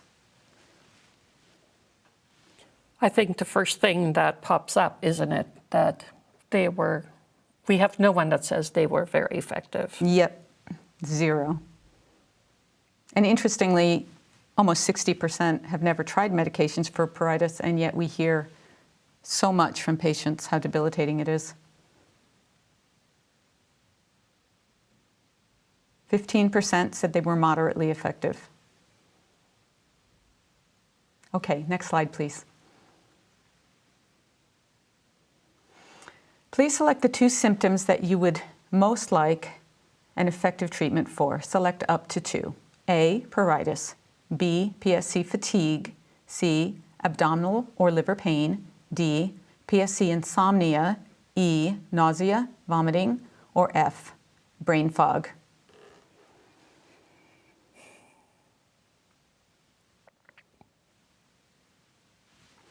Not surprisingly, from what we've heard so far today, pruritus and PSC fatigue are the top 2, with 39% of the respondents saying pruritus and another 30% saying fatigue. Brain fog and abdominal or liver pain also. Mm-hmm. And there are some patients for whom their top 2 would include insomnia and nausea and vomiting. Right. Okay, thank you so much. We have another live panel queued up to discuss the reality of current treatments for PSC. And again, I invite the attendants to please send in your comments or call in if you'd like to speak. The number is 703-844-3231. Thank you, Mary. And welcome to our panel on current treatments. We have Fred, Rachel, Carrie, and Dr. Gupta. Carrie, we will start with you. You're the one calling in from the furthest away. You're in Australia. Tell us a little bit about yourself and why you are on this panel today. Hi, thank you very much, Veronica. Yes, I am calling in from Australia, so it's I think it's almost 6 o'clock in the morning now here. I've been up watching some of the panel, which has been really good. My association, I guess, with PSC is around my daughter, Beck, who is now a beautiful young adult, but she got sick when she was 5 months old and was diagnosed with PSC just before her first birthday. She went on to be diagnosed with ulcerative colitis by 8 and very quickly went on to have a colectomy following that diagnosis. And then she had her transplant when she was 13. All of that history and background has prompted me to change my path in my nursing career. I'm now an inflammatory bowel disease nurse as well, and I'm also the founder and president of PSC Support Australia, which we've now been running for a couple of years. Why do you think that some people with PSC are so desperate that they will try medications or treatments even if they haven't really been studied? I think that desperation causes you just to reach out and watching people deteriorate. As a parent watching my young child deteriorate, we went through many years of that wait and see, we'd try something, wait and see, but there was nothing conclusive. There was nothing that we could say, let's give her this and let's go on with it. I think back to when she was diagnosed with her ulcerative colitis and again, quickly progressed to a colectomy because biologics weren't around then. We didn't have all those, the infliximab and vedolizumab wasn't heard of, and all of those wonderful drugs that we've got now that give a bit of medical hope, they weren't there. So she very quickly progressed. Well, PSC is still in that same scope, I guess, as well. So we want to try something. You want to, you'll try something that's off-label, that isn't proven. I think when we look at trying things, when we do it with a health literacy that looks at the safety of things, it's still a good thing to do. But the worry is that people will try things that maybe aren't safe. They haven't looked at it. But, as I say, when we do it with a safety and looking at it from that point of view, that can actually send us on a discovery path of finding a new treatment that can give us ideas, give us options that, might prove to be beneficial for others as well in the longer term. Right. So what's very important to understand, isn't it, from the patient's voice perspective, that an individual's perception of benefit and risk may be different from someone else's when you are the one that really understands the risks and the hazards of this disease.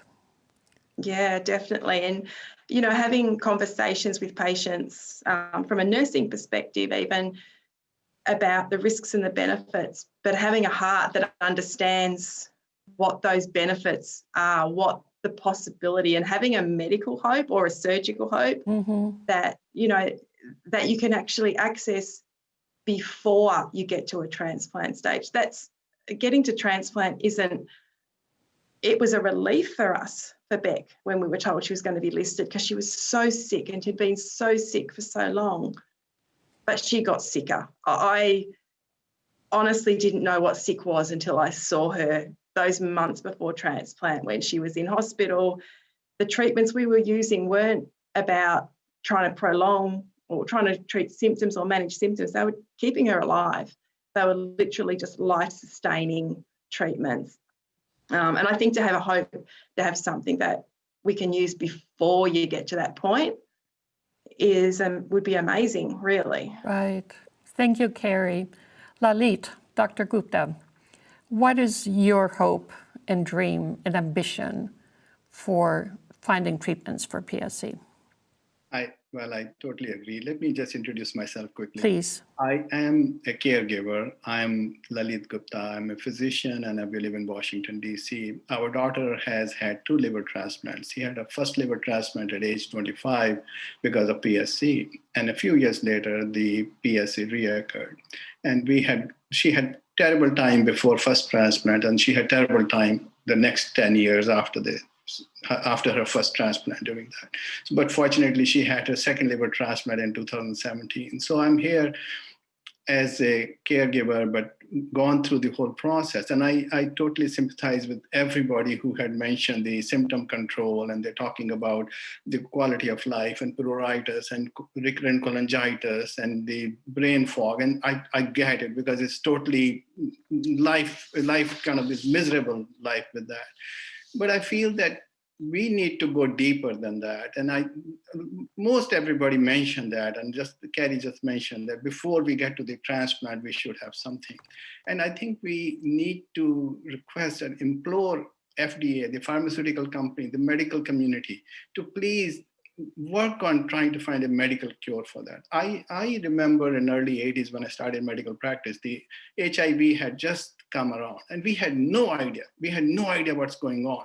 But all over the world, everybody got concentrated and worked so hard. In a few years, we knew exactly what was causing it, and we found a treatment, and now it can be cured. I would hope to see the same concentrated effort for this disease. This is a rare disease. This is not affecting such a large community, but you can see the presentation, how many young people, how many productive members of the family, of the society are being affected by it. And if there is an effort for a cure, a medical cure for it, that will be a tremendous benefit to the society, besides the families like us. So that would be my very humble request, and I would strongly suggest and work on that. And PSC partners have a big registry, and they can provide all the research participants for the people who are wanting to research, but we need some action on the part of the research community.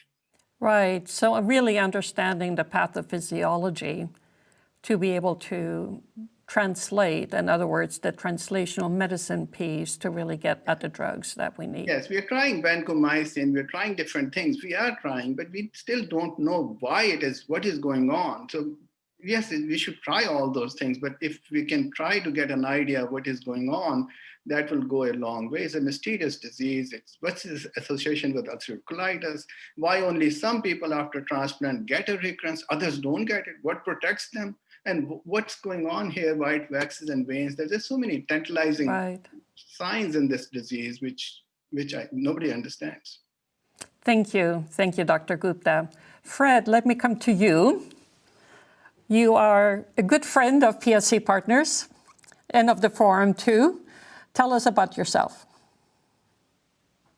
You need to unmute yourself. Thank you. My name is Fred Sabrick. I am from just outside of Atlanta, Georgia. I was diagnosed with PSC in 2004 and had a relatively mild course of the disease. However, I did need to have the surgical treatment of a transplant in 2012. And since that surgical treatment, I have had all sorts of complications. Tell us about the complications. Okay. So first of all, prior to getting PSC, I had maybe, you could count on one hand the number of days I'd been ill in my life. No other conditions, no other comorbidities, anything like that. PSC was the only thing that was wrong with me. And when I did finally get transplanted, I recovered extremely quickly. The optimism was there. You know, I was going to have a great post-transplant experience. And 5 months after transplant, I ran my first half marathon. Wow. And, you know, felt like I could beat the world at that point. But those salad days didn't last long. Within 6 months of my transplant, first thing that happened to me was I had a complication where the surgical connection made between my bile duct and my small intestine narrowed. And I had my first ever cholangitis attack as a result of that. And I didn't even know what it was. So that got me hospitalized for about 4 or 5 days. And then I wore a biliary tube for another, I guess it was 8 months or so. But I still was able to get around and do the things that I needed to do, right? And I wanted to do. In fact, I went to a PSC conference with the biliary tube. So that was an experience. But then just a couple of months later, I had a surgical adhesion, bile blockage, and just an immensely painful experience. Another surgery, 6 weeks in the hospital, and recovery time at home. And this is while I still had the bile duct tube. But the worst thing that's probably happened to me since transplant is I got the recurrent PSC diagnosis. And that is just a kick below the belt when you're thinking that, okay, I've got these short-term issues and maybe I'll be able to get through those and back to that really, really happy part. Didn't happen. Now you've got the anxiety weighing over your head constantly of how is this going to progress, right? Is it going to be like the first time? Is it going to be different? What am I going to see? Well, in my case, what I've seen are a whole bunch of conditions that were caused by that surgical transplant treatment that I'm 100% sure I would not have had I not had the PSC and then the transplant. And those include lymphoma, which I have now had twice, and I'm actually currently in a clinical trial for treatment of this second occurrence. I've had leukemia that was directly related back to the transplant. I've had just an absolute nightmare with Epstein-Barr virus, and when you're immunosuppressed, it just runs wild inside your body. And so, because of the transplant, because of the immunosuppression, because of the body, reacting and working hard just to keep the current liver sustained, these other conditions are just that much more difficult to deal with. it's like fighting with one hand tied behind your back. Right. And I was mentioned earlier that, I had, I was really healthy before transplant. I actually had 3 days in the hospital as a result of a biopsy complication, but that was the only times I'd ever been in the hospital prior to that. I've got 120 plus days and counting right now. And, most recently, just in August, 2 more weeks. So my life is, there's no certainty in my life. I'm playing a big game show where behind door number 1, there's lymphoma, and behind door number 2, there's leukemia, and behind door number 3, there's recurrent PSC. So, I don't know what the next day holds. It's that difficult at the moment. We will work together to find a door number 4 where there will be a treatment behind that door. I like the sound of that. And, no one should have to go through this, right? I mean, as Lalit mentioned, we really got to have medical treatments for this. And it's because of that surgical treatment that I'm dealing with all these conditions now. And, my former really, really fantastic health is no more. Fred, thank you. Rachel, we're going to come back to you in a minute and talk with you about the registry that Dr. Gupta already mentioned. But I would like to take one caller to bring in between. We have Laura from Victoria, BC, who would like to talk to us about biopsy issues and clinical trials. Laura, are you with us? Yes, do you hear me? Yes, thank you. Yes, I just wanted to speak quickly to the requirement that many clinical trials have for the patients participating in the trial to undergo biopsies. I'm a very active participant on all the PSC forums and in the PSC community. And what I see is that the requirement for biopsies is hugely dissuasive for participation in trials. And for one thing, I'm not sure that biopsies are medically inform the researchers, give them that much information, because PSC by nature presents in a very patchy way in the liver, and a biopsy taken from one area could show nothing and just be right beside the area that is showing something.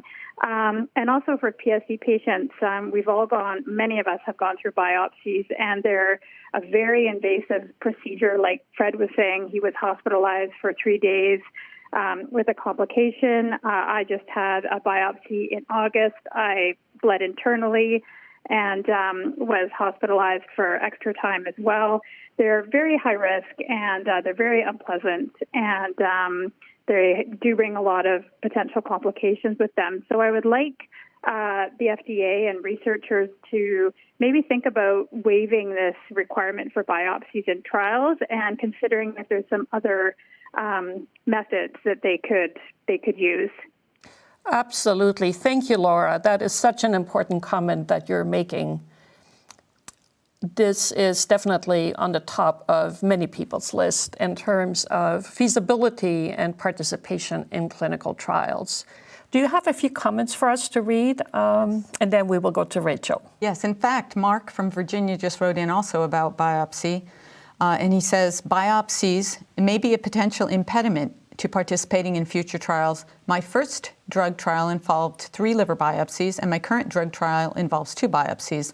I would like researchers to consider the correlation between all my diagnostic tests showing consistent results between biopsy, FibroScan, blood work, and MRCP, eliminating the need for additional biopsies. Very good.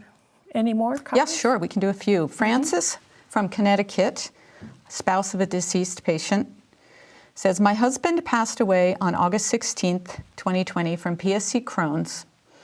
Ed battled this disease undiagnosed until he presented with stage 3 cirrhosis in 2015. Life would have been so much easier for Ed if the disease had been known more widely and if there had been a drug that would have given him a longer life. Let's do one more. Okay. Verpi from Finland wrote in about the lack of psychological support. In Finland, we are lacking mental and psychological support. What we need is more interest in finding a cure or at least more effective medication. Thank you. These are all such important comments. We will now go to Rachel. Rachel Gomel is joining us from Montreal. And you have a lot to tell us about the PSC Partners Registry. Thank you, Dr. Miller and Mary. I'm Rachel Gomel. I'm the Registry Director at PSC Partners. I do live in Montreal, Canada, and my heart also lives in the US, which is home to my 3 children and to PSC Partners. Before PSC struck my family, I was an academic focused on my doctoral research. I moved from being a researcher to working as full-time volunteer for PSC Partners for the past 13 years. One of my projects was to develop, launch, and direct the PSC Partners Registry.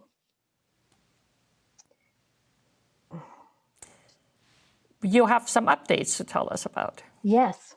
Well, 6 years ago, we launched the registry, which was the outcome of years of work with the NIH, the Global Registry Pilot Program.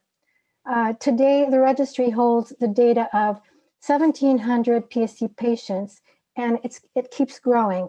It's annually reviewed by an IRB, and our team is HIPAA trained to protect the privacy of our participants. We just launched an upgrade with new features that we're very excited about. The registry can now house multiple surveys and has improved features to track longitudinal data. Another exciting feature is the upcoming researcher portal that will give de-identified and data access to screened and approved researchers. Well, to make it easier on patients, we've made the registry mobile friendly, and data can be entered directly from the phone or tablet. That is wonderful. How do you think, Rachel, that this registry will support new drug development for PSC? PSC Partners considers the registry a crucial voice of the patient. Each patient's participation is a vote for research, a confirmation of the patient's commitment to taking part in clinical trials and studies. We're working with academic researchers and industry. We're providing them with patient input for their clinical trial protocols. We identify aspects of the trial that might make patient participation difficult. Our aim is to make trials easy for patients to join. We've seen how involving the patient voice too late in the process has led to simple errors that negatively affect trial outcome. Well, we've also disseminated surveys to our participants to help researchers design their trials. Data for our Voices survey today partly came from the registry. We've also helped in recruiting for trials and studies. At this stage, we'd love nothing more than to recruit for more trials. That would be so wonderful. What if you had 20 trials to recruit for? That would be fabulous. Right. We heard earlier, at the very beginning of today's forum, from Dr. Ruby Mehta at the FDA, and she described how the patient's voice is so important across the whole journey, before a protocol gets written, during the writing of the protocol, having input into what's acceptable to patients. And for example, today we heard if there's something else that could be done rather than a biopsy, that would be so helpful. And that's very important information for everyone to have regarding what it means to a patient to have to undergo these very invasive, painful, and risky procedures. So it's very nice that this registry, the way you describe it, is really part of that patient voice input from the very beginning to the very end. Right.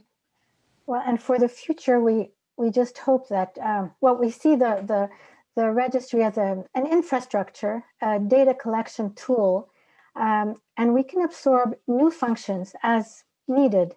We understand the importance of having standardized and approved patient-reported outcome tools. We also know that PSC needs a natural history database that can serve as external control in the later phases of clinical trials. Well, our goal is to facilitate and expedite such efforts through the registry and continue to support clinical trials. Right. So when you first started the registry, it was an idea and you just implemented it, you went ahead with it, and look how far you have come. Congratulations on those efforts. Let's talk a little bit about vancomycin. We have one caller wanting to tell us a little bit about that experience. We have Jennifer from Tennessee.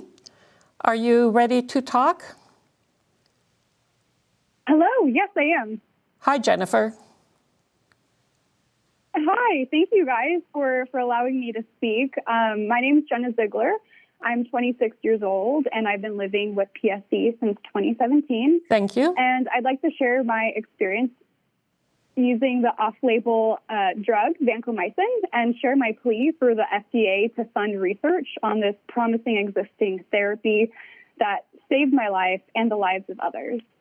These past 3 years, I've been actually virtually pain-free with normal labs, no complications, infections, or disease progression. And as we've heard today, while many others are preparing for liver transplant or experiencing intense symptoms, I am so thankful to be the healthiest I've ever been. Unfortunately, vancomycin is often discounted because of its many nuances. Dr. Kenneth Cox at Stanford has identified at least 5 factors that affect vanco's efficacy, including brand and dose. And 2 capsule brands have been shown to return elevated liver enzymes to normal, halt fibrosis, and even potentially eliminate the need for liver transplant, while 5 oral brands have no effect. And in 2018, my pharmacy accidentally ordered me one of those 5 brands, and swallowing those pills was detrimental to my health. It started a year-long flare that put me in the hospital and even forced me to drop out of postgraduate school. Jennifer, that sounds like an amazing experience that you've had with Vanco, and it gets into all kinds of issues about the different versions and generics, etc., that are not always, the drugs are not always exactly the same, as you have discovered. But it's very good to hear about that from you, and thank you for calling in and making that comment. We have 1 minute left, and I would just like to do a quick round with the panel. Fred, would you encourage patients to participate in clinical trials?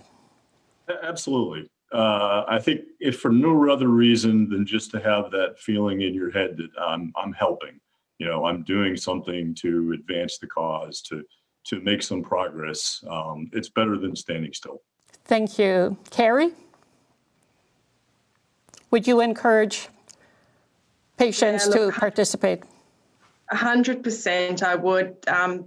Even going on from what Fred has said, it gives a patient access to experts and people who are keen in that specific field. So people who are really wanting to work with PSC, these are the people that are running at the clinical trials centre at the coalface. So yeah, expert care you'll get. We're just running out of time, so very quickly, Dr. Gupta and Rachel, hands up or down? Clinical trials, up, thumbs up, thumbs up. Thank you very much. Thank you very much, all of you. And I'm so sorry we're out of time, but this has been another very informative session.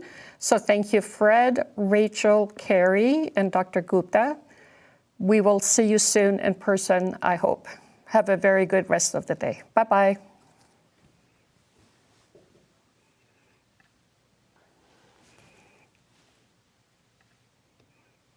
So we go back to our program. Now we will hear from the patient perspective on participating in PSC trials. We will hear from 2 people, Dr. Lisa Petitcon and from Nathan Buggett. Please. Hi, my name is Lisa Petitcon. I have a PhD in pharmacology. I have 16 years experience at Merck and Schering-Plough in both regulatory affairs and clinical research. I've spent the last 14 years in hepatology. 9 years ago, my life was pretty good. I was a pharmaceutical executive and raising 2 young boys with my husband. Imagine my surprise when my 11-year-old's labs came back with inflammation in his liver and gut. A quick trip to New York ultimately led to a colonoscopy, an upper endoscopy, a liver biopsy, and labs too numerous to count. Within 4 weeks, my 11-year-old son Alex was diagnosed with Crohn's disease and PSC. Imagine my surprise. I live liver every single day, and I had no idea what PSC was. No problem. Let me just talk to the docs, and we'll figure out how to treat this and get my son better. That's when reality hit. There are no treatments, and there is no cure. Based on the literature I was reading, my son would likely need a liver transplant by the time he was 23. My next hope was clinical research. I searched clinicaltrials.gov and looked for what would be out there for him. There were very few adult studies, and those were mainly single-center, uncontrolled studies, and there was nothing for pediatrics. 9 years later, there is still nothing for pediatric PSCers. I understand, but I cannot accept this. I think back to the days when I was working in chronic hepatitis C, and when parents of children with the disease would ask why the clinical trials for children were delayed. Many of the reasons that we gave focused on metabolism. Children metabolize the drug differently, and a full PK/PD program would have to be done in children before we could move forward. Another was formulation. Children many times cannot handle the same meds that adults can, and a different formulation would have to be developed. A third was benefit-risk ratio. We would have to fully define the benefit-risk ratio in adults before we could move forward with a pediatric development plan. Unfortunately, pediatric PSCers don't have time to wait. We cannot wait for the same program and the same stepwise program for pediatric development. We need to be creative as to how we can move this forward quicker. Some of the suggestions could be for the current adult PSC protocols that are ongoing is to decrease the age to 13. We know that many teens are the same size as adults, and they can metabolize the drug the same. A separate sub-study within the adult program focusing on PK/PD and slower enrollment for these children between 13 and 18 could be put together. We also know formulation would less likely be an issue.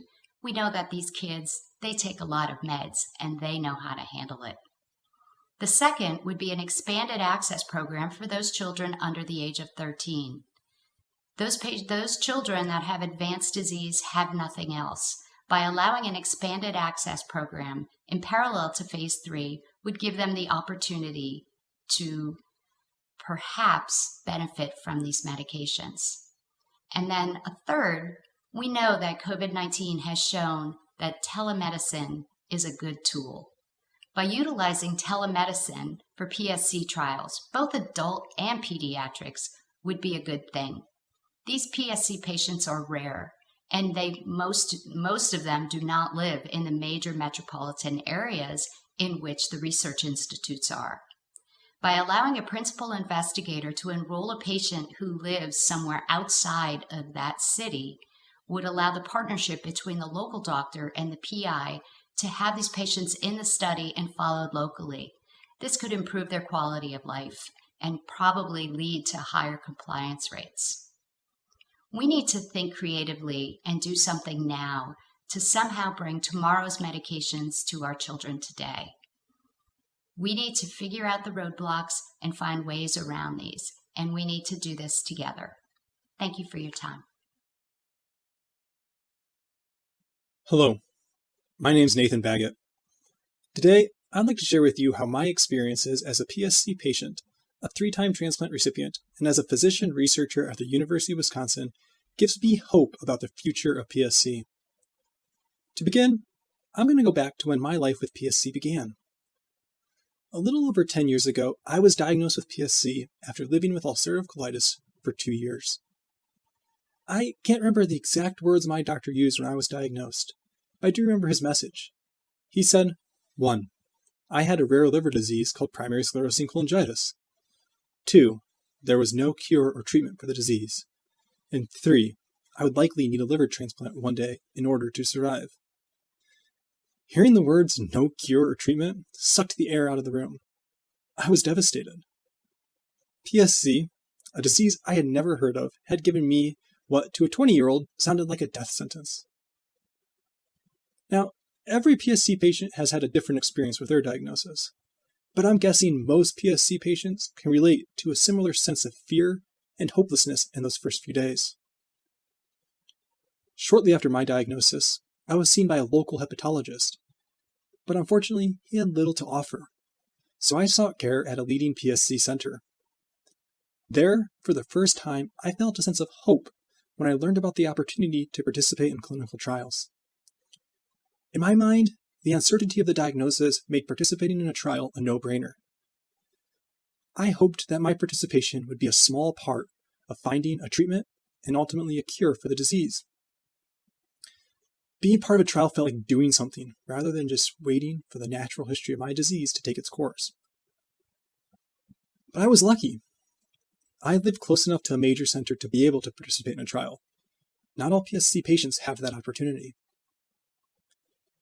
Even with the benefit of proximity, I still had to think carefully about the time commitment for some studies because I was a busy college student, so traveling back and forth for additional appointments, lab draws, or procedures wasn't always realistic. Other studies that asked for patients to undergo a biopsy seemed unreasonable to me because to that point, my routine care had not yet required a biopsy. Over the years, I learned to live with the fear and uncertainty that comes with a diagnosis like PSC. I graduated from college, continued to work as a firefighter and paramedic, met and married my wife, and attended and graduated from medical school. But along the way, I faced an ever-present battle with the symptoms of PSC. I fought recurrent episodes of cholangitis that required hospitalization and antibiotics, and outside the hospital, I was constantly itchy, to the point that my scratching left my arms and legs bloody. I struggled to focus, and it was always difficult to sleep. After years of my symptoms worsening, my journey with PSC culminated 3 years ago when I received a live donor liver transplant for my cousin. Every PSC patient who has required transplantation highlights the need for better treatments to reverse the course and slow the progression of the disease. And my story is no different. Transplantation definitely saved my life, but at an extremely high cost. Since my first transplant, I've undergone 2 additional transplants, spent over 300 days in the hospital, endured 16 surgeries plus countless procedures, and was off work for over 2 years.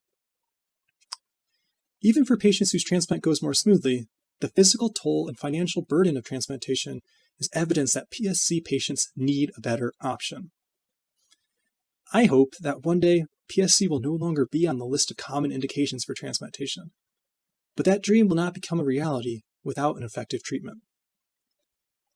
So what's next? COVID-19 has upended all aspects of our lives. We've learned new phrases like social distancing and let's meet over Zoom. And we've all figured out how to work, learn, and socialize virtually. This strange new normal has extended to my work in clinical research. Our team has spent much of the last 6 months revising our protocols for our clinical trial to shift from 100% in-person enrollment to 100% virtual enrollment. And seeing the ways in which we've been able to adapt to the reality forced upon us by COVID-19 gives me a lot of hope.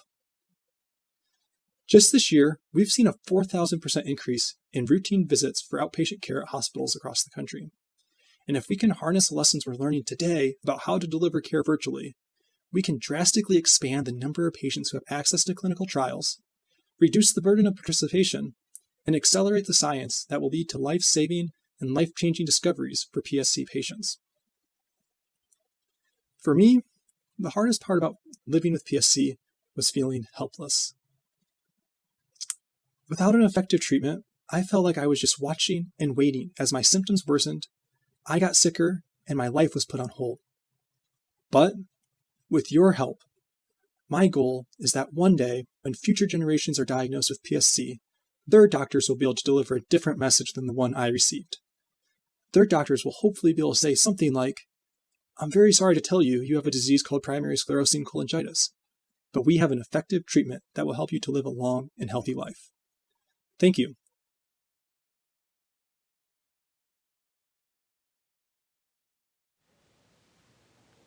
Thank you, Dr. Petticone and Dr. Baggett, for sharing both your expertise and those messages of hope. Once again, Dr. James McMurtry will now share the Our Voices survey results on questions, this time relating to clinical trials. Please go ahead, Dr. McMurtry. I'd like to welcome you back and thank you again for your attention. This is my portion of session 5. The first question that we asked were you ever asked to be in a clinical trial for a new or investigational medication? This had a very strong negative response, with about 75% saying no.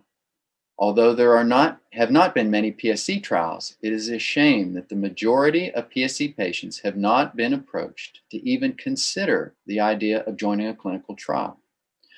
There is a need for more patient education and awareness regarding clinical trials, especially focused on those patients who are not routinely followed at large medical centers.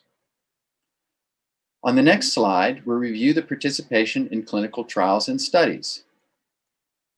Here we show a response to the question that asks, have you participated in non-medication clinical trials and studies involving registry data, surveys, blood draws, stool samples, imaging, genetic testing, and others?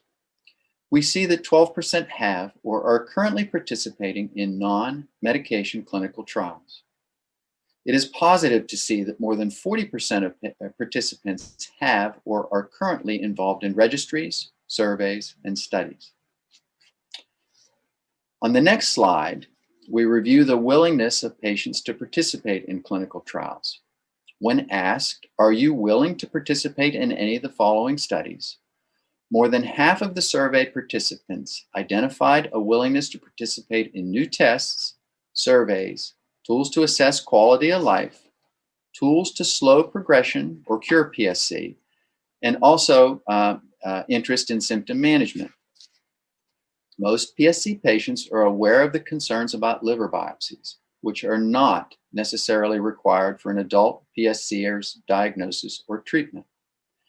Perhaps identifying a process to analyze the factors in the complex issues surrounding liver biopsies in clinical trials, and including the voice of the patient, could reduce or remove a barrier to future clinical trials. Overall, we see that many PSCers have expressed a great willingness to participate in clinical trials. On the next slide, we review the information from a prior PSC partner survey that identified patient-reported concerns about joining a clinical trial. In this survey, we identified, asked 19 previously reported concerns and asked the participants to rank their top 5. You are seeing the most frequently selected. Unknown side effects and the possibility the drug may affect current treatments was chosen most frequently, followed by difficulty communicating with the clinical team. Liver biopsies were again noted as a concern. Other concerns include fear of jeopardizing my current health, lack of access to my study results, and time to travel to a medical center. Again, questions remain. What are the best ways to help reduce patient concerns? Of note, one of the most highly ranked concerns, communication, is likely something that is easier to address than others. Please consider using PSC partners as a resource in communication. Other questions include, will greater awareness of patient concerns promote proactive education, discussion, and patient knowledge? Will this lead to access to researchers, industry, and support staff to address concerns and increase participation? And will clinical trial protocols developed or revised as a result of the current pandemic increase or decrease participation in these studies? Certainly, insight will be available from more intense analysis of the 40-question Our Voices survey, and we invite the audience to connect with us to learn more. I'd again like to thank you for asking me to talk and for your attention today. And with this, I'll turn my section back over to the moderator. Thank you again.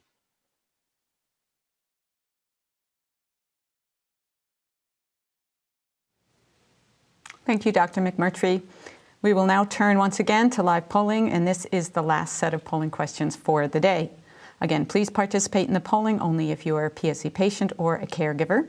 To get to the polling, find the live polling tab at the bottom of the page under the live stream window, or pick up your phone and go directly to pollev.com/PFDD, PSC PFDD. For this first question, with COVID-19, we've seen ways in which the world can change fast and ways the world has adapted. As our previous speakers both alluded to, with respect to clinical trials, we've seen the feasibility of changes to some aspects of clinical trial practices that could reduce burdens of participation on patients. So with that in mind, please respond to the question, what would make clinical trials more patient-centric and doable? Select all that apply. A, use of telemedicine as much as possible. B, home health nursing visits when appropriate. C, home blood draws. D, stool or saliva sample by mail. E, home medication delivery. Or F, informed consent done online versus office. Not surprisingly, everybody likes use of telemedicine as much as possible. Right. It's amazing, isn't it, how one of the side effects of COVID, an unanticipated benefit, I guess we could say, is that we are all getting so much more used to doing things remotely. And so that telemedicine is no longer such an unusual idea. Yep, not such a crazy ask. Right. So I think that the responses are saying we are asking to please use them as much as possible. Right. Can we go to question 2, please? This next question is about patient willingness to contribute data to a natural history study. Before you answer, some background on how a natural history study is different from a patient registry. PSC Partners, as you've heard, has a robust patient registry. The registry collects patient-reported, standardized information about the registry participants and has many powerful uses. A natural history study is more comprehensive and includes medical data as well as patient-reported data, and helps us to learn more about the natural history of the disease. For serious rare diseases with unmet medical need, such as PSC, a natural history study may be used as an external control in a trial, that is, as evidence to replace a control arm, the placebo group, in certain types of clinical trials, and if the data is collected in a way that is acceptable to regulators. We anticipate that a natural history study intended for such use would need to include medical records, in addition to patient-reported data. So the question is, if full privacy protections are in place, are you willing to contribute your health information to a natural history study? Please select one. Wow, 97%. That is amazing. Yeah. Not a single no. Not a single no. A few maybes, and I imagine everybody would want to know more about what that full privacy protections mean. Right, right. And it's so important to also realize that if we have such a natural history study, it means we use the patient populations available for a clinical trial, especially in a rare disease, much more efficiently. Absolutely. The next question, in fact, is on that topic. Can we go to the next question? Would you want this de-identified natural history data to be shared with screened and approved academic researchers and drug developers to accelerate drug development? And the idea is obviously we could use the same information more than once. Please select one, 100%. 100%. We couldn't have ended on a more positive note. I think the message is very clear. The message is just so very clear coming out of this poll. Thank you so much to everybody who has participated in the polling throughout the day. The results of all of the polling will be made available as part of the Voice of the Patient report, so please stay tuned for that. And I think with that, we're ready to start summarizing what we've heard today. Right. Thank you, Mary. And we will go to Ricky in a minute. She's back in Denver. It's great to see you, Ricky. And we've had so much important input. I think everyone's voice has been heard, and collectively our voices have all been heard. I will pass it straight on to you to give us your concluding remarks. Thank you, Veronica. Wow.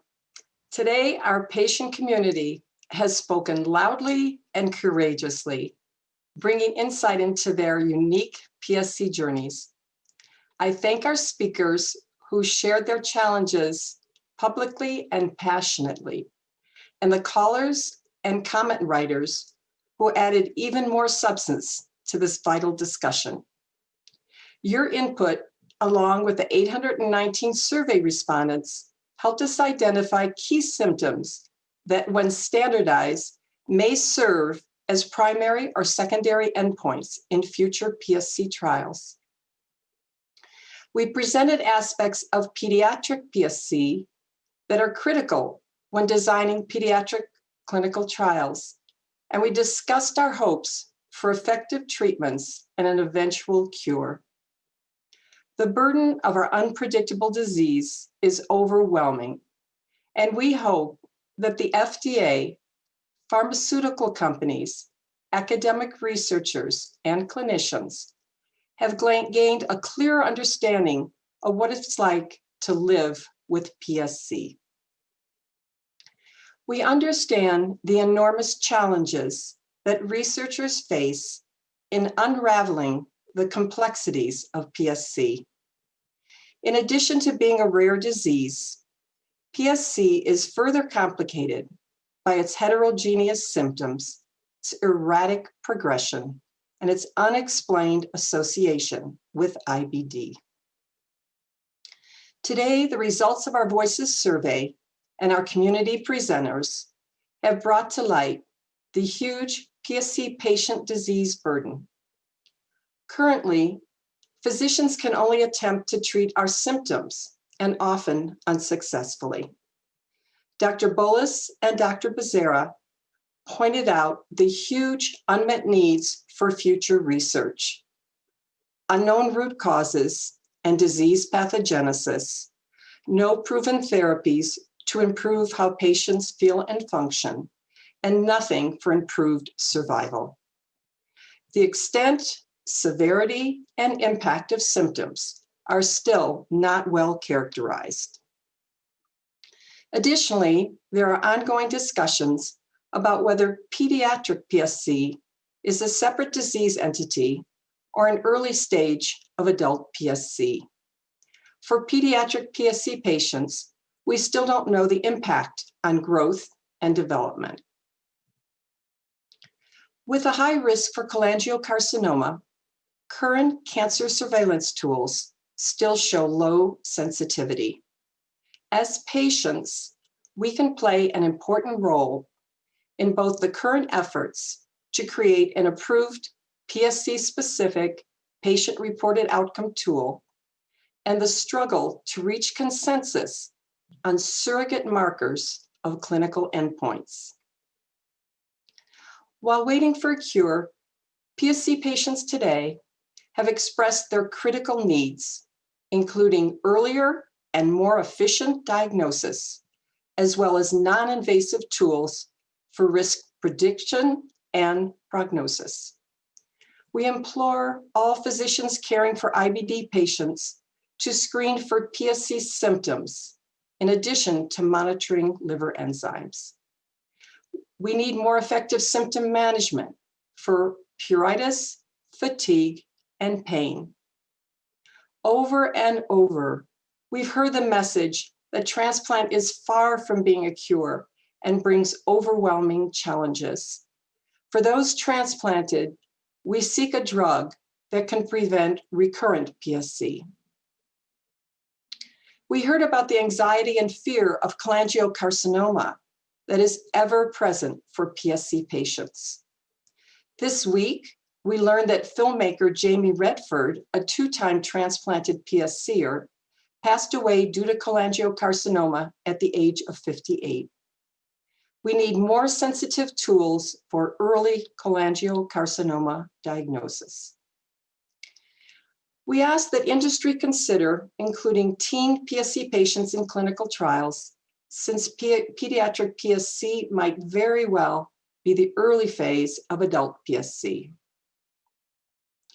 Considering the enormity of the unmet needs of our small community, we seek standard of care guidelines to ensure proper care and patient surveillance. And of course, we dream of a medication that slows disease progression and improves our lives. PSC Partners is ready to help facilitate and expedite research. Our patient registry with 1,700 participants is growing, and registry data supports research endeavors. Our grant program funds novel PSC research. We've extended our reach to AASLD, EASL, and CASL, and we have awarded over $4 million to promising international PSC studies.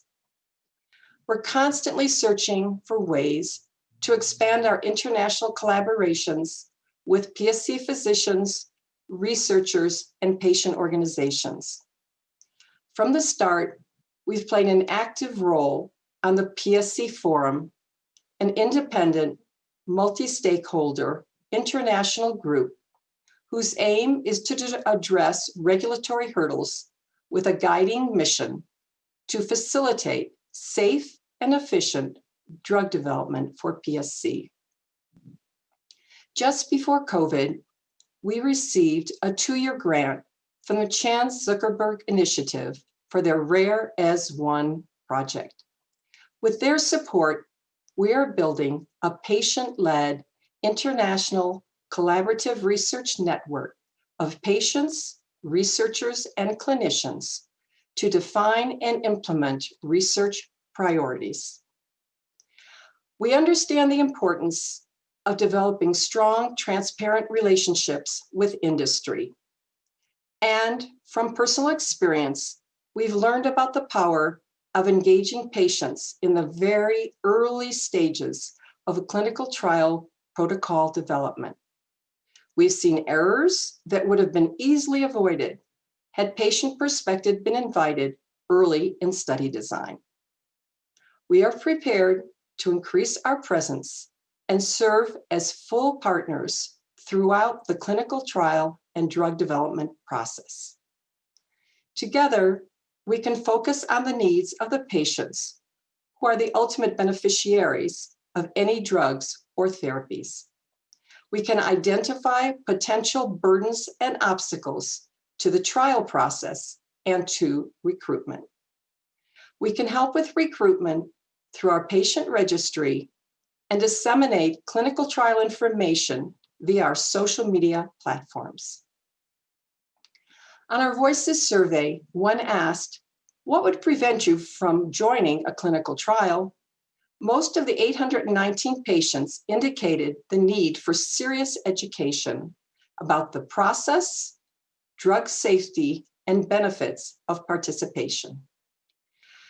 PSC Partners would like to help provide the educational component needed to build the necessary trust between patients and researchers. Patients also emphasized their need to be a respected, integral part of the clinical trial. To that end, we urge industry to offer patients detailed information about the drug and the trial protocol before, during, and at the conclusion of the trial.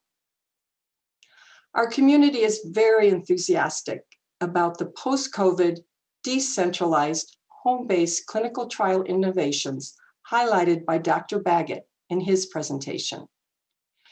Removing the considerable burdens that clinical trials bring to our already challenged patients is a game changer. We strongly advocate for the permanent adoption of home health visits, telemedicine, electronic informed consent, home drug delivery, and surveys completed at home. Next slide, please. This slide, also from Komodo Health, shows the impact of the pandemic on United States PSC patient K83.01 coded provider visits. In March of this year, in-person appointments shown in maroon plummeted as telemedicine appointments rose. As can be seen by the green curve below, telemedicine became a viable option in April, as nationally 25% of PSC visits became virtual. With the current surge of COVID cases, we can expect telemedicine visits to rise yet again. These new adaptive options have shown that this paradigm shift greatly improves clinical practices for PSC patients. Today's discussions also solidified PSC partners' wish lists for industry. We've been shown the importance of identifying validated surrogate endpoints for PSC clinical trials and recognizing that normalized alkaline phosphatase levels don't necessarily correlate with improved quality of life. Biopsies are a sensitive issue within the PSC community. With the increased sensitivity of MRCPs, for most patients, we believe there is no longer a need for invasive, risky, and often inconclusive biopsies. We are eagerly anticipating the day when risky clinical trial biopsies will be replaced by emerging, safer imaging options. Many patients are willing, but unfortunately ineligible for a trial, and we'd like to see expanded inclusion criteria without compromising trial effectiveness. We appreciate trials in which patients who are on a stable dose of urso, for example, can still be approved without the requirement of stopping their medication. We need endpoints that focus on treatment outcomes and survival. We want PSC-specific patient-reported outcome measures that are FDA approved for clinical trials and that have been tested on diverse, large populations. We are actively studying ways of facilitating the development of a robust and regulatory-grade natural history database to support clinical trials. In closing, and I know that has been a very long day for everybody, we would like to express our gratitude to the FDA for hearing us today. We celebrate the game-changing support you've shown rare disease communities by requiring that patients become active stakeholders in research. You've given us the chance to integrate ourselves in every aspect of research, and we will seek your guidance to ensure full and active participation. Our urgent need for solutions continues to increase. Patients are suffering, and we continue losing beloved community members. Industry and the FDA, we want and need your help. We are ready to work with you. What you've witnessed today is the result of months of work by our PFDD planning team, led by Joanne Hatchett. Thank you, Joanne, for your sleepless nights and incredible attention to detail. Thank you to team members Mary Vias, Rachel Gomal, Megan Carey, and Jen Chavez, and to Joanne Green, Catherine Schultz, and Raquel Valerio. Thank you to our two outstanding moderators, Dr. Veronica Miller and Mary Vias, for welcoming and kindly encouraging all our speakers. Will Llewellyn from the FDA, we very much appreciated your mentorship.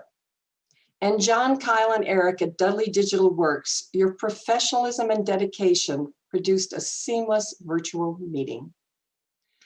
Finally, thank you to our amazing, supportive, and tight-knit PSC community, the core of today's forum. You participated today with your heart and soul and presented a powerful picture of the ravages of PSC. We will continue in our quest to find new treatments and a cure while ending with our motto, together in the fight, whatever it takes. Thank you, everyone. Back to the studio. Thank you, Ricky. Those were such amazing closing words. You've hit on every key aspect of today's workshop. Thank you so much for your leadership in this field. It's been such an honor to work with you on this together with Mary. So I can just simply repeat your thanks to everyone, all the speakers and the panelists and the live discussants. What I can mention is that the comments section will stay open until November 6th, so please continue to make your voice heard. Please continue to send in your comments, and they will all be included in the patient voice report. This webcast will be available immediately on demand. You can sign out right now and start watching again and again and again. We wish everyone a safe rest of the day and a wonderful weekend. Thank you again. Bye. Goodbye.